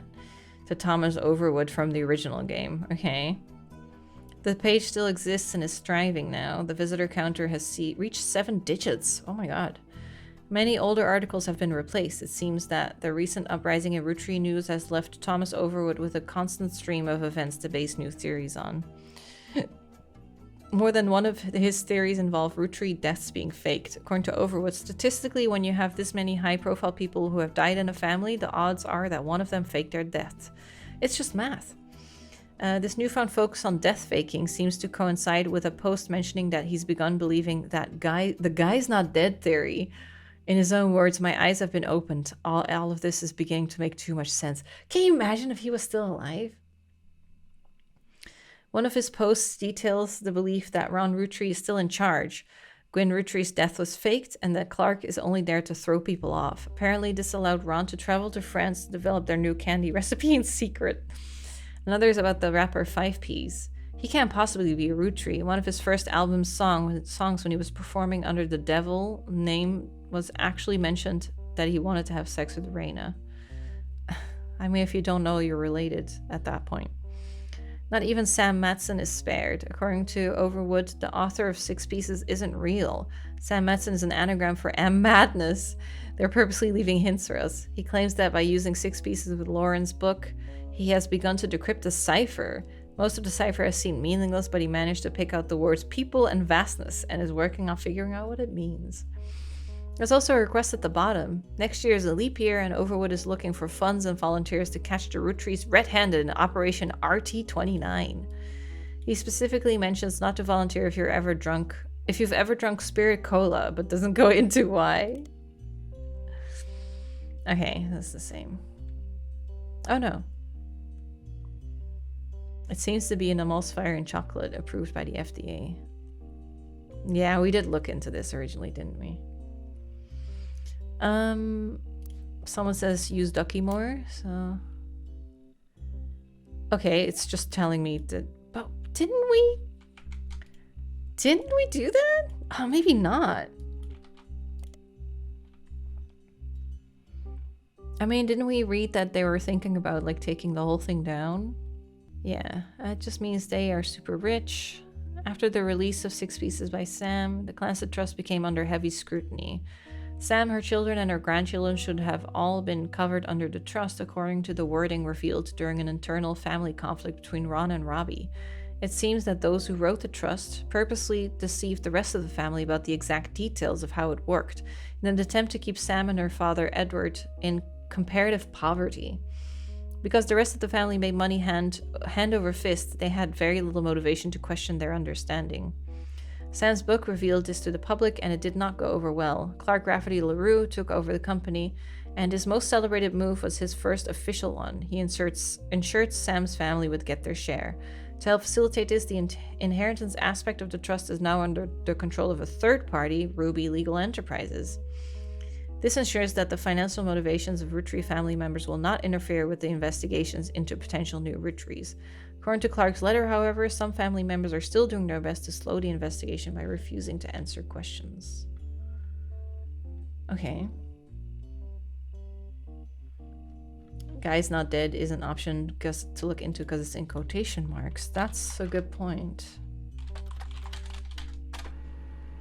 Ah, you're right. I should have paid more attention to the quotation marks, yeah. The guy's not dead. Oh my god. Printing. The Guy's Not Dead conspiracy stems from a website that focuses on clues that the Rootrees have supposedly hid all over the place. This includes on candy wrappers and print advertisements, in television commercials, in their jingles, etc. The story, according to the website, is that Guy Hudson was a terrible president of the company and introduced multiple failed products. He did. He's a terrible person, too. Something needed to be done that would put the company immediately and instantly back in the favor of consumers. So they killed off Guy Hudson and replaced him with a new president. This move immediately garnered sympathy, and the company recovered the next year, more popular than ever. The next president stayed much further out of the limelight, and some people even theorized that he was simply Guy Hudson in an elaborate disguise, which is why he stopped appearing in public. The people who run the site are asking for help. They're certain that there's a clue to all of this that accidentally leaked in a banned article from the magazine Piketty. Do they have the stuff that was taken down? On their pages, a scan of the magazine's cover, the interview, oh my god, and some photos. They actually had that.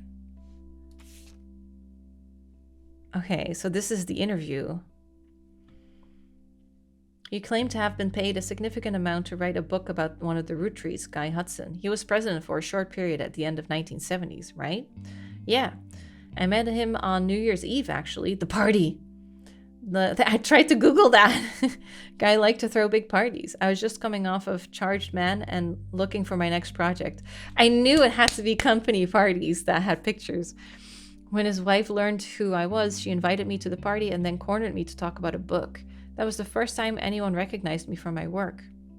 I'd finally made it. The book they asked me to write sounded great, but then none of the stuff that made him interesting was allowed to stay. Chop chop snip snip, anything with even the slightest threat to Guy's image ended up gonzo. What was the stuff that made him interesting?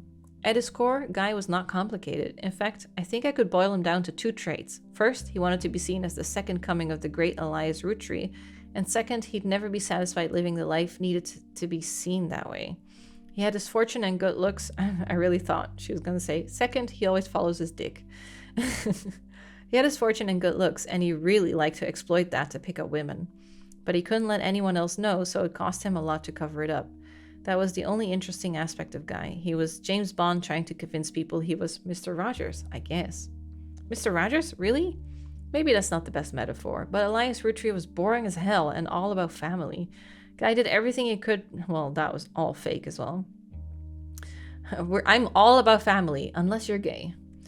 Guy did everything he could to be seen that way. After I submitted my first draft, he sent me this garbage book, The Roottree Legacy, with Elias on the cover.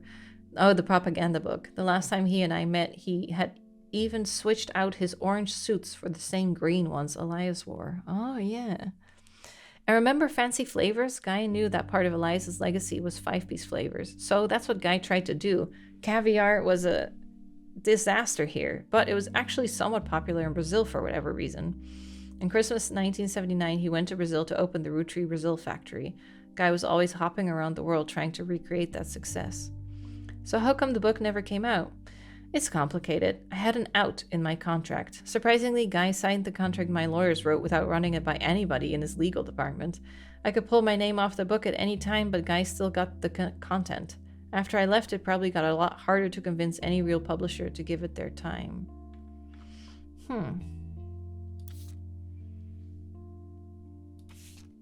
Oh wait, there's a page 2. I was like, why is there still a mark on the page? He was the president, right? Do you know why he never released it himself? If I had to guess, his family were very wisely put a stop to it. Mid-1981, months after I'd already moved on, he called me back and showed me a final draft. Do you know how expensive it is to publish one copy of a book? It had my name on it in big, shiny, embossed letters. Like all problems in his life, throwing money at me was his attempt to win me back. But it had half the page count and the narrative was torn to bits. No thanks. The dinner was good, imported steak that likely cost as much as a month of my mortgage. And we all got pretty drunk. He sent his mistress, Susie something, into the bathroom to proposition me. Poor girl. I remember her from our trips overseas. She was too good for him. Anyways, he died soon after, and that was the last that ever came up.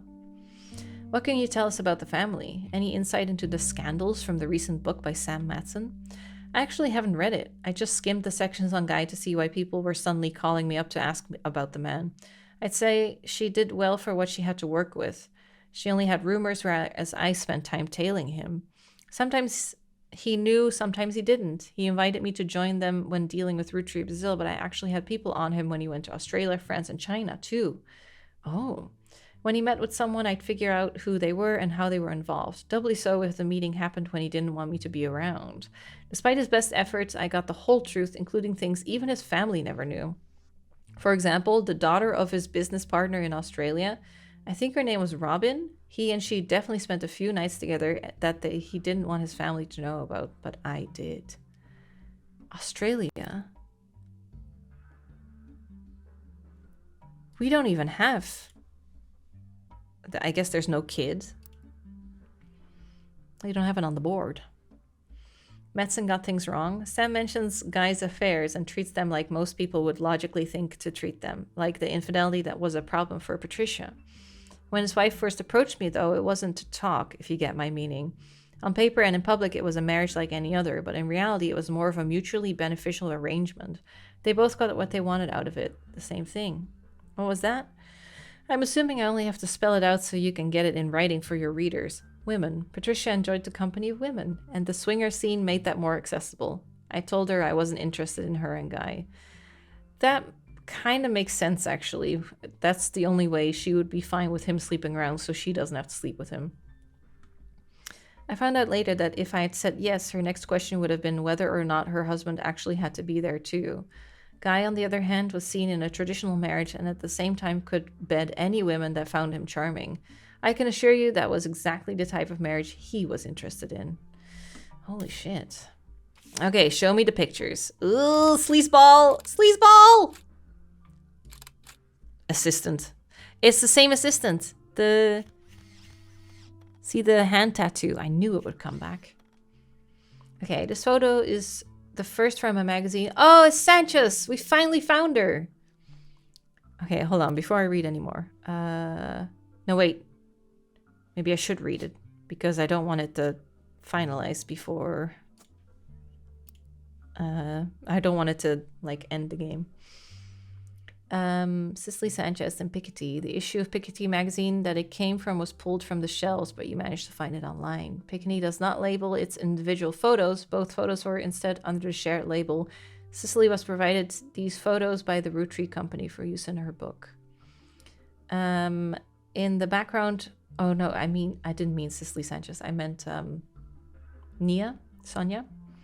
In the background of the photo, there is a Christmas tree. So this is the Christmas party. And it's this lady.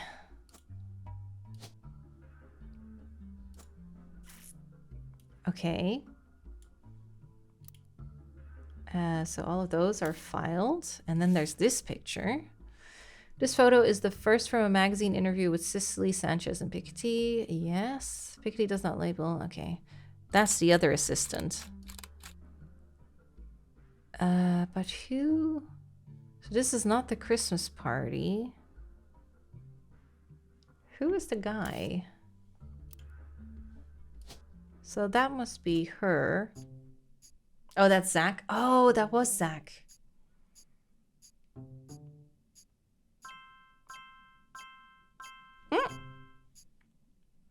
Okay. So these are all great. Pictures are locked in. Oh, I haven't done everything yet. No, wait! Wait! Hi again. I know you probably thought you were done. Uh-oh. But it turns out what you're doing here might have some pretty major repercussions on the family tree. Again. Also, there's something really strange happening. I can't explain it. Neither of us can. I'd call it a simple misunderstanding, but it's digging at the pit of my stomach. I just have a feeling. Last week, let's just say being the president, sometimes people bring me things. Just skip to the important part. Right. One of our janitors brought me some hair she'd found in Ruby Spratt's trash. It was Bonnie Hudson's. Bonnie Hudson. Guy Hudson's kid? Bonnie is Guy's sister. Oh, sister. She'd sent us her hair to test potential root trees, since her DNA is closest to Guy's. But Ruby threw it out, and I wasn't sure why she would have done that. Especially right before we began testing the tree you provided. Huh. When I asked, she told me she thought the samples needed to be fresh every time they did a test. Wait. She's covering it up, or she's just a plain idiot? It seems really No, she can't be, odd. because she Ruby graduated. was the one who convinced us to do DNA Honors. testing in the first place. Yeah. She seemed so knowledgeable. I don't like it. You've done more of a deep dive on these people than anybody else has. Clark will keep a closer eye on the DNA tests from now on. You have an Good. eye for anomalies. We need you to I find do. the smoking guns. If there's anyone you're 100% positive can't be a root tree, Or any you've got definitive evidence are root trees, then we might be able to catch Ruby in a lie. Oh, God. Okay, well, oh. Oh, no. There's his picture. Is that everything filled in picture-wise? Oh, there's something new here. Okay, so...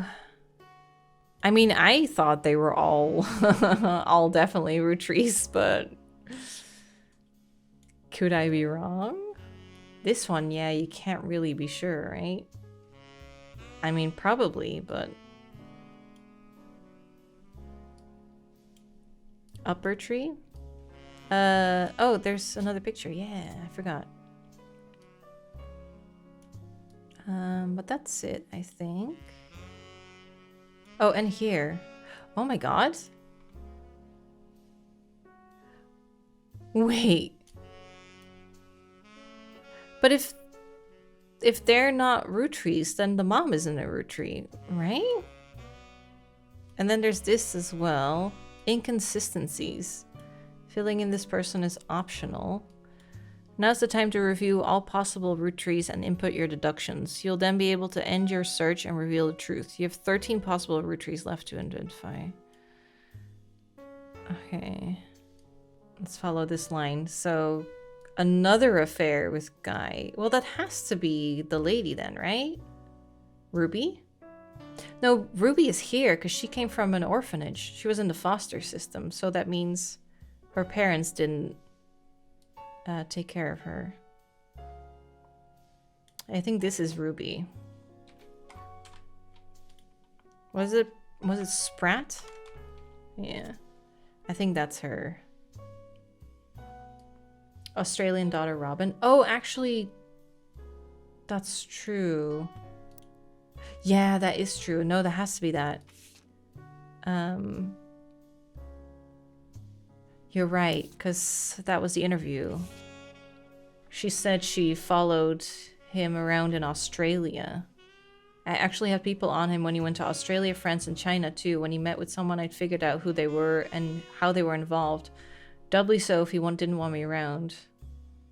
For example, the daughter of his business partner in Australia, I think her name was Robin. He and she definitely spent a few nights together that he didn't want his family to know about, but I did. Yeah, isn't Robin famously known for not having kids? Maybe that's a dead end then? There's a rumor that she had a medical procedure to ensure she never would have children. So it could be that it's not her, yeah. Maybe they hooked up, but probably no kids came out of it. Actually, yeah, Jane Doe Rootree. That's true. She could have falsified the DNA test results then. Oh no, wait, wasn't that before her lawyer firm got brought in? DNA test proved that her daughter was not a Rootree. This final event caused public...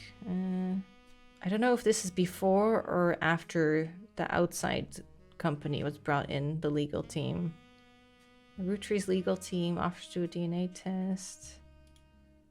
It doesn't really say. But yeah, that's definitely another option to look into. Oh my god, everything is empty except this one. There's still one thing in this. That has to be an Anonymon then. But yeah, also we have to do this.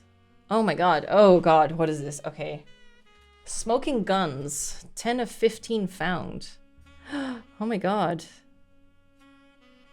Wait. And it says where I have to look? Or what? 1, 2, 3, 4, 5, 6, 7, 8, 9, 10. Oh, okay. So there's 5 more. Not that the clues are in this. There's just more. He's a blood relative because he did a DNA test. I don't have all the clues. True. Oh my god. I'm shocked that this appeared. Like, what the fuck? Out of all the things, I guess it must link back to them somehow. 3 of 3 found. Okay, so this one is done. I don't like that it says impossible to prove. It's like, do a DNA test. That's how you prove it, right? Because I think he is. I think that's why she got so much money as well. To start her company. He has lighter hair like Guy. Yeah, true. Should we say yes for him? I guess it'll say if we're wrong, right? Once we submit everything, it'll say like you have this many wrong ones. We also have all of her hints. The secretary. Yeah, definitely, because she totally coerced him into paying for the school wing. This one, I'm not sure. Does it say we have all the hints? No. Okay, so there's more for her to look into. For them, we found everything. But yeah, how do you know they're not just Steven's kids? This guy? So we definitely know that he's her daughter because he put so much effort into the statue and stuff.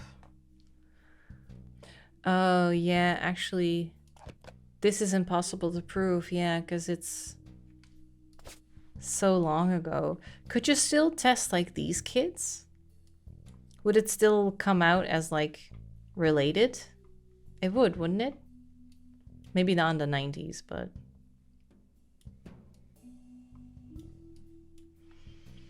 Okay, should we, Google Ronald Roottree again? Business Watch ran an article about 2 months after the Roottree rift about what really happened with Roottree. The article mentions nobody... Oh, I think I did read this already. Source on the inside, yeah. Family held a preliminary vote. They wanted Ron to take over. Yeah, but then he immediately tried to kick his brother out, right? Seemed way too eager and personally motivated. Remove Robbie Roottree. They stalled and Ron became frustrated, so he saw his chance to force action. Released the press release himself in an attempt to get the ball rolling. Okay. Ron was impossible to deal with. He seemed like he was unwilling to protect the Clanset trust, and they eventually let him go. He hopes to release a movie about it someday. Oh! 3 weeks ago, Ron's mother, Gwyn, died in Paris. He and his brother Robbie have seemingly made amends. Oh, Gwyn's dead. She died in France. So, do you think because she died, this is a question mark, then? Released from French prison after serving a few years for assault, his embezzlement and arrest were partially featured in 6 pieces. Have since become much more publicly infamous. He has not yet returned to the United States, but when journalists reached out to him recently after the death of his mother, he had issued a blanket statement. The death of my mother was hard on our family. My brother and I, after spending time together caring for her and mourning, have finally made amends. It was a highly transformative few weeks when it came to our relationship. I am in recovery for my addiction, and a major aspect of that process is that I wish to stay private. Yeah, I don't know why this is even up for discussion, because the mom was definitely a kid, right? Like how, maybe we need to look into her more? Gwyn Roottree?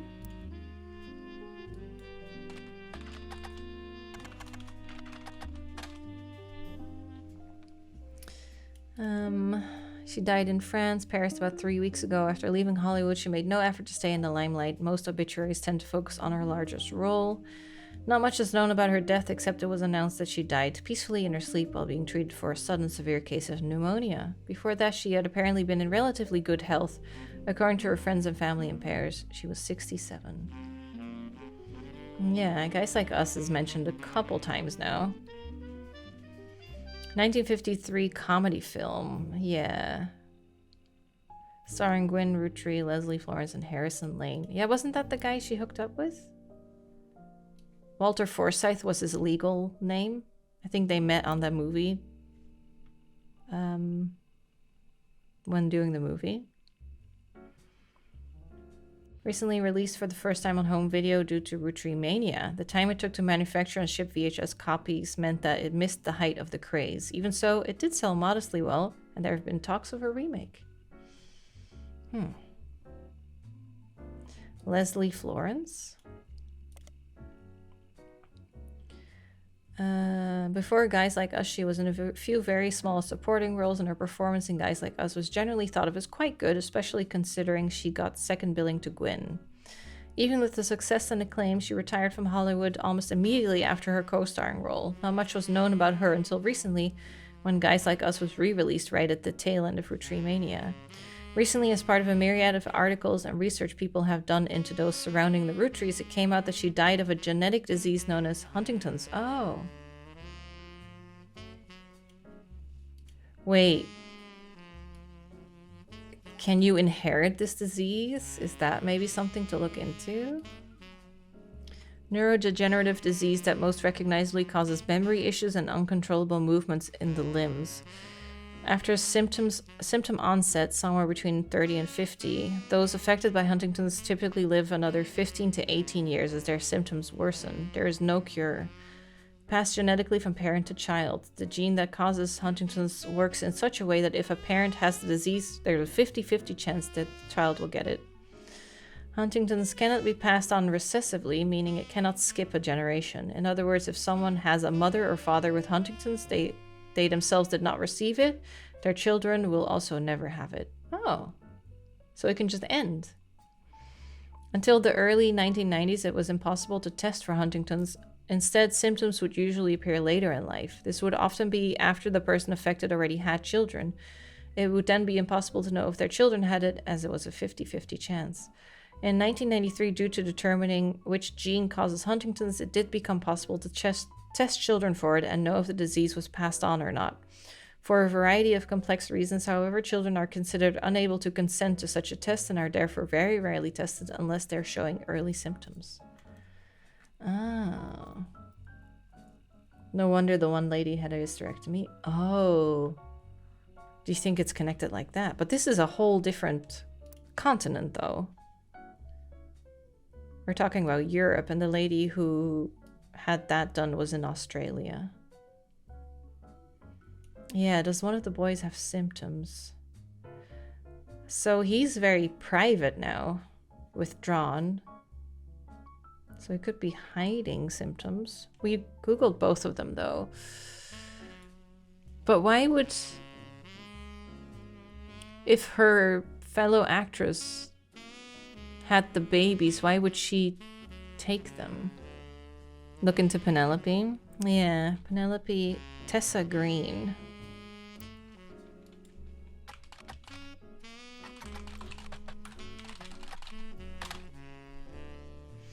Oh yeah, comedian. Yeah. Fundraiser. Fundraiser was called The Best Medicine and was to help find a cure for Huntington's disease. Ugh. According to the website, she released a statement. Up until recently, I didn't know anything about it. In the last few months, I've gone from knowing nothing about it to learning more than any one person should ever have to. Until less than a decade ago, it was impossible to predict if someone susceptible to Huntington's had it, but due to advances in medicine, tests have been developed. Hopefully, this increased awareness is the first step into finding a cure. Please join me for a good cause. Right. Wait, does that mean that she has it or her partner has it maybe then? And her kids might have it, yeah. The smoking gun clues under potential Roottrees. Yeah, we're still missing 5. Oh yeah, Huntington's disease, there it is. Huh. So she must be raising money for him or awareness and stuff. Revisit the diary. Oh, this? Wait, did something change? Oh, huh? Oh, it opened the old one. Wait, so you can click on that and then, okay. And it opened this page specifically? So it's about Clark. Yeah. But Clark is all the way over there. And he was in the band. Yeah, I forgot about that. As I write this addendum, Clark's gotten married again. No Rootree has ever remarried. I lost Jacob and Gwyn divorced Wild Bill just before she had her second. Oh! Do you mean that's... Not even I can blame her for that. I've seen what he gets up to in Starlit.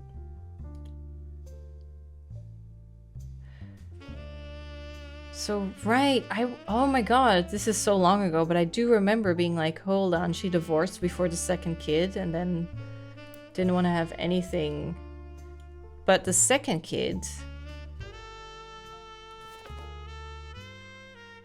So he might not be a Rootree, but they were still together with him.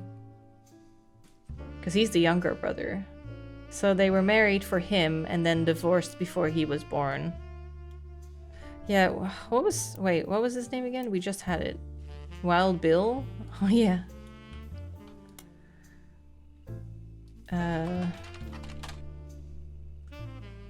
Oh right.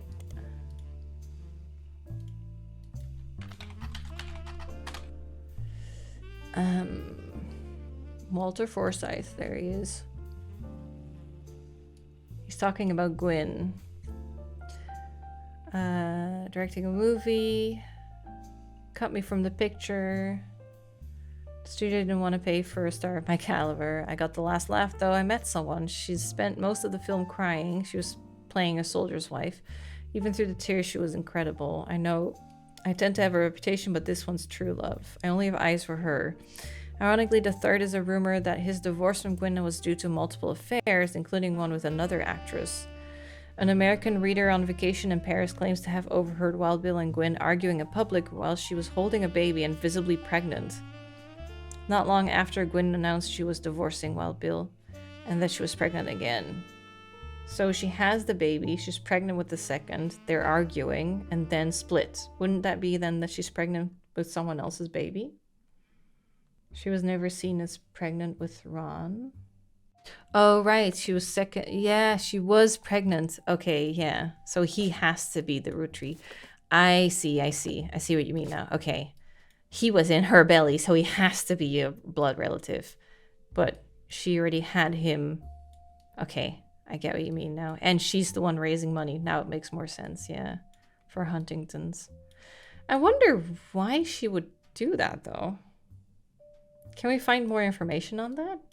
Like, were they that close? That she would adopt a child?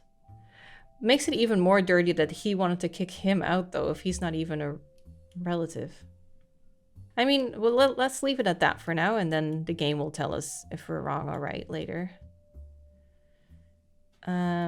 Okay, how are we gonna look into this more? We have all the... Oh no, we don't have all the clues. The company records, 80 to 81. There's something relating to her in here. The Grander Dove donation is then. Christmas tree bash. The New Year's Eve ball. Oh, Shigwa.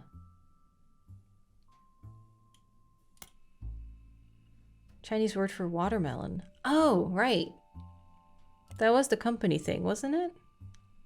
Do you think the flavor names are code names for the overseas babies? I would be surprised. I feel like he probably wasn't even aware of half the babies he was making until it became a problem. She did IVF. That's true.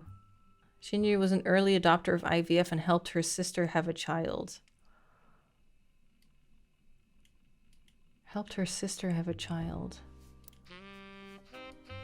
But that's her. She had a child, not her sister. If it says she was an early adopter of IVF, does that mean that she carried the child for her sister?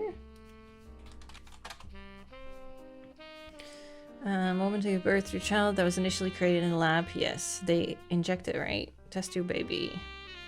A woman does not necessarily need to give birth to a child developed from her own genetics. Sometimes, for example, a baby from an egg donor could be used. Yeah, so she can carry it for someone else. That's what I was thinking. If it does come up for the purpose of your family tree, an IVF child from a surrogate mother will be marked as belonging to their genetic parents and the surrogate who gave birth will not necessarily appear on the chart unless she is also part of the family. It's weird that it would say she helped her sister have a child, but then on our board it's like, yeah, that's her child. So she's probably not, well, I don't actually know. I need 2 more clues. But I'm thinking she's probably not a Rootree if she carried the baby for her sister.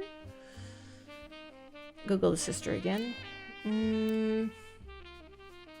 Who was her sister? I don't think her sister is ever mentioned by name, is she? Or was the sister the one in the American branch? Yeah, the piece of Asia. That was it. They were sisters, weren't they? Linda Han. Did we look into her? Hanging with the Hans. Jerry and Linda were both born in China, fell in love during college. Linda's father led a large company. Our article never names it. Expanded to the US. So yeah, Linda might be Xinyu's sister. Linda's father approved their marriage, blah, blah, blah. My big sister was desperately in love with the idea. But somehow Jerry and I were the ones sent there, and now we couldn't possibly imagine going back. When we had Mark, we never even considered giving him a traditional name. Meanwhile, my sister stayed in China and thrived there. She doesn't even like visiting the US. Our kids are completely opposite. Mark couldn't wait to travel abroad. So she said, wait. So she said she carried a child for her sister, and if the sister is her... But she says she carried Mark herself in America. Mark grew up in America. He's actually in business school in China now, working with my sister. Our niece who grew up there was the opposite. She couldn't wait to get here. Started calling herself Lucy. She was able to have her own kids. It's a cover-up. Yeah. When we had Mark, we never even considered giving him a traditional name because he just was born and grew up in America. Yeah. Oh. So this is probably a Rootree then. We still need 2 more clues for her though. Let's see. Because we did search her then as well. And she was the Talon Claw girl. That's how we got the picture. You don't need all the clues to make a guess. No, true. I do think that she is a relative then. Because the IVF story just doesn't add up. Yeah, let's, Spider search results for Anonymous mentioned a periodical article. Okay.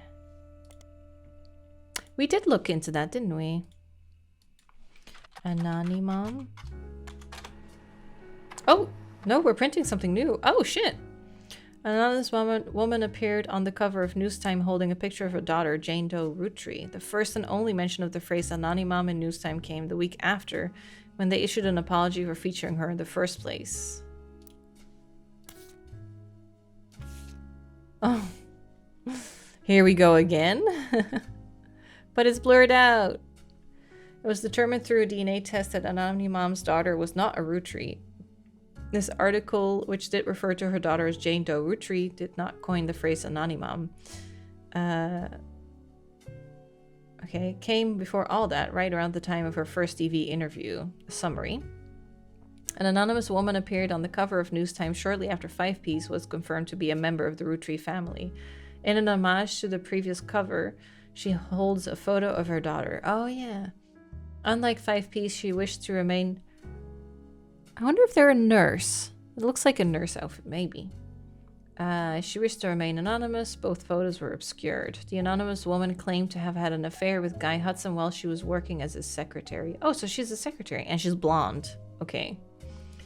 She and another woman were hired at the same time. Oh! During a transition period while many of the secretaries that had worked under Zach Morton were already gone. Okay. I think I know who... I think we can find her. She says that she and the other woman were both underqualified as neither had typewriter experience. According to other staff members interviewed, Guy had his own requirements for hiring women. Guy Hudson liked to throw lavish parties, and the longer he was president, the more excuses he found. The anonymous woman posits that these parties mostly seem to be an excuse to have other after-parties at Guy's home. featuring much more alcohol and other substances. She claims she slept with him at one of these after parties. She confronted Guy when she found out she was pregnant. Guy didn't seem fazed, and then they came to an arrangement. He paid her a significant amount of hush money on a recurring basis under the table. She used it to move away and start a new life with her daughter. When Guy died, the money stopped coming and she assumed things had run their course. She went back to work at the department store and hoped that nobody would ever look too closely at how she paid for her house. So it's a lot of money. She told everyone that her daughter's father walked out one day and never came back. She claimed that after seeing the fantastic article in News Times, she realized that she wasn't the only one this happened to. While she never worked at the Roottreemania company at the same time as Five P's mother Joanna, their stories seemed eerily similar, and she knew Felix was telling the truth right away. Okay, so she wasn't there at the time of Joanna, but she did get hired with another woman. Okay. Okay. There's two here. So 2 quit, 2 got hired.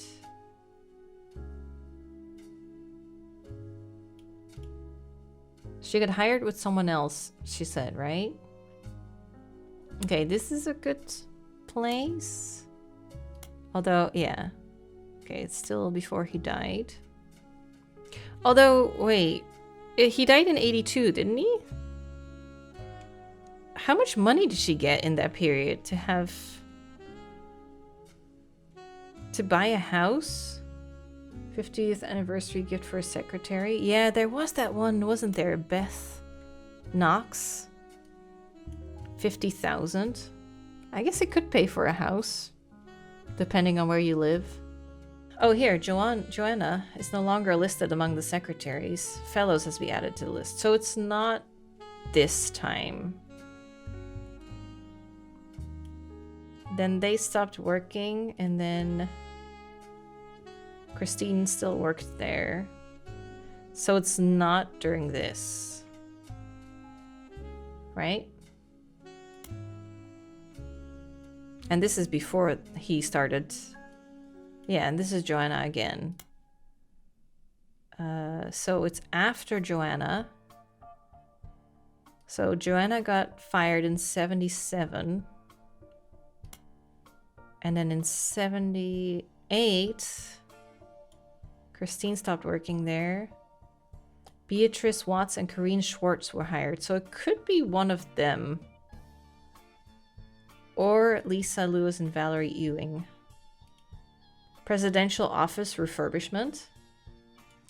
Maybe he hid it in there because that's very expensive for an office refurbishment. But she also... when did she... Okay, let's see. Beatrice Corinne stopped working there in 1980. So is there money here?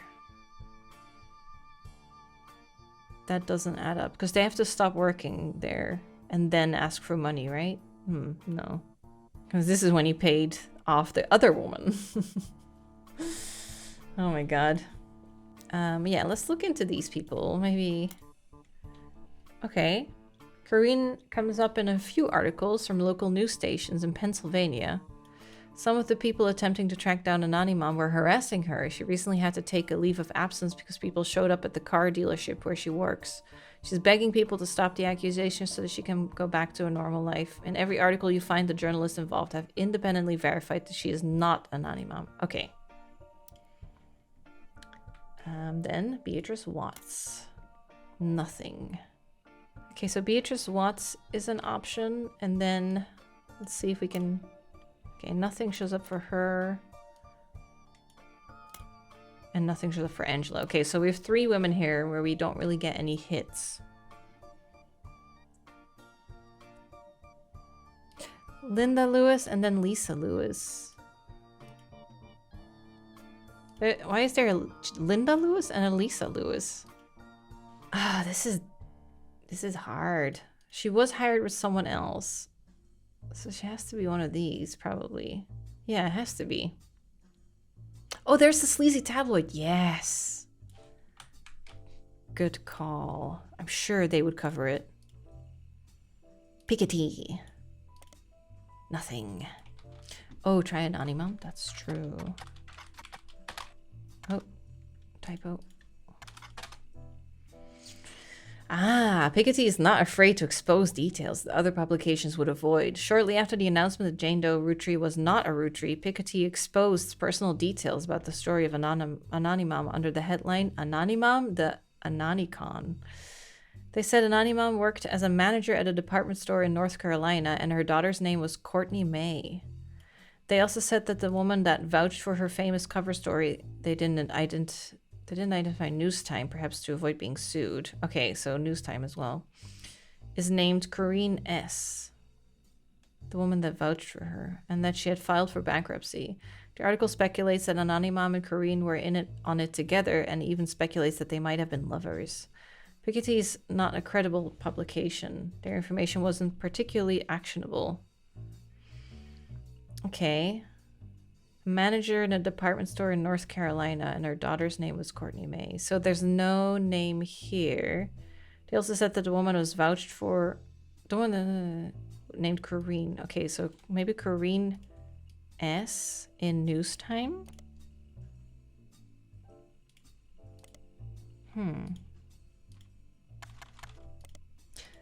Wait, S. So we probably have her here. Schwartz. Right. Huh. I thought I had it. They also said that the woman that vouched for her is named Corinne Schwartz. She filed for bankruptcy. They didn't identify News Time to avoid being sued. It's Beatrice since they worked together. Oh, I see.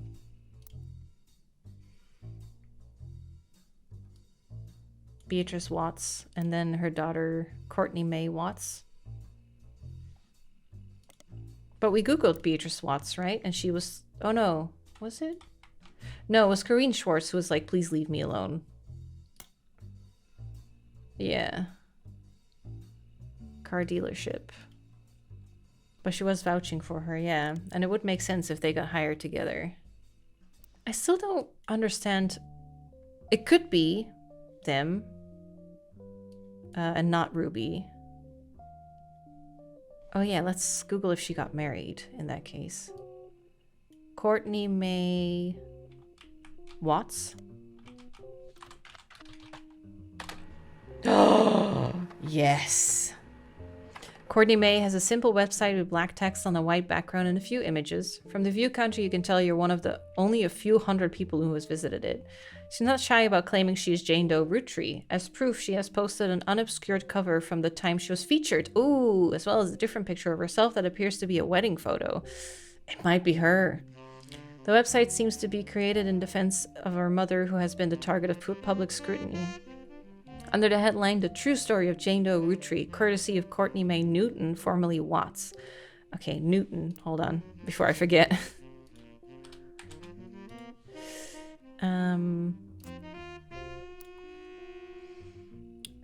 Courtney May writes, everyone has everything wrong. My mom approached the Rootrees before 5Ps was ever on the cover of News Time. Nobody at the Rootree company took us seriously. They only listened to us after we appeared on TV and in magazines. The site has a scanned letter from the Ruby legal group to Courtney May's mother, Beatrice. Yeah, Beatrice. In very polite legal terms, it seems to accuse her of exploiting their name and orders her to leave the Rootrees alone. It's dated from a few weeks before the 5Ps article. Seems legitimate. Courtney May also discusses her mother's magazine feature in more detail. Do you know how difficult it was to convince anyone to tell our story? My mom didn't want to show her face because everyone in the media we approached assumed she was lying because her story was just like 5Ps, but my mom's story was first. Mom was advised by Ryan and Cork to tell News Time that seeing 5Ps on the cover was what inspired her to go public. That's the only way News Time would agree to it and help her get on TV. But it's not true. Our story was first. Courtney's defense continues, but much of it seems repetitive and useless. Towards the end of the page, she discusses a DNA test and defends her mother's character. My mom is amazing, the nicest woman in the world. She has diabetes and works at a department store.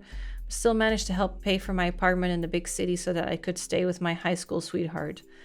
I mean, yeah, if she got payments from the Rootrees. I got a degree. She's a nurse. I said so. The blue shirt. So I learned about DNA in college, but I'm beginning to think it's all a lie.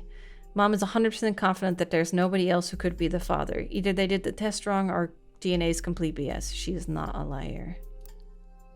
Oh, show me the picture. Ah. Okay. Courtney May Watts.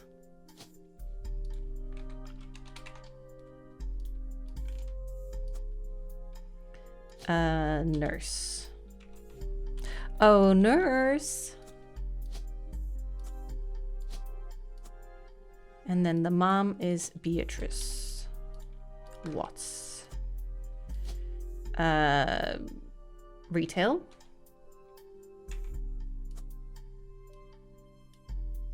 And then her husband. Did we get the name? She just said formerly Watts. Yeah. Courtney May Newton.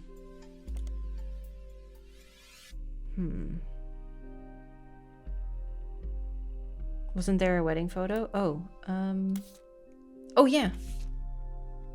Courtney May and Danny.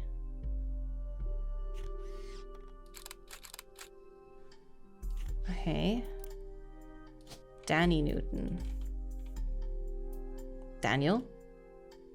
Wait, what was... Yeah, Daniel.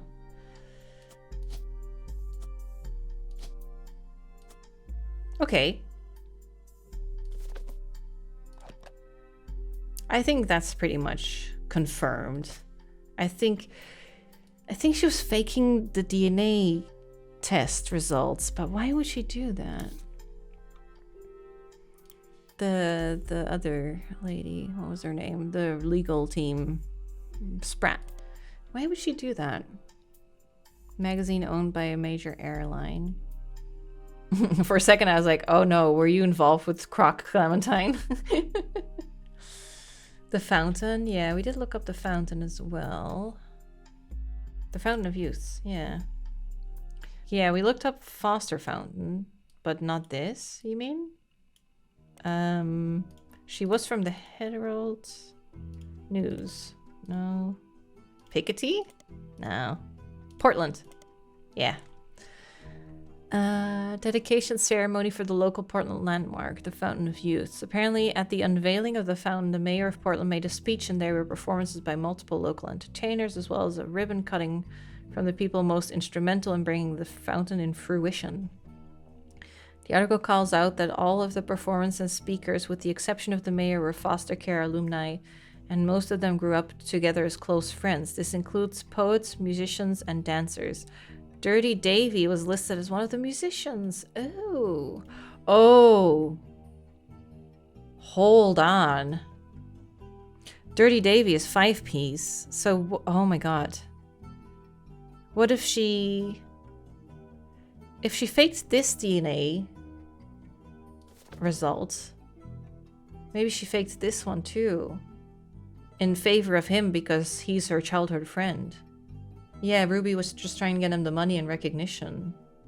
Swap DNA. Yeah, he's probably a fake then. And makes them legit. That's the only thing that would make sense. Like, she personally knows him, she has stakes in him getting money. And I don't know why you would then want to swap them away. Why wouldn't you just also give them the okay, but... Find the company. Oh yeah, Ryan and Cork. Oh yeah, I forgot. That was mentioned by Courtney May Watts. Because that's how they got... Yeah, Ryan and Cork. Mom was advised by them to tell Newstime that seeing that story was what inspired her to go public, but it wasn't. Ryan & Cork is an unremarkable law firm based in North Carolina, named after its senior partners, Winston Ryan and Gregory Cork. The firm mostly handles local cases and recently represented Anonymom. Their website has a section about the case, including a scan of the DNA test results that prove Jane Doe Roottree was not a Roottree. DNA test you got from the website. The test says that there was virtually no chance that Anonymom's daughter, Courtney May, was a Roottree. It lists that DNA from a Jane Doe was tested against the DNA of Bonnie Kellogg. Nay Hudson, Guy's twin sister. Ryan and Cork, who were representing her, have confirmed that the sample they sent to the Roottrees was definitely Courtney May's hair. The test is from a company called DNA Teco, and a doctor has circled the results and signed the papers. Oh, we're finding good stuff now. DNA Teco, oh, pronounced Dynatico? Oh, okay. It's a DNA testing company. DNA testing is a relatively new phenomenon that allows scientific labs to prove a possible family relationship between two people. Fairly cutting edge. The method by which they test samples has only become standard in the last decade. According to their site, Dynateco was responsible for the DNA test that proved Felix Fellows was a Rootree and even used it as a example of how a DNA test looks. They used to provide information about their process. Whenever they take a sample in person, they put the name of the person on the test according to their legal ID, which is why it says David instead of Felix. Because Guy Hudson is dead, there's no known DNA source for Guy. They tested Felix's hair versus a hair sample sent from the Roottrees. It's listed as Jane Doe because it wasn't collected in person, but the Rootree company let them know it was from Bonnie Kellogg. This is why it says it's a paternal aunt test. The left and right sets of numbers are essentially signatures that perfectly match the DNA of the two people in question and nobody else. The way the test works is that if certain parts of the signature are shared, then it's very likely they're related. As far as you can tell, Dynetico is a legitimate company. They don't seem to have any reason to create fake results or hide the truth. They couldn't have been fooled, right? 0.5 match not related. Adrian Rowland. Maybe we should look into Adrian Rowland. I don't know enough about DNA. Can they tell gender from DNA? That's the bottom one. They were both female. Oh yeah, there it says it here, the X's. Yeah, okay. They both tested with Bonnie's hair, so Bonnie must be fake. Well, that's what I'm thinking, but then if I was even thinking, like, what if the Spratt lady and Felix are actually related, and she submitted her own hair to test with his. But then no one would show up as a match because they would continuously test with the wrong Bonnie's hair. So I don't think that. Oh yeah, the doctor. Adrian Rowland. It's probably nothing, but let me check.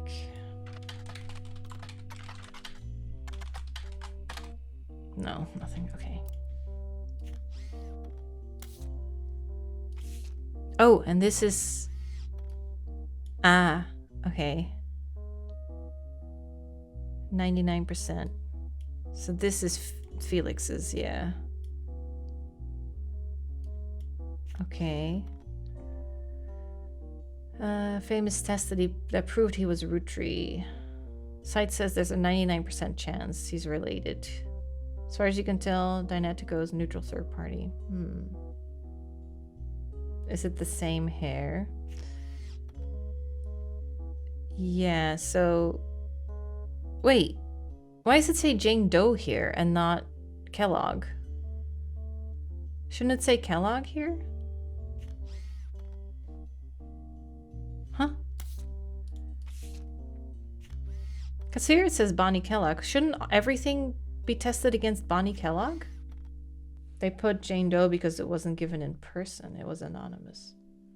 But shouldn't he be compared against the family member? Because this is the family member. This is the sister. So these values, 14, 12, 13, 7, 8. Yeah, different values. So they didn't test against... But it's also weird that it just doesn't say Kellogg here. Because that's who they should test everyone against. Yeah, I think he's not... Maybe he doesn't even know. But he's not a Rootree, I think. Because the mom has been dead for a while as well, right? So maybe... Other lady used her own hair. Okay, but what about these guys?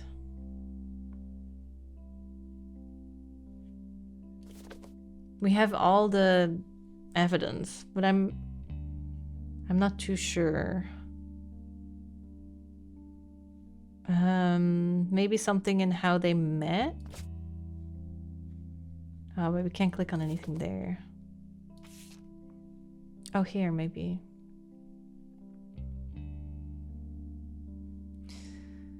Elizabeth had a daughter who Sam never met, but who worked as one of Guy's secretaries.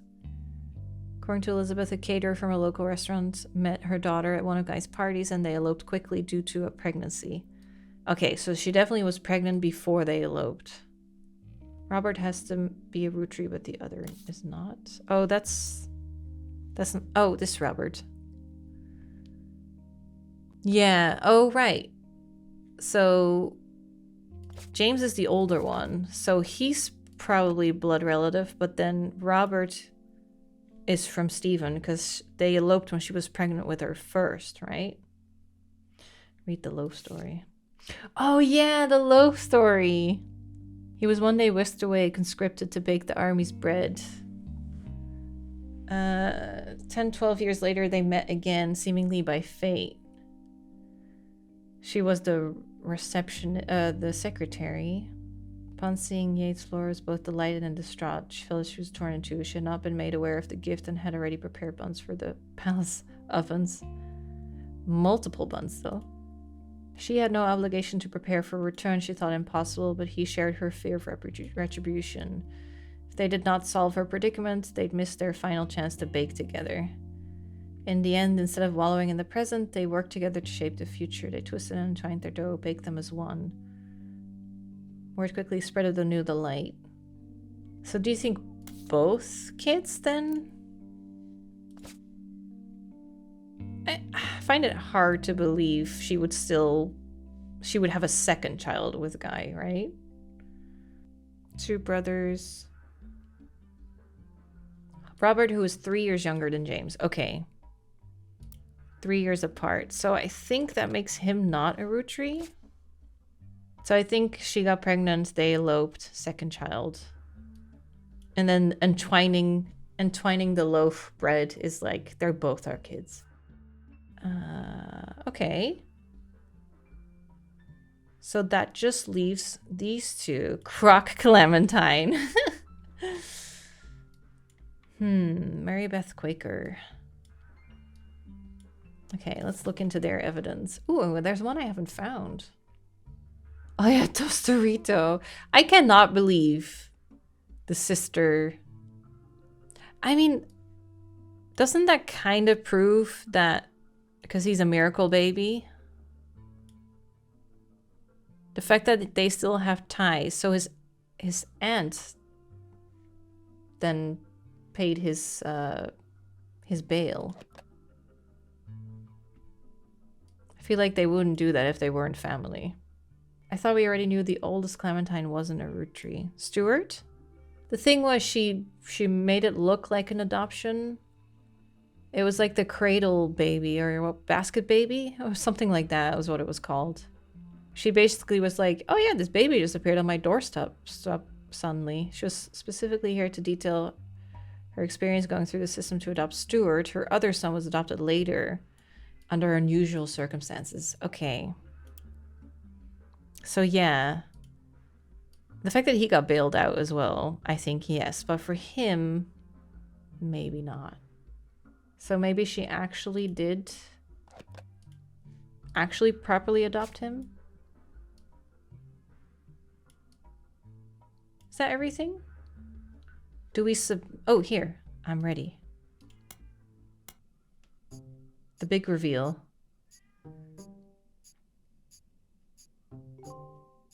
Oh, like the last little things I filled in. Yeah, the little pictures.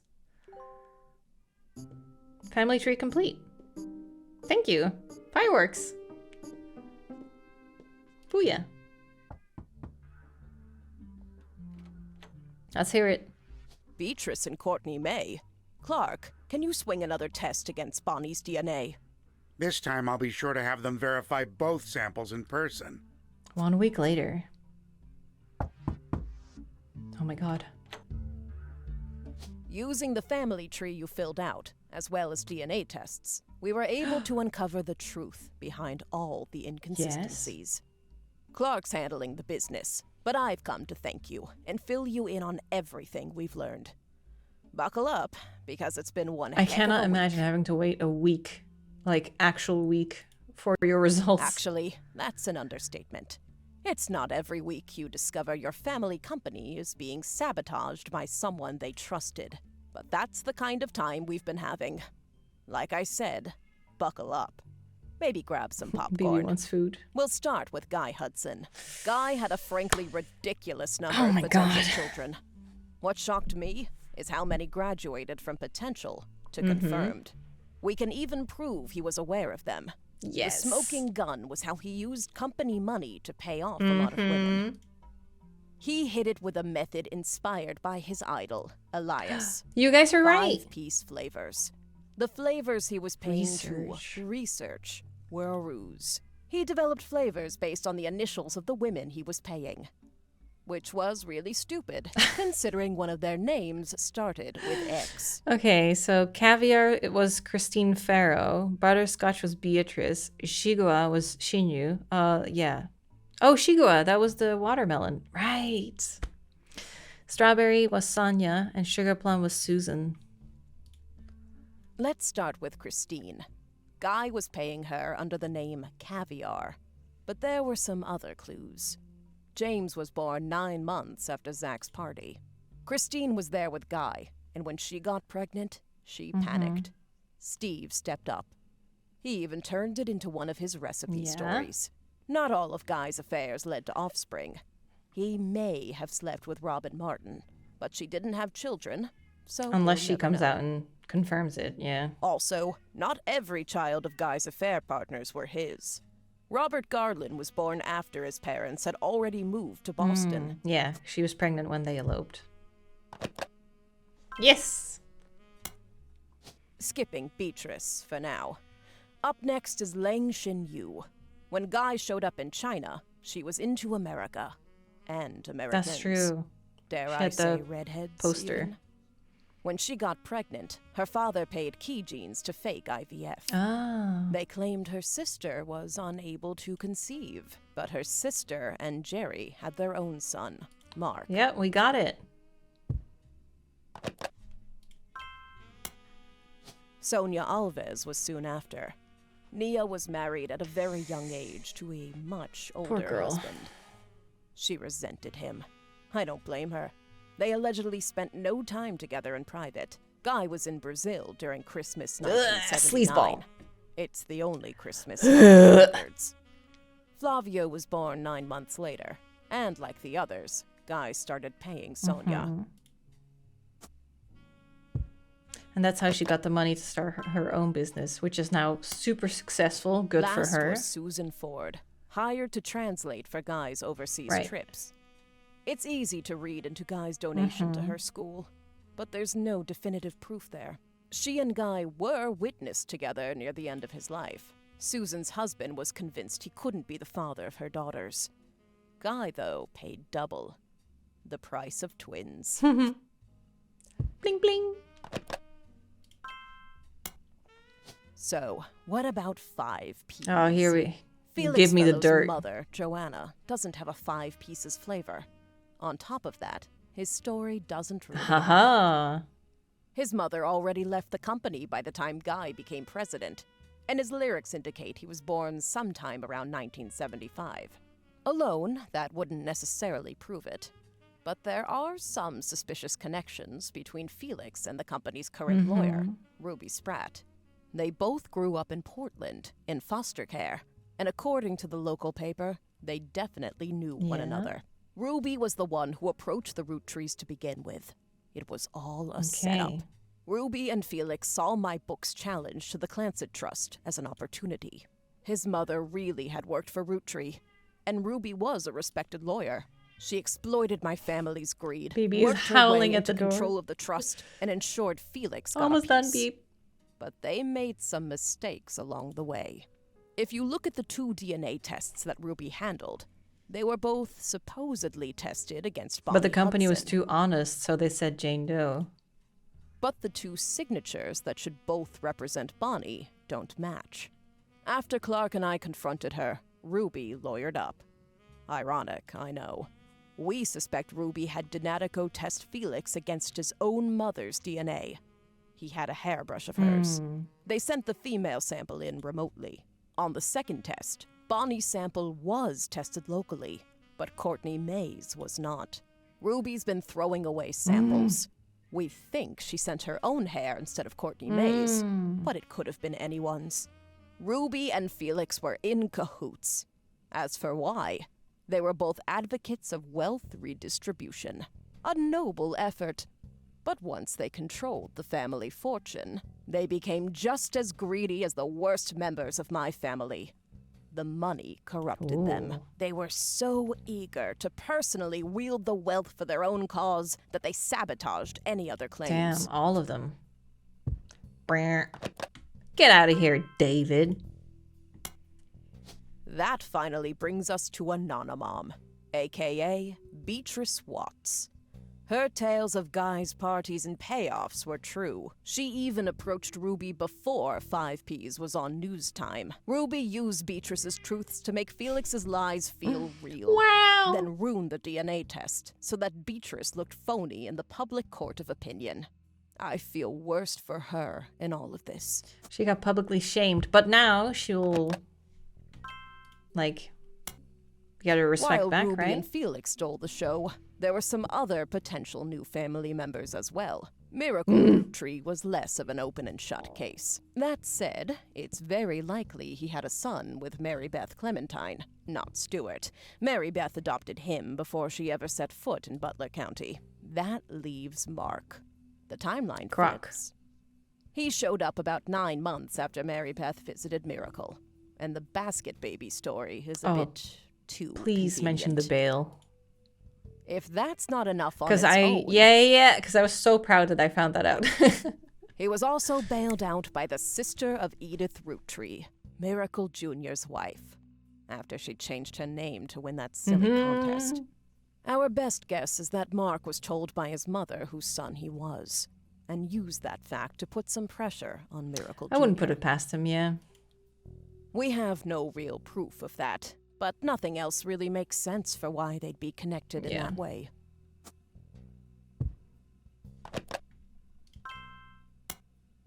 Elias's affair was the most ambiguous. Gwyneth was able to coerce Elias to do things he wouldn't have otherwise done, like pressure to include me in the family. My son even mentioned them arguing about someone named Beth. Combined with Gwyneth's lisp, it's possible the name was actually Bess. Unfortunately, all we know about Bess Williams is that she wrote his book and died not long after, leaving her only son an orphan. The timeline fits with Wildcat, but there's no record if she had any other relationship. Honestly, I wouldn't say we had enough evidence either way. I wouldn't be surprised if Elias cheated. Of course, I'm a bit biased. Regardless, we haven't gotten in touch with any of the Williams clan and yet. the son in question is also dead by now, so it's like... That means we haven't been able to do a DNA test. As Clark mentioned, from here on out, all of our DNA tests will be in person.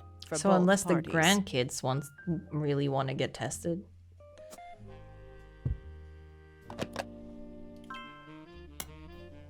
Lastly, we have a bit of a curveball. Ron Roottree isn't related to us by blood. Gwyn was definitely pregnant, so it's likely Robbie is. When Ron and Robbie went to visit their mother at the end of her life, something changed.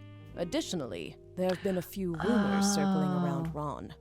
RR Productions canceled the Guys Like Us remake due to the director's illness. Oh, I didn't find that out, actually. I probably missed that. Yeah, I didn't look up RR Productions again, but it makes sense now that Ron finally was like, that they made amends, because Ron, the one who wanted to get Robbie kicked out, now realized that actually he's the one who doesn't deserve the money. So he's like, okay, I'll sit down now. At the same time, Ron's wife Penelope began doing benefits for Huntington's disease, stating that she had become familiar with it. Huntington's is the same disease that Gwyn's former co-star Leslie Florence had. It's passed from parent to child. It can't skip a generation. Because Gwyn and Wild Bill didn't have Huntington's, and Ron seems to, it's impossible Gwyn was his mother.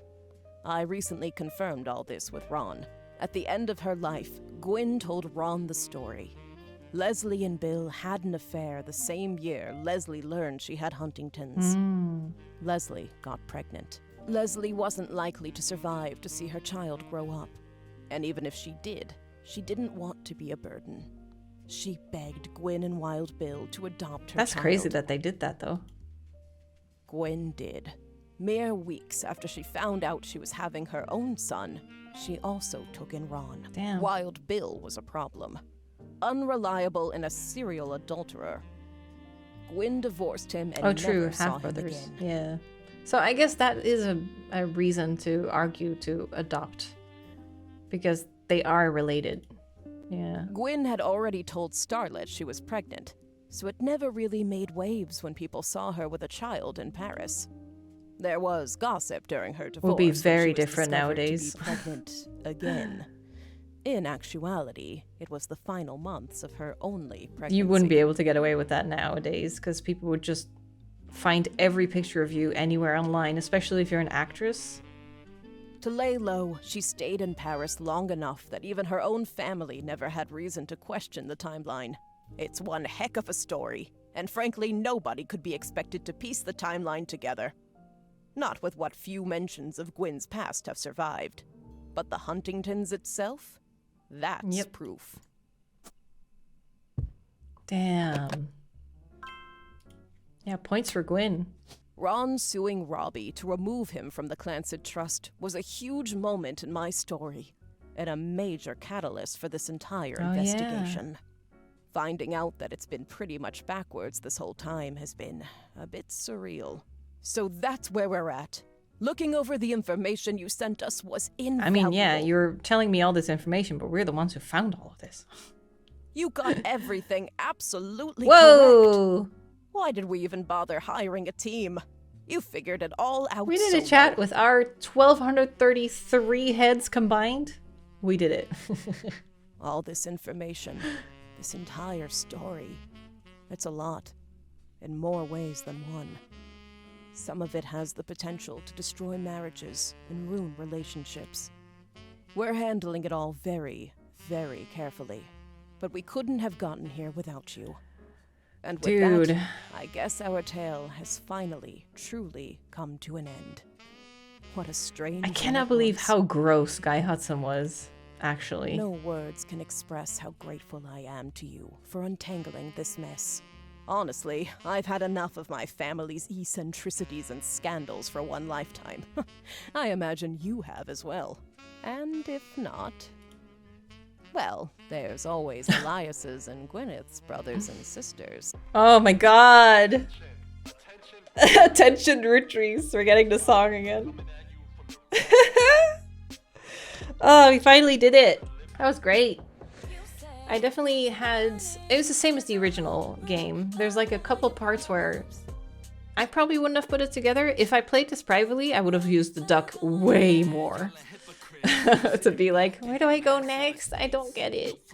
But it's also like so many people, so many like little hints that you need to pick up. Some of it I picked up, but definitely not everything. It's like just a little too difficult for me, but I really enjoy it though. It's the same with the Golden Idol games. There was just like it's just a little too hard for me. Like some of it I can't figure out by myself. To find the lies, the little lies somewhere, like revisiting old stuff that we already read. Also between this and the original game, I had a lot of difficulty searching all the original stuff again to find out some pages were updated and some weren't. I had a lot of difficulty doing that.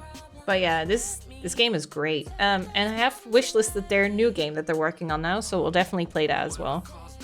I think that'll be... Seems like another old game that they're remaking. That would be really fun to do.